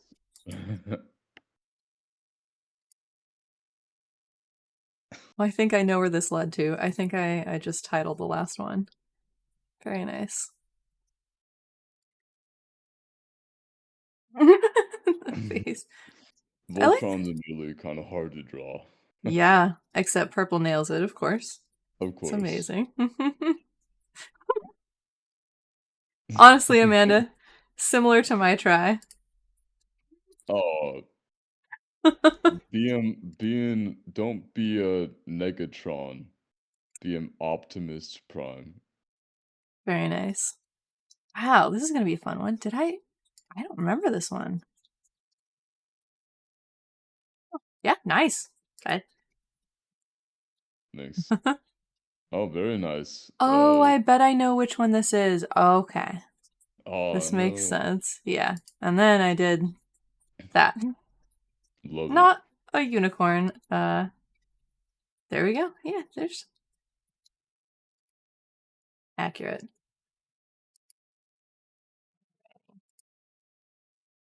This, yeah.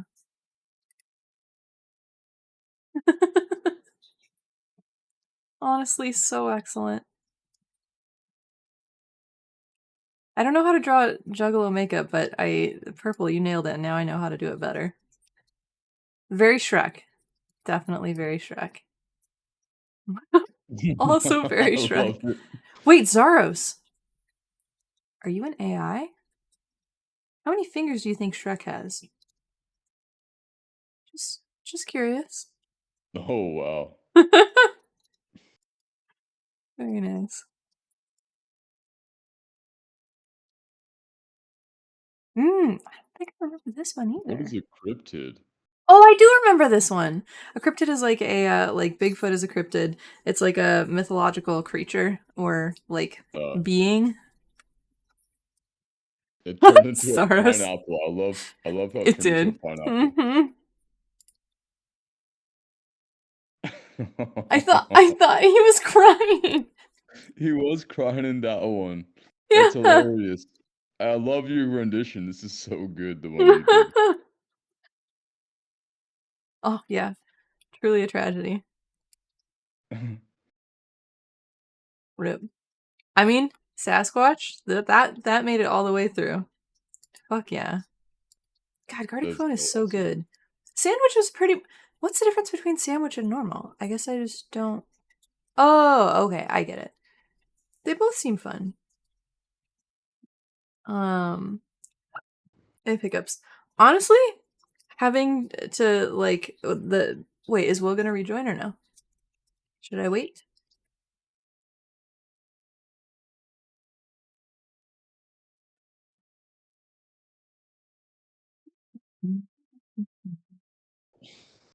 So you got any jokes, Pep?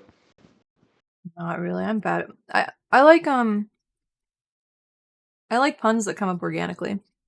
I I hear don't you. really know many All right, I'll try to, okay. see what I can dig up there. Keep that in the back of my mind. Do you guys want to try compliment? I'm curious about this one. I'm curious too. That looks interesting. Mm-hmm. Herbert left me a whisker. Why, thank you, sir. Mm.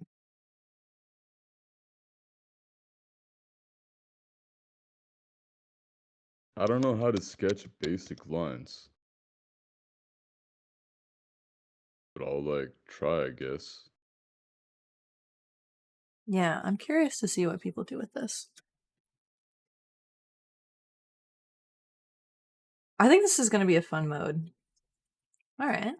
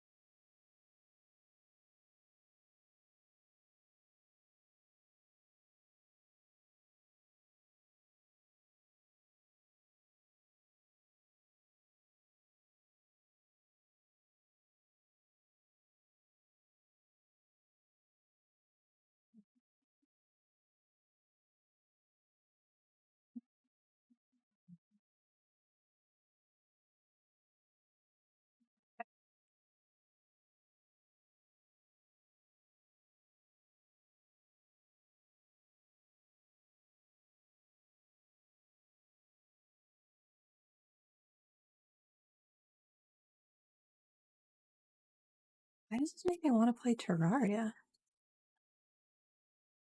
Oh, I know why. Okay, that makes sense.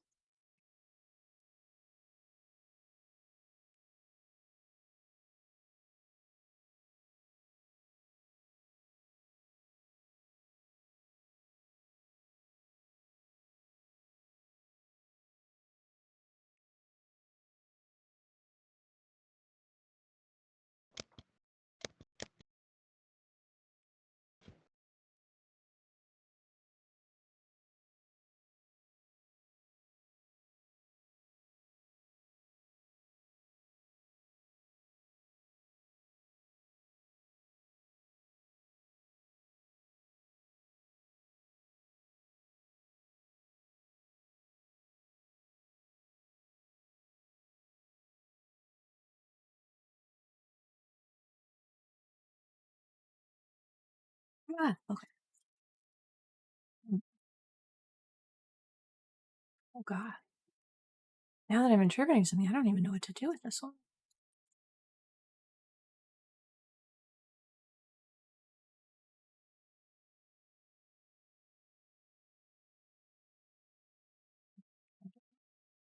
I see now.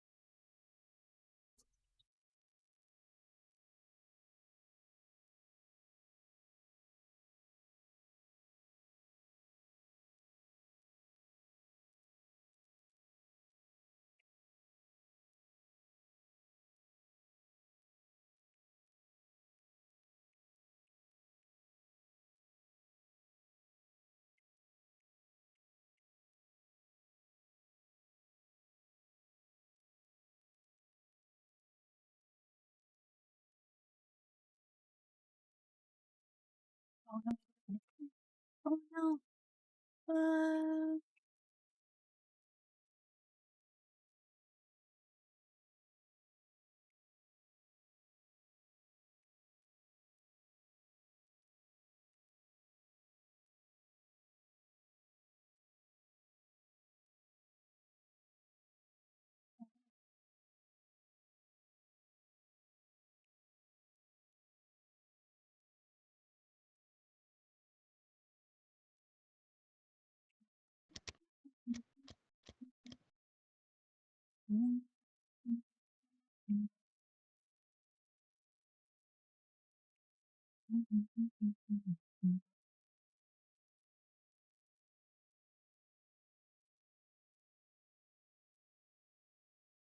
Oh, okay.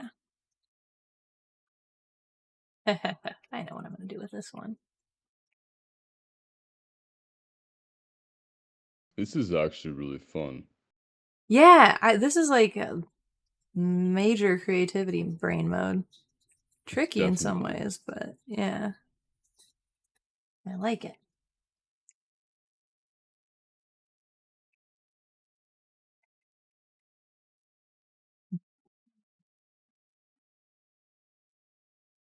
I need to put after this one, I'm gonna put music back on because my brain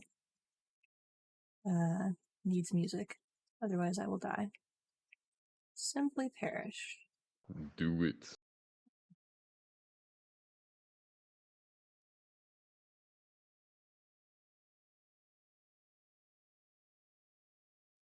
Fuck no.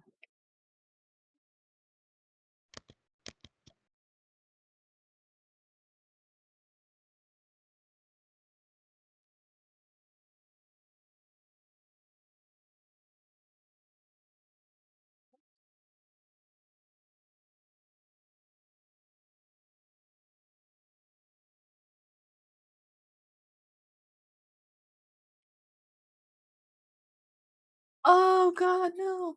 Everything's fine.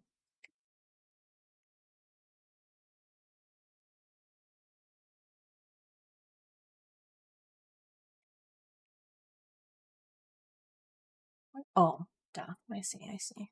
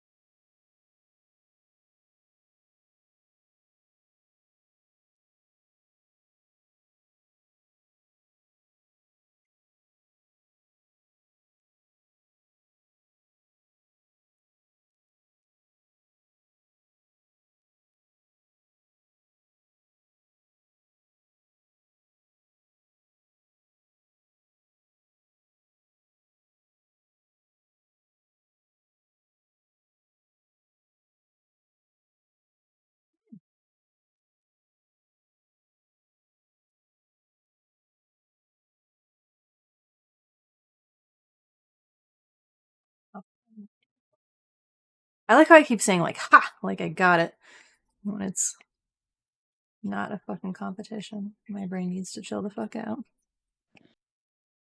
I mean, it is fun, kind of like Trying to puzzle figuring it out. out and yeah. Yeah, it's a nice little puzzle. Like, it's really interesting to like super so much creativity can go into this. Mhm.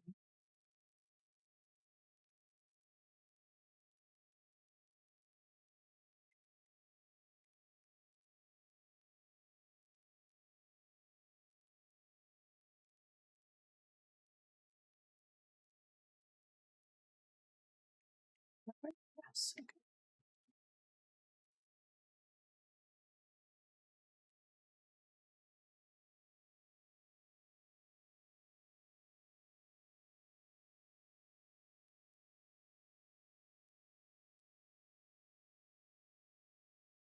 I'm running out of time.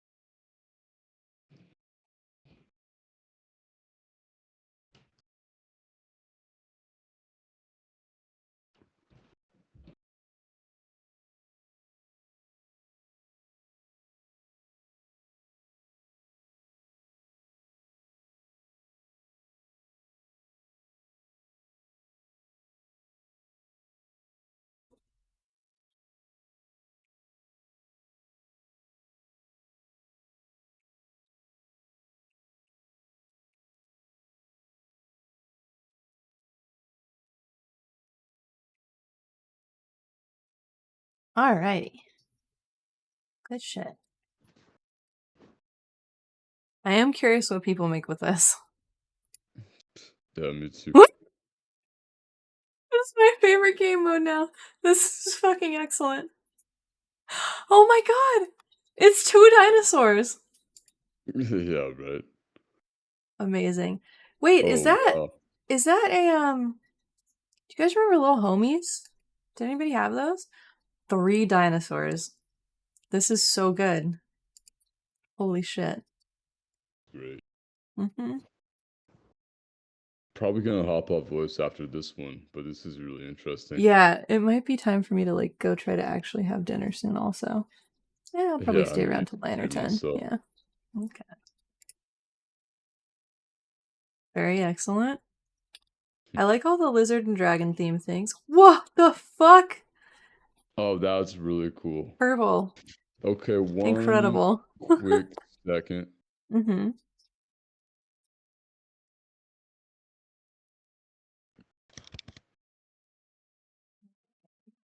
Yeah, no, this is great. This is a cool mode. I like this. Oh, Now okay. I made mine hard. Mm-hmm. Really? Oh my god, Oh, purple! no, I'm a purple. That was almost animated. Hell yeah. See, that's what I thought initially. I thought, oh, that's like a head and a neck first. And then I was like, no, that would be expected of me. I made it Oh, into a very crystal cool ball crystal ball. instead. I love it. Yeah. Nice. Very nice, Zaros. Zaros. Very creative. Good shit. Oh boy. This was the purple. This is the one that I feel like I had that one I had trouble with. I couldn't figure it out. I was like, I don't know what I'm going to do with this.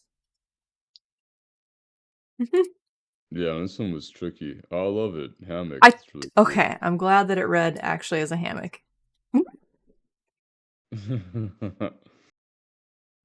That's perfection. Oh man.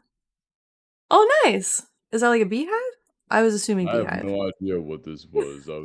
It's either like a giant cocoon or a giant beehive. Yeah. Fucking excellent. Oh yeah. Oh, this one. I like this one. Yeah. I mean, This I one. like the other ones too, but this was the first one I got, and I was like, oh, okay, that's fun. Amanda, you gave us like such a like a glorious, gracious starting prompt of having the tree there for us already. Very kind. Indeed. These all turned out so good. Purple.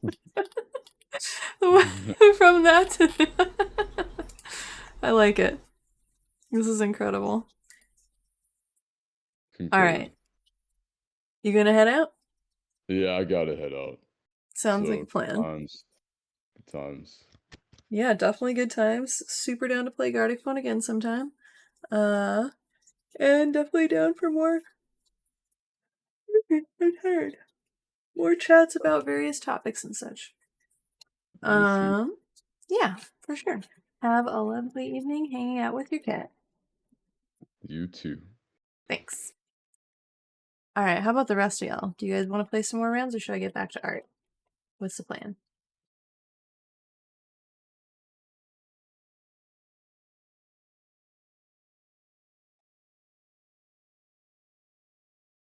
Okay, let's do one more round then. Since it's our last round, what kind do you guys want to do most? I really liked compliment and normal. Both were interesting to me. I really like seeing everybody's different renditions of stuff. But that happens in normal too, so I could go either way. Or a sandwich. All of those were good.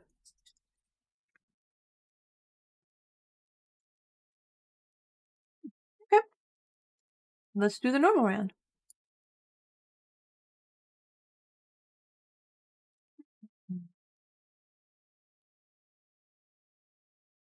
I feel like all my prompts show that I'm hungry.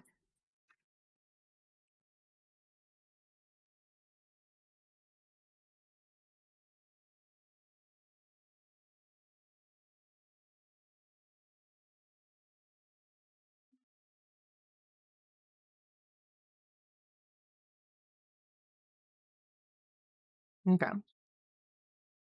That's a significant improvement.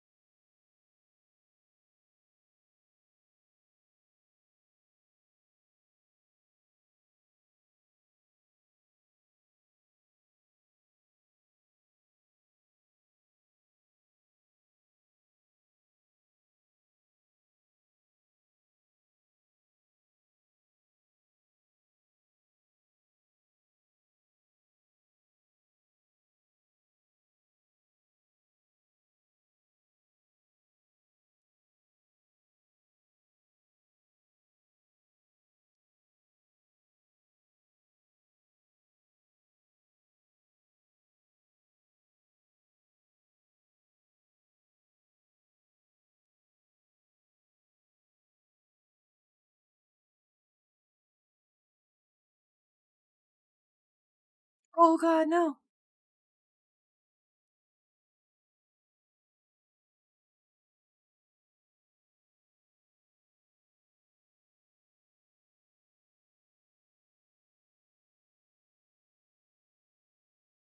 Dang, nice.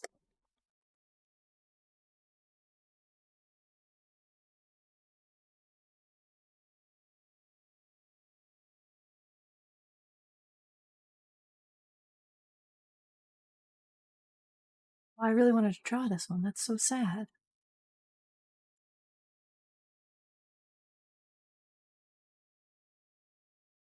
Oh, congrats, Victor. That's awesome.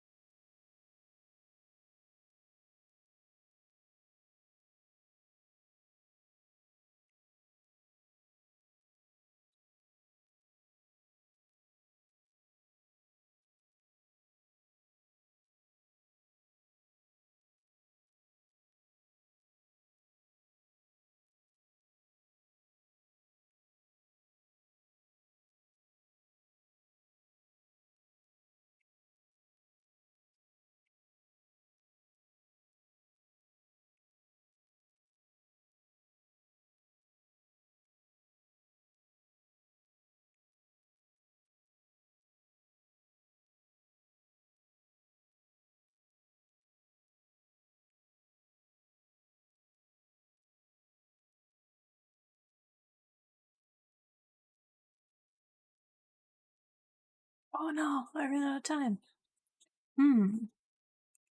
This is clever. This is funny.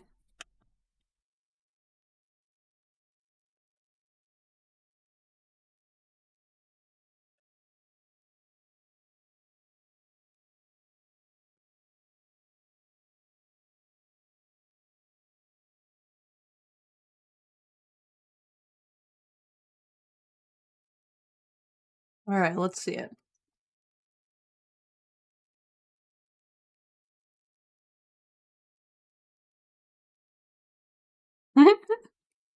Delicious.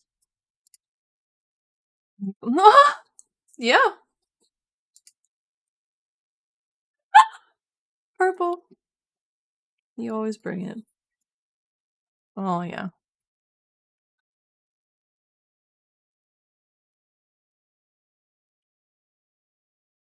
I don't think I finished. I had an idea for it, but I ran out of time drawing the person. Oh, rip. Nice. Very nice. Also very nice. Very accurate. Excellent.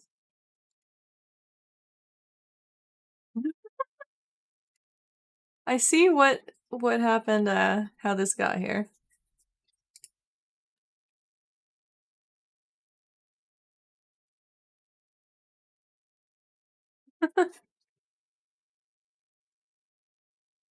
Amazing.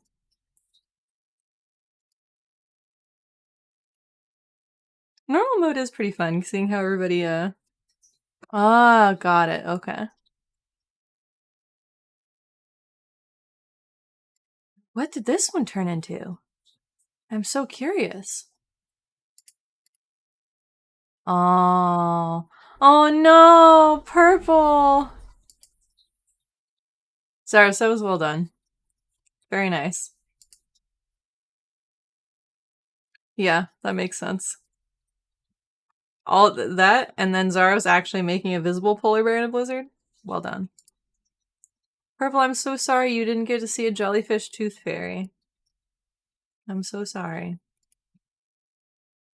Bruh, this one was awesome. Purple. That was such an awesome goose. I wrote a very fancy goose the first time, and then I was like, wait, it has sunglasses. It's also a very cool goose. This is important. Aw, man. They have hiccups. Oh, God. Nice. Good shit. Wait, does new turn mean it again? Okay. Should I eat, or should I draw, or should I continue?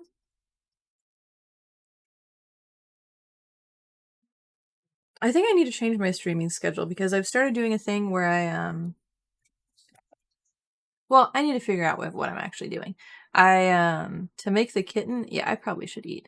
So the kitten is insane, and still every time I go to bed, she's like, "Yes, finally, it's hangout time, it's playtime," even though I play with her plenty of other times during the day. She just, I think because she spent so much time in the little cage on the bed, she's just like, that's like her happy place, and when I'm in bed, she's like, "Yay!" So I don't sleep. And so the last few nights, I've been trying to work out before I go to bed because when I work out, she thinks it's playtime and she like is just absolute bonkers crazy mode. And there's this like track toy. She plays with like 5 toys while I work out. So I've started working out before bed, and I think it helps tire her out, and then she goes to sleep. But I'm gonna do that. I have to do that at like 11, which means I have to like eat at like 10, and then that gives me like an hour to like cool down from workout and then actually fall asleep, not be like, all right, my heart's racing, time to go to bed. Yeah, I think we're all hungry. But that means I can only stream till like 10. Or that's actually probably a more normal human schedule than I did the last time I streamed.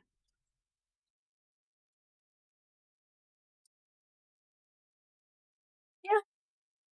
Okay, maybe I don't need to change my schedule at all. Ooh. Oh yeah, because you can do the custom thing. Let me look at all the stuff. Oh, dynamic. Interesting. That's regressive. Does regressive means you get does regressive means does that one mean you get more time as it goes on? Or less time? Infinite. Host decision.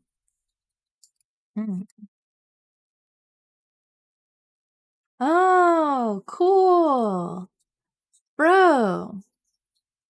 Yes, we will, Zaros. That polar bear in a blizzard? That was art, sir. Oh, I gotta post all the little gifs in chat. I'll make a gaming channel. Fuck secrecy. I don't want to use that one.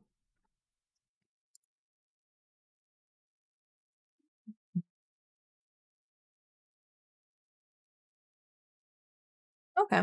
Yeah, those are some fun settings. Good shit. I'm trying to think if there's anything I actually want to dive into drawing wise before I go offline, because I finished the 2 things I was painting today. Purple makes amazing art. She actually, let me see if it pops up when I'm in here. How do I do it?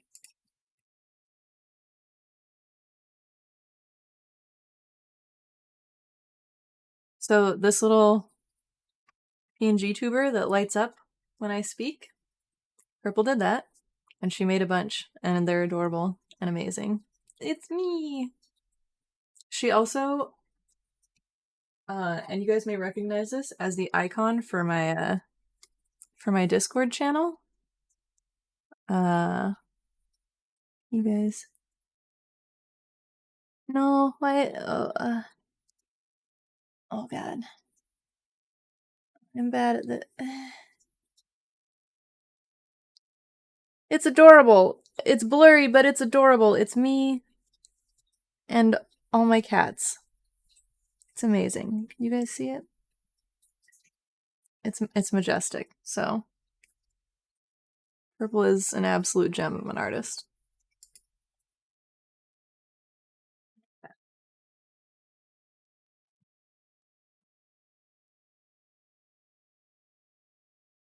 Yeah. This is why she's so good at Gartic Phone. No lie. I have hiccups. Well, I was planning on streaming till like 10, but I don't want to start a new drawing right now, and I don't have any like pressing things I want to draw at the moment, and I am very hungry.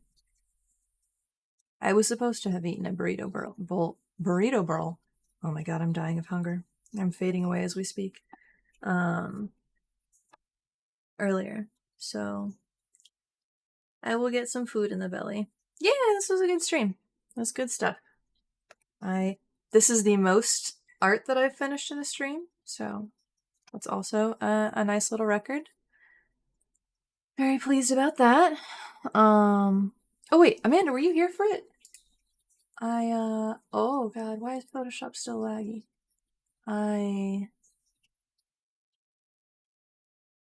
Is this the finished version? Was that what I decided the finished version was?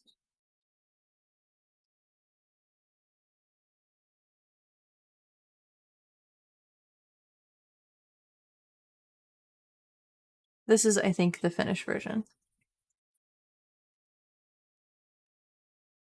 Wait, make it like medium bigger. Man, fuck Photoshop. It's dumb as hell. I mean, you can see it though, I guess. It's good enough. Yeah. I have to wait to draw the nipples until I'm off Twitch, obviously. But I think it's pretty cool. You know what I might do? I might add one branch at the top to echo the branch here, just so that it's not weird. Ooh, with some moss coming off of it. I'm gonna do that right now, and then I will go to bed. That will be it. Moss. Because that was super annoying when I didn't preserve transparency last time. Why is this finally bad at art? What the fuck?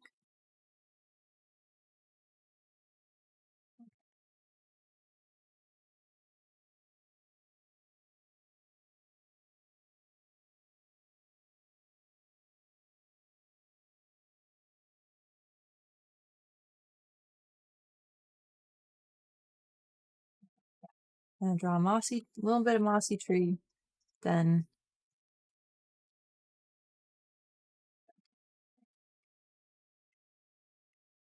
you know what? No, I don't think I have the patience to draw this properly. I just started drawing this and it's not good. Well, we'll see how it goes. Okay, it's fine. Everything's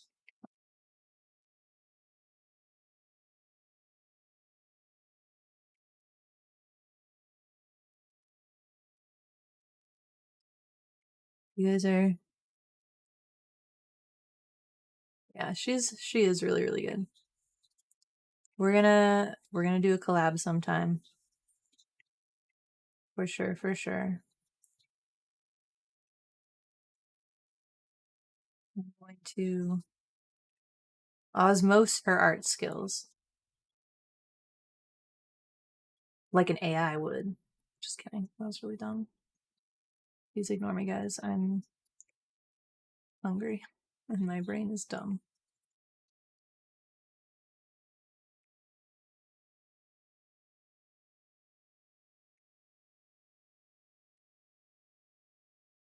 Needs to be more saturated.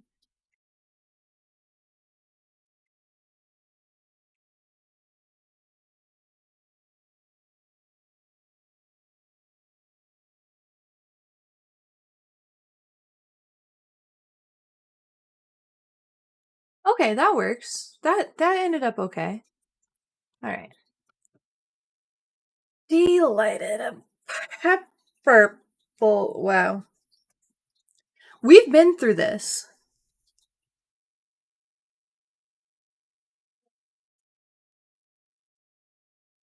I don't know. I know that we've been through this and tried to come up with a good name. And yet I'm still sitting here trying. I have hiccups. Okay, well.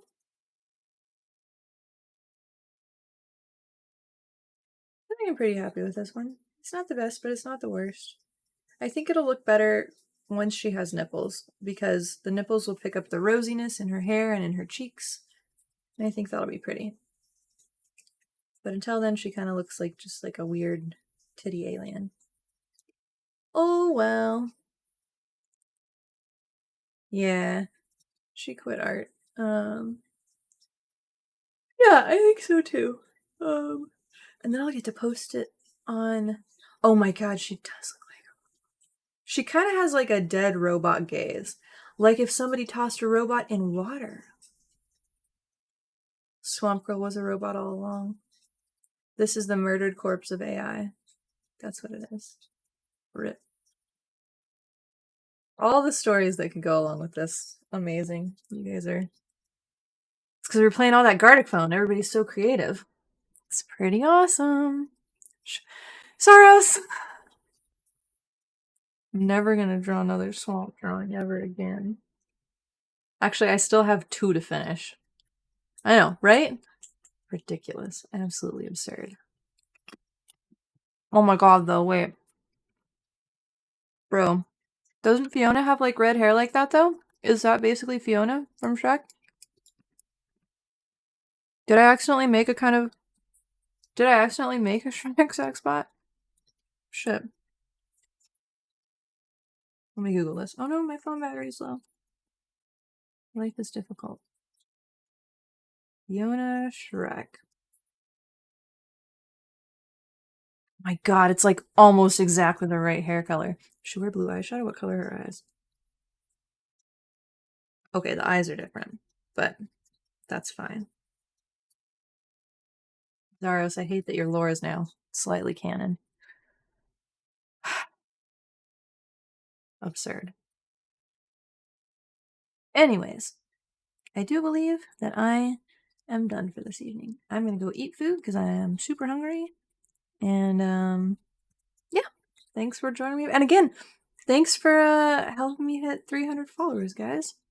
That was very exciting to see because I still have not yet put the stream notification things on, so I didn't notice it until I like randomly noticed and was like, oh, cool. So that was very nice. Yeah. I need to stream, I think, 1 or 2 more times before I can unlock a subscriber button. And then I'll finish setting up that in my Patreon. And then I'll open art commissions. And then hopefully I can make some money off of doing this so I can afford to continue doing it. That would be super tight. We'll see how it goes. But yeah, for tonight, this was a blast. I foresee more Gartic phone nights in the future because that was ridiculous. And more art nights. No more Shrek art. Except for the 2 that I already have to finish. Anyways, thank you guys for hanging out. I will talk to you. I need to make an ending screen so it doesn't cut off while I'm talking. But I'm going to put it on the starting soon, or the AFK screen. And y'all have a lovely evening.